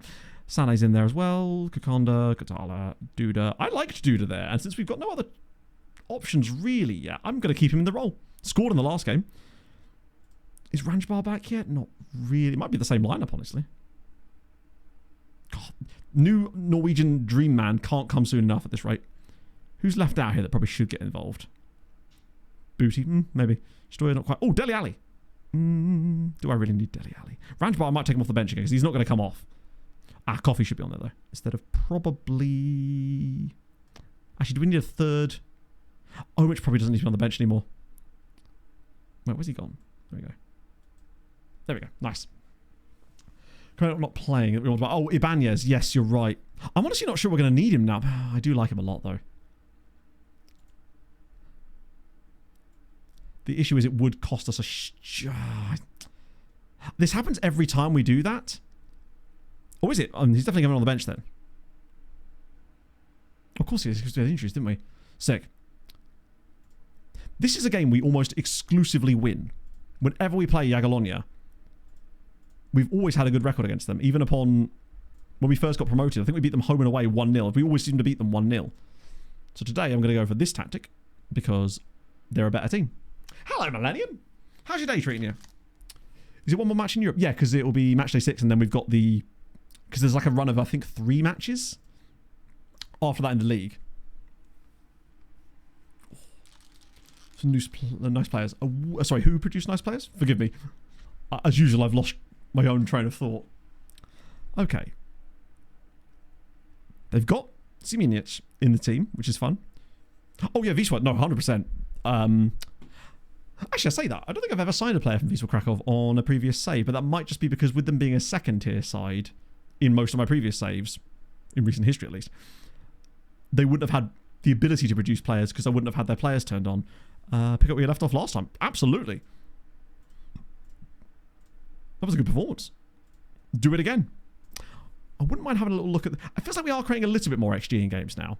Although we are still having random games like that Piast Gliwice match where everything just goes out the window. I'd really just like a league game where we play well, tactically work, the team gels, and we just play nicely and get the result. But it just seems like we are capable solely of having chaos. It's chaos or nothing with us lately. Let's get the league table up. Crucially, we just can't lose. But a win would be a good statement because, let's be honest, I think Cracovia, they just look good enough that they could actually run away with this. Unless we beat them. But we did get one of our 0-0 draws against them, so we've already used one of our chips. That was a very good block. And yet again, 10 minutes in, just... Eesh. God. Are we going to have to tear this up entirely? Well, that was a huge chance. It's just so strange. I mean, it's happened in previous FMs where you build a tactical thing and they release a couple of patches and it just doesn't work as effectively as it used to. Because to me, we've not really looked anywhere near as good as we did in our first promoted season. When we won the league as a newly promoted side, our team right now is way better than our team back then was. And yet, I don't think we play anywhere near as well. And we obviously didn't change anything in between, which means it has to be because of all the patches. But I suppose this FM was always going to have that be the case because there are so many patches compared to a normal FM. We're half an hour into the game and we've yet to have a shot. That is mad. Do we turn off... Do we try to let them be more expressive, but still stay within it? Possession shape. It's basically the same thing, except that both of our... Actually, it's not the same thing at all. What we're talking about. It's... So in possession, it's that. And then out of possession, the DM drops back into the middle centre-back. And then the two CMs drop back into DM. And then our AM drops back into here as well. That's the current shape of it anyway. Which we've actually been playing the entire time. What do we actually have a setup? Do I have individual instructions on the players to do with their expressiveness? Or is that more just I wonder if you... That could be a thing. Because then you could still have that style of play, but allow players to use the qualities that they have outside of that sometimes and think outside the box. Yeah, maybe I was being too rigid. Let me just check the individual instructions on a player, for example. Just out of interest. PPM! Someone listens to the podcast. Cooper. Yeah, because I just had that as follow tactical instructions. It's not like I'm imposing anything crazy on the players. Dance moves and I am programmed to get freaky. Interesting. Because I wonder if it would probably cause us to have less possession in games from time to time. Because they would probably be trying things out occasionally that would give the ball away. And we would definitely concede a few goals from it sometimes and probably not be as strong. For God's sake. Ritzo Silva, thank you very much for the follow. Even Sané can't keep us at bay now. Like, why is he even there? Like, what is he doing? It's not like it's a... Jeez, just take a couple of steps back there, buddy. How about that? Lucio, thank you for the follow as well. Second half, I'll give it a go. We'll give that a try in the second period and see what happens. De Campo return type. No, it's not, though, is it? Come on now. He's made one mistake. Let's not take away the insane amount of goals that he's saved us. Oh, Nigel. Lovely bit of skill there from Big Nice, but again, we just lose the ball.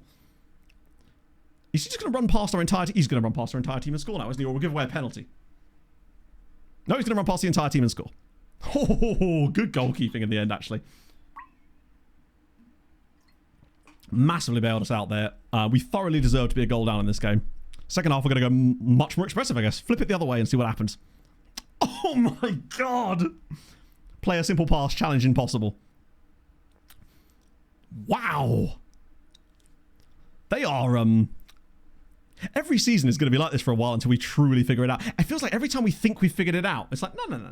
You think you have. Although in Europe it's gone very well, but it's mostly been luck. Right, look at that! Especially this. Despite having 61% possession, the OPPDA is nearly at 40. Theirs is at 60.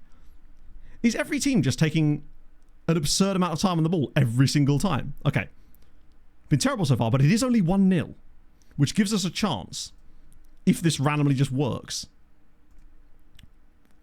Make a difference, yeah. Or it means we'll tactically incubate our way towards success. Dude has been poor in this game, to be fair. Okay. Still going to go with that one. I'm going to switch back to that because I think that should work better, but then we're going to just flip this one over to expressive.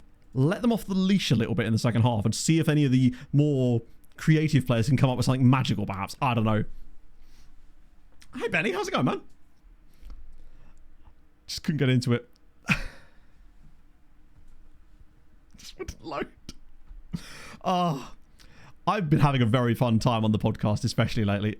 Oh my god. What are we talking about? I thought it was going to be a repeat of the Furman goal from that other game.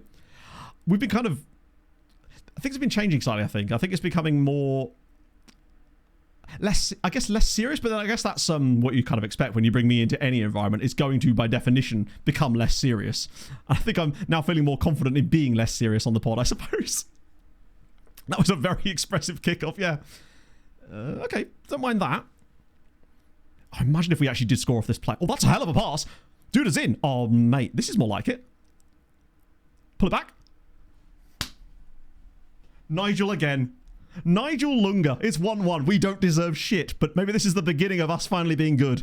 Maybe all we needed was a little bit of self-expression. Love the ball into the channel. It did just change things up a little bit for us. I like that Kukanda didn't just try and shoot this here. He actually found a teammate in some space. It's a lovely finish from Nigel. I think he's got like 7 or 8 goals this year for us now. Very nice. Yeah, you should see or hear some of the Patreon episodes, Drew. That's when things really do go off the rails. Particularly the last couple with the speculation about the stag do that Sai went on. And then the follow-up one which explained what happened on the stag do that Sai went on. Which is somehow even more crazy. Okay, dude is... I think he has improved in the second half, actually. Also, if this does work, shout out to the VOD comment, frankly. Because I was just stuck in my box mind of like, no, this is what we'll do. But that has actually kind of... now feels like a Mosquera moment, perhaps. It couldn't be, could it? Whoa, also, Naeem is on a 6.2 and he's struggling like crazy. Kaminsky moment. Let's have it.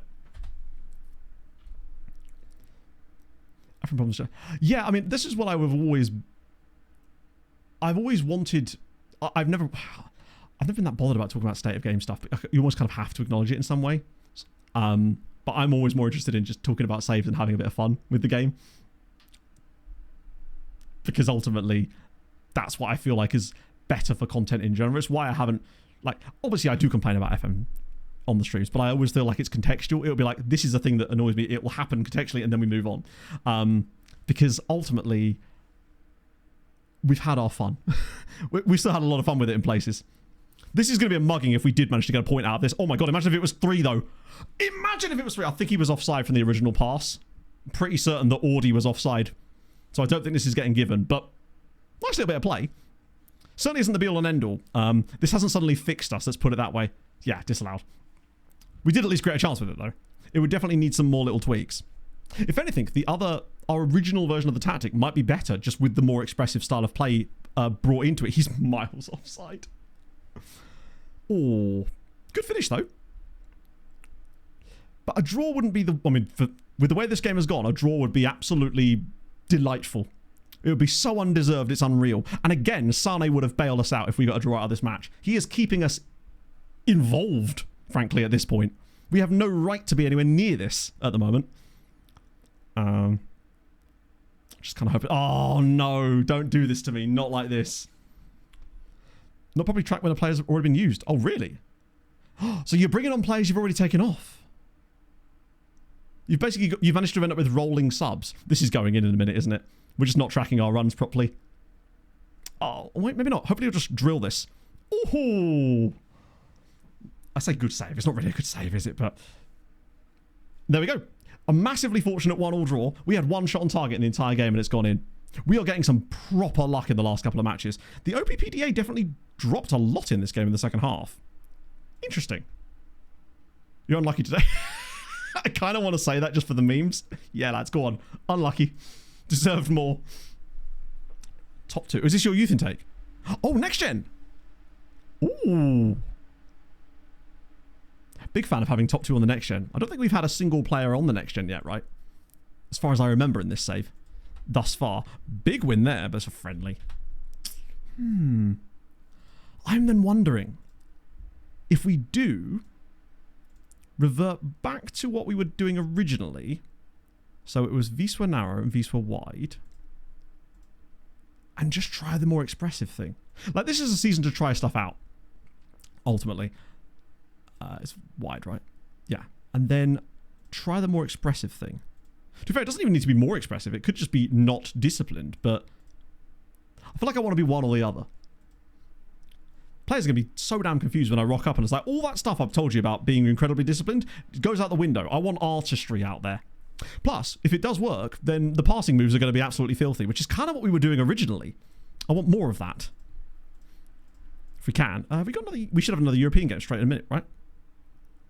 Oh, no, we don't. We've got Arka. And then, we've got another European game ages away yet. Yeah, it looks like Youth Intake Preview will be next stream. Whoa. Oh, he's in. As for, like... Did I not... Oh, no, it was the other guy. I was going to say, I thought I didn't sign that guy, but apparently I did. Oh, my lord. Yeah, no, he's basically what I kind of wish Alexander Firman was. Go back to free roll. I might as well for the time being. Just because when I'm making tactical changes, can you trigger it already? I don't think you can, right? Let's have a look, though. But I don't think I can. When I'm making changes tactically, I don't like to make too many at once because... Which is kind of what we did there. But I already tested those, technically. Because then you don't know what's worked and why. Like, for me, it's like 1 or 2 at most at any given moment. Oh, shit. My apologies. Button didn't trigger. He's very good, though, that guy. Christ. Right. Usually possible. I'm pretty certain it's not possible until the end of the loan, right? Well, let's just find him and see what he says. I'm pretty certain we can't do that straight away, though.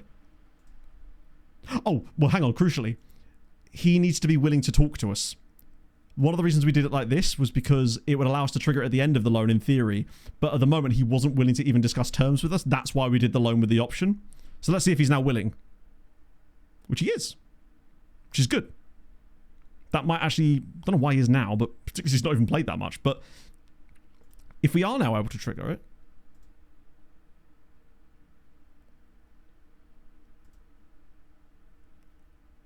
I'm sorry.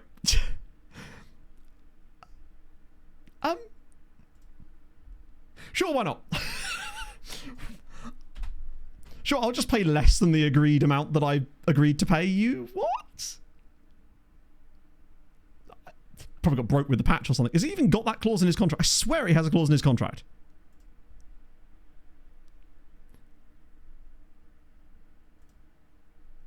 Optional future fee of £1.2 million. And they're just like, nah, have him for 700k. I'm fine with that. I'm just... Youngster? Does he know... I mean, fair. His agent's an idiot. His agent is about to cost his client so much money here. But we'll come out of this like bandits. Half a star. It's dangerous out there, right? You're going to lose half a star no matter where you go. Is that going to be enough? Bang. Cool. I assume that this is the same agent that represents Samuel Corrupt, correct? He has to. Because he's gone from being £1.2 million and must play all the time to youngster contract for 700k. It's nice when you get a bad agent occasionally. This man is incompetent of the highest order. And that's just the thing. So he will go through, obviously, in July because of the loan spell. But now they can't recall him, I suspect. So that saves that issue. And even if they do recall him, it doesn't matter because he'll just sign for us anyway. On a youngster deal. That's so strange. I guess it did change some things in the... probably not to do with the patch. It's more likely he's just got a bad agent. I'm very glad you asked, yeah. Did not think... Oh, hang on. Let's look at Toffee Boy.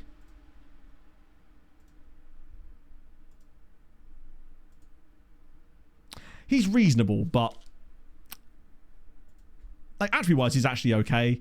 We've got other players that are of that kind of level as well, and I feel like that would just sort of take away from them, especially with our big January arrival. Crucially. January arrival's doing a lot of heavy lifting here. He's gonna... what? That's fine. It's... after Christmas, everything will be absolutely fine because... oh, God. Never mind. Please don't be too serious. IR up? Really? Oh, yeah, that's what we were talking about earlier. That's actually how we came to look him up in the first place. And then we found that he's been released by Ferencváros and was currently without a club in October, I think it was, when we actually brought him in initially. Finance and fitness there, which is nice. Decent amount of creativity. At least the B team in that are winning matches. Although they kind of have been doing that all day anyway. Oh, God. Oh, Jesus. What happened here? Adrian Castillo is never going to get a chance in this team, is he? He's broken his ankle in training. Jumping to challenge for the ball. 3 players have just been injured in the same incident here. So that's 4 to 5 months for Adrian Castillo. He is quite injury prone, and this is, I think, what's going to prevent him from... pectoral tendonitis. That's a rare one. Thankfully, his titty pain isn't going to keep him out for very long. Bruised knee. Okay, good. Phew. I don't think I've seen a pectoral tendonitis one before. We are getting a few little cheeky new injuries in there. Surprised it's only keeping him out as long as that. How's Tachukwu looking? Good Lord. It's not actually that much of a surprise that our defence has been so good this season when you've got guys like Tachukwu Abdullahi in it. Our 3 centre-backs that we've been rotating through have genuinely been huge. On the pec deck. Isn't that a thing with mini skateboards? Good Lord. It's nice we've actually just got a little rest for once. Fallen out of his... yeah, exactly. He fell out of his jet ski right onto the titty muscle. And then... oh, God. It's... I was going to say, Duda didn't do that great in the last game as the number 10. Let me put Mosquera in. And he's like, nah, I'm going to get some food poisoning. Down to your 4th choice. Which is, once again, Duda. January can't come quick enough at this rate. Sergio Gomez is now injured. And that's the guy that we've got on loan at Gornik Xabxia. The 6'8" guy with 20 jumping reach. No! Repeat after me. He's broken his spine, chat. And when you're 6'8", that's a lot of spine. His lower back is bigger than my entire back. That sucks. How was he doing for them, actually? I can't believe we actually... by the way, he's got a 2-year loan as well. So he's not going to have to worry about coming back. That's tremendous. That's not tremendous, though. The broken spine. Very much not tremendous. Scouting update. Oh, only 33 on that. Okay. Developing concerns. Oh, I know, Dario. I know. And it's just true. To an Atlas work in it. Right. Loan spell? Waste of time? Fair enough.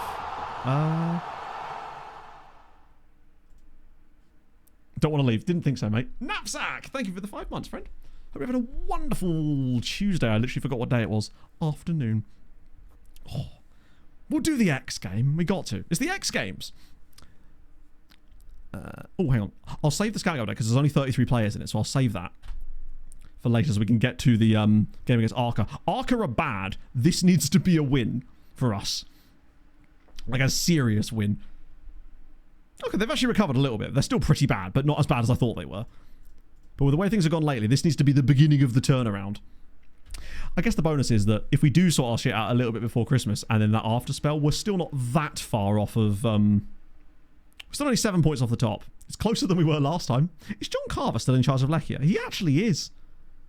There don't appear to have been a lot of managerial movements in the extra class of this season, it seems. Well, there have been a couple. So what's happened? So... oh, wow. Hang on. I was trying to find the one that just tells you specifically the managers, but I think that's the about one, isn't it? It's the clubs one, and then managers like that. Who's the best average win rate? Is it me? Oh, we can't sort this screen. Of course not. That'd be silly. Noah versus Arka would be brilliant. He's out for 2 months with the spine. It's only a lower back stress fracture, thankfully. Could have been a lot worse. Maciek Pru, thank you very much for the follow. God, hey, sorry for hey. They're going to get a lot of extra time winners then. So obviously I'm there. Robbie Keane in there. Lucas Podolski, of course, is still at Łódź. I say still. He's only been there for 370 days. Then you've got this guy here, Van der Hage. A lot of sackings occurred right there, in fact. And then the other newest dude is this guy down here, Maciej. Kemziorek? It's not going well for them, sadly.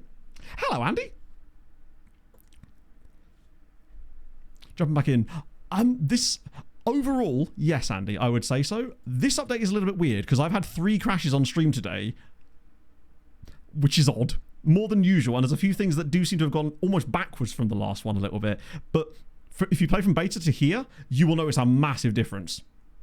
So I would say so, probably. That is the Podolski, yes. The Lucas Podolski. Right. Back to Stammelfeld, maybe? Neither of them are really covering themselves in glory at the moment, but I'm going to give them a chance today because it is a slightly different tactical setup. And Ranji still isn't really ready. Juda's going to start. Honestly, I don't think I want to change anything here, really. Unless there's any players that physically can't be available for this game. We are missing a subs. Oh, it's just Stasiak. Why doesn't he show up there? Stoy is nearly back too, which is a good sign.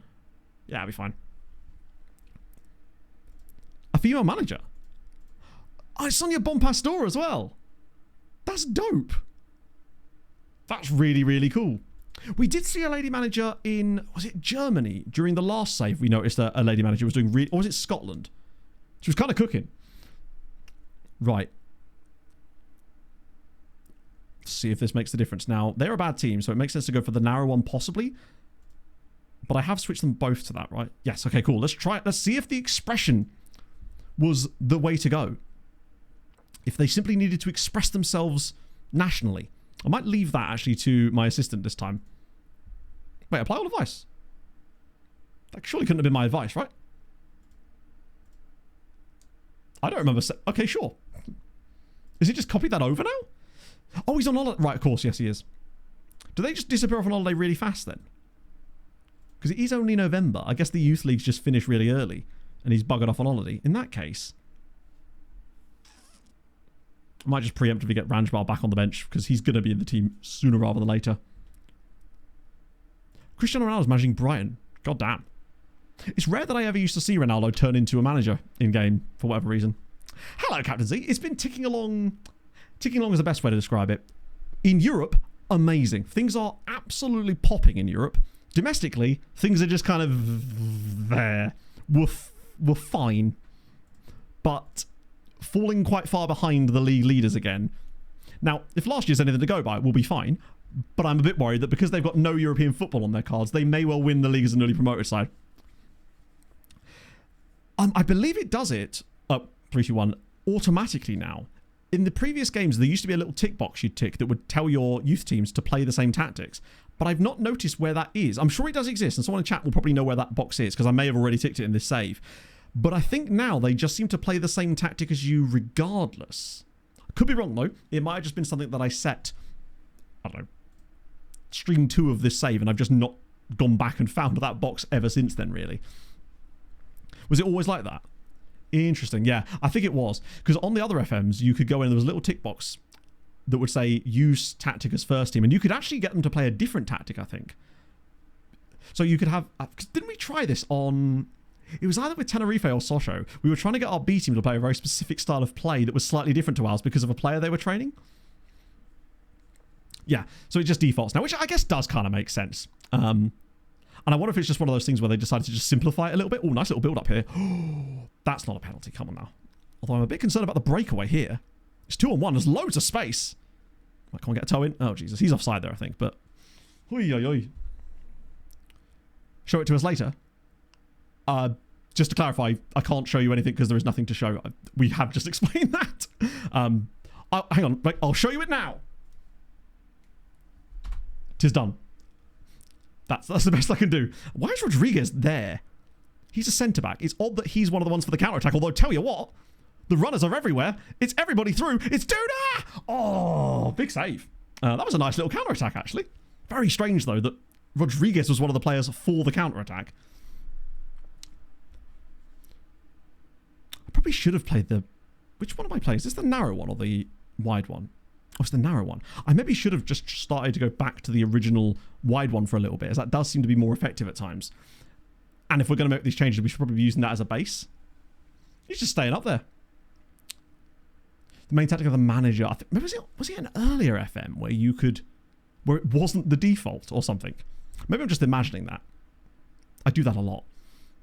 Okay, creatively we're not really cooking much. Dude has been fine. Had the chance at least. Kubican is just going to stand. Why is he wasting time 30 minutes into the game? Particularly as it's 1-0. Come on, cut inside. Just need to find space for a shot. It's Eduardo, it's on the post. Oh, God. Woodwork, my old villain, is once again back to haunt us, it would seem. Nice little interchange again. That's better. I just get that ball in the box this time. Nope. We could just... Wait, is that not a foul? Okay, we're just doing that now, are we? And nice. Step up into play. Win it back again. Our play will be a little bit different now because we're no longer counter pressing, and we won't be stepping up as much defensively. So we will see some slight tweaks there. But it does seem like some of the goals we have conceded recently have come from those step ups. But I wonder how much it was affecting us in a positive sign as well. Oh, go on, take him on. Have a little runny run. Got support. We need some more bodies in the box. Really, one of them actually could be. Oh, there's a guy right on the edge. Nigel's free. Allow it. Oh dear. Maybe not. That might be the expression taking itself a little bit too far there. Okay, why is he not running? We'll give away a penalty now, won't we? What a save again. I would have thought it was a little less Icarus, but I must say, since this recent update, the post has been getting a full-on spanking on the regular, which is a little frustrating. We had one game earlier today where I think we hit the post 8 times. I think we won it in the end. But we were properly spanking the woodwork relentlessly throughout the full game. Okay, the game's starting to... Still getting a decent amount of possession, which is good, but we are giving up opportunities still, and it's still 0-0, crucially. Dude has been okay. Nobody's really let us down, with the exception of Katala on this occasion. Okay, yell at the lads. Go again. We kind of need to be winning this one. Or just setting up for yet another 0-0 draw. You'll come back next stream and find that all of a sudden I've just got a strikerless system out of nowhere. I won't be doing that, obviously. I will make something very similar to this work if we do have to completely change things. That's fine, but it's not going to be a complete drastic change from it, from a shape perspective anyway. Although one thing we haven't looked at as much, actually, is the roles in the out-of-possession style. Now, obviously our defense has been pretty decent, but I do wonder if the roles in the out-of-possession shape could affect the way that we transition, and thus... Oh, hang on, go on. Oh, no! Back inside, perhaps? I mean, we've scored, and it is Casper Duda. Maybe I overplayed it a little bit there, but I did like that play. Arka nil, and it might take a little while for the players to get used to the fact that we are playing this more expressive style. They've been on the leash for such a long time now, what, 4.5 years nearly, that it might take them a little while to sort of get used to the idea that they can pick out the passes they want a little bit more frequently. It's nice from Duda, though. Gets into the right spot, gives us the lead. The Mike Conroy, or the Mike Conroy. Thank you for the follow. I appreciate that. If you are new and you've enjoyed today and you're new to my content, drop a follow. I would appreciate that. Be very kind of you in advance. Okay. If we do start to kick on in the second half, then I think we would have the blueprint to build on would be the wider version of the tactic with the higher expression. Perhaps. Likes bad manners. That too. Just likes bad manners. Oh, come on now. Well, this is 1-1, unfortunately. Oh. It's quite a nice play, actually. I like that cross. Like, we should have played better against the team further down in the league like this, but... The logic I'm using is that as long as we play well for the second half and start to gap them a little bit, statistically. Yeah, exactly. The more passes, the better. Oh, Audie's done well there. Ah. First touch was okay. Hello. Wait a minute. Slipping back through. Katala, he's got support this time. Oh, that's better. Cuts it back across and it's Duda again. Oh, it's Nigel. Whenever you need him, Nigel is there. That was nice. That was actually quite nice. They looked a little bit less rigid, I suppose. Maybe I'm just imagining things here. But it seemed like they were just ever so slightly less rigid with the decision-making there. So I would have thought the Duda would have just shot that. But the fact that he actually looked for Nigel in a better position, in terms of shooting angle at least, I'll take that. That's much more like it. 2-0 up.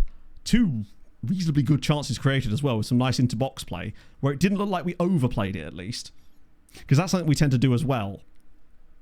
We have a habit of overplaying the ball in certain positions, and the box is very much the position for that. Had a lot more shots in the second half too. Okay, this will give us something to work with going forward if it is a case of the wider system like we originally played, but with higher expression. Go on, Naeem to get through as well.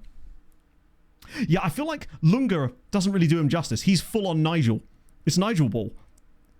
Oh, he's always around. I am tempted to just straight up nickname him Nigel at this point.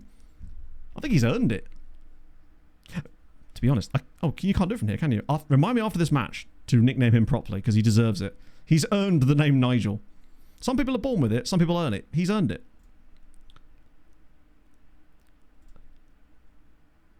Fuck it. See what Alexander Furman can do. Might even get Lunga. Oh, then again, we are lacking in options there, aren't we? Who is the option for us? Ranjbar, who's... Don't want to be risking him, really. Coffee, perhaps? Mascara for Duda, just so he's fresh. But we will need a midfield pairing midweek. Actually, we'll get Kunza on. Whoa, no, what have I done? That's not going to work well, is it? We'll get Kunza on for Lunga, who's complacent, naturally. Big Nige. He's Big Nige. I mean, for me, he's gone from Nigel Lunga to Nigel. He needs to score some super important... I want like 10 goals, 10 assists season out of Nigel to become Big Nige. That's an honourable title that you've got to earn, really. And to be fair, this season he's done a damn good job about it. It feels like he has scored or assisted almost every goal we've scored lately. Him and Duda especially. He's big up our Nige. Ooh. Like our Nige. Like, instead of R9, we've got our Nige. This was like the kind of game we would have actually lost before. Or at least drawn 0-0. Which is something. There's that expression. He's waiting for the little moments. Dude's been excellent. Oh, here we go. Furman into the channel. Pops it back again. Pops it back again. And Furman now makes it 3. That's better. It doesn't look all that different, I'll be honest with you. But maybe it's just the decision-making in the box or something. The slight type of pass they choose or who they choose to pass to. We've almost got a guy... Is it called the bumper? The guy that's almost got his back to goal that's just... Nice. 3-0. Away from home, no less. Wait, is that offside? Oh, no, I see. It's actually a nice link up between the three of them. The defender does a good job of helping in the way. Update, yes, there was a patch last night / this morning, depending on which branch you were on. If you were on the beta branch like me, you got it this morning right before stream. We've sunk the Ark. Good performance. And crucially, just much, much better in the second half. I'll be willing to bet that our... Yeah, that's where we really gapped them. Go to the wider system. Score 3 times. Created a lot more. That's... okay, that feels like a blueprint to build on going forward. Did Cracovia win again? They didn't! Right then. Back on, baby. This title race is not over yet. It's only 5 points now is the gap. How are we still 5th? We've only lost 2 games this season, to be fair. Then again, they've only lost 1. I love that I'm just celebrating the most recent wins have all been against teams down here, but I don't care. Win's a win, right? That's nice.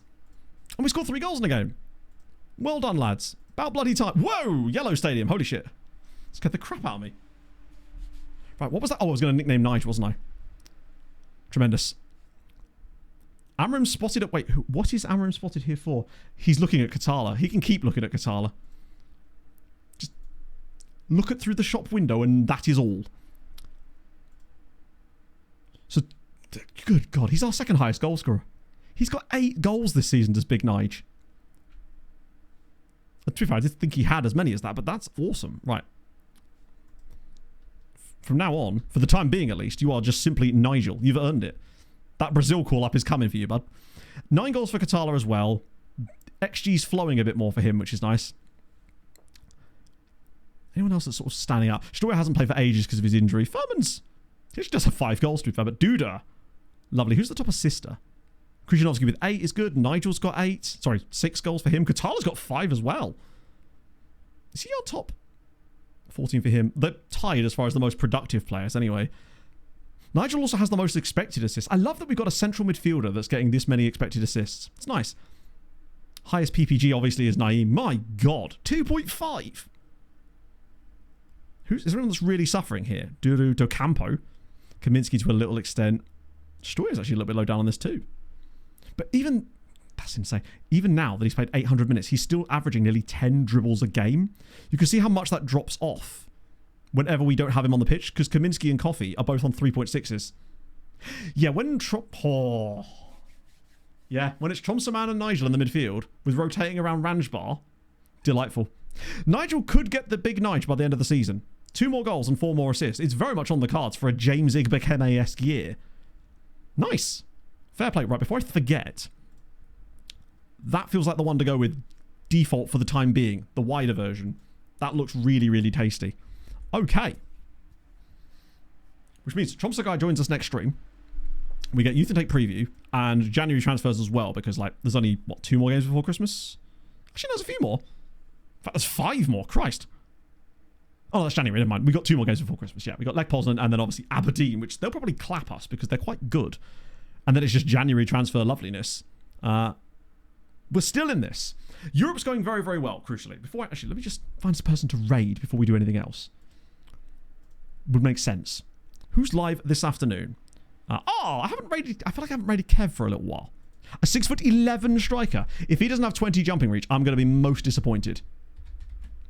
United City FM. Bang, tidy. So, Thursday, more Europa League, Youth Intake preview, Norwegian man joins us, January transfers, where we're bound to have loads of players that we've totally forgot about joining us then as well. The big one, Polish Cup, of course. I actually genuinely thought that was a friendly Kima just because I saw the second team thingy. Either way, we'll get through that relatively easily, he says. Watch that be the one game we lose next stream. We're definitely making progress. We'll probably have to do some more tactical tweaks next time, but this is the season to do that, right? While we've got lower expectations from the board, now's the time to do it. Even if it means we don't win the league this year, we come back stronger. So, I'm going to send you lovely folks over to Kev. I'm going to continue working on the Bad Doff video tomorrow, which is hopefully going to work just as well with a new... and more gifts. Yes, we'll hopefully have an animated emote from that, if I can make it small enough for the next stream. And yeah, thank you for joining me. Thank you for the gifted subs earlier as well. It's very, very nice of you. Enjoy the rest of your day, and love you lots, friends. I'll see you guys soon. Hold your gun. Capybara. Bye-bye.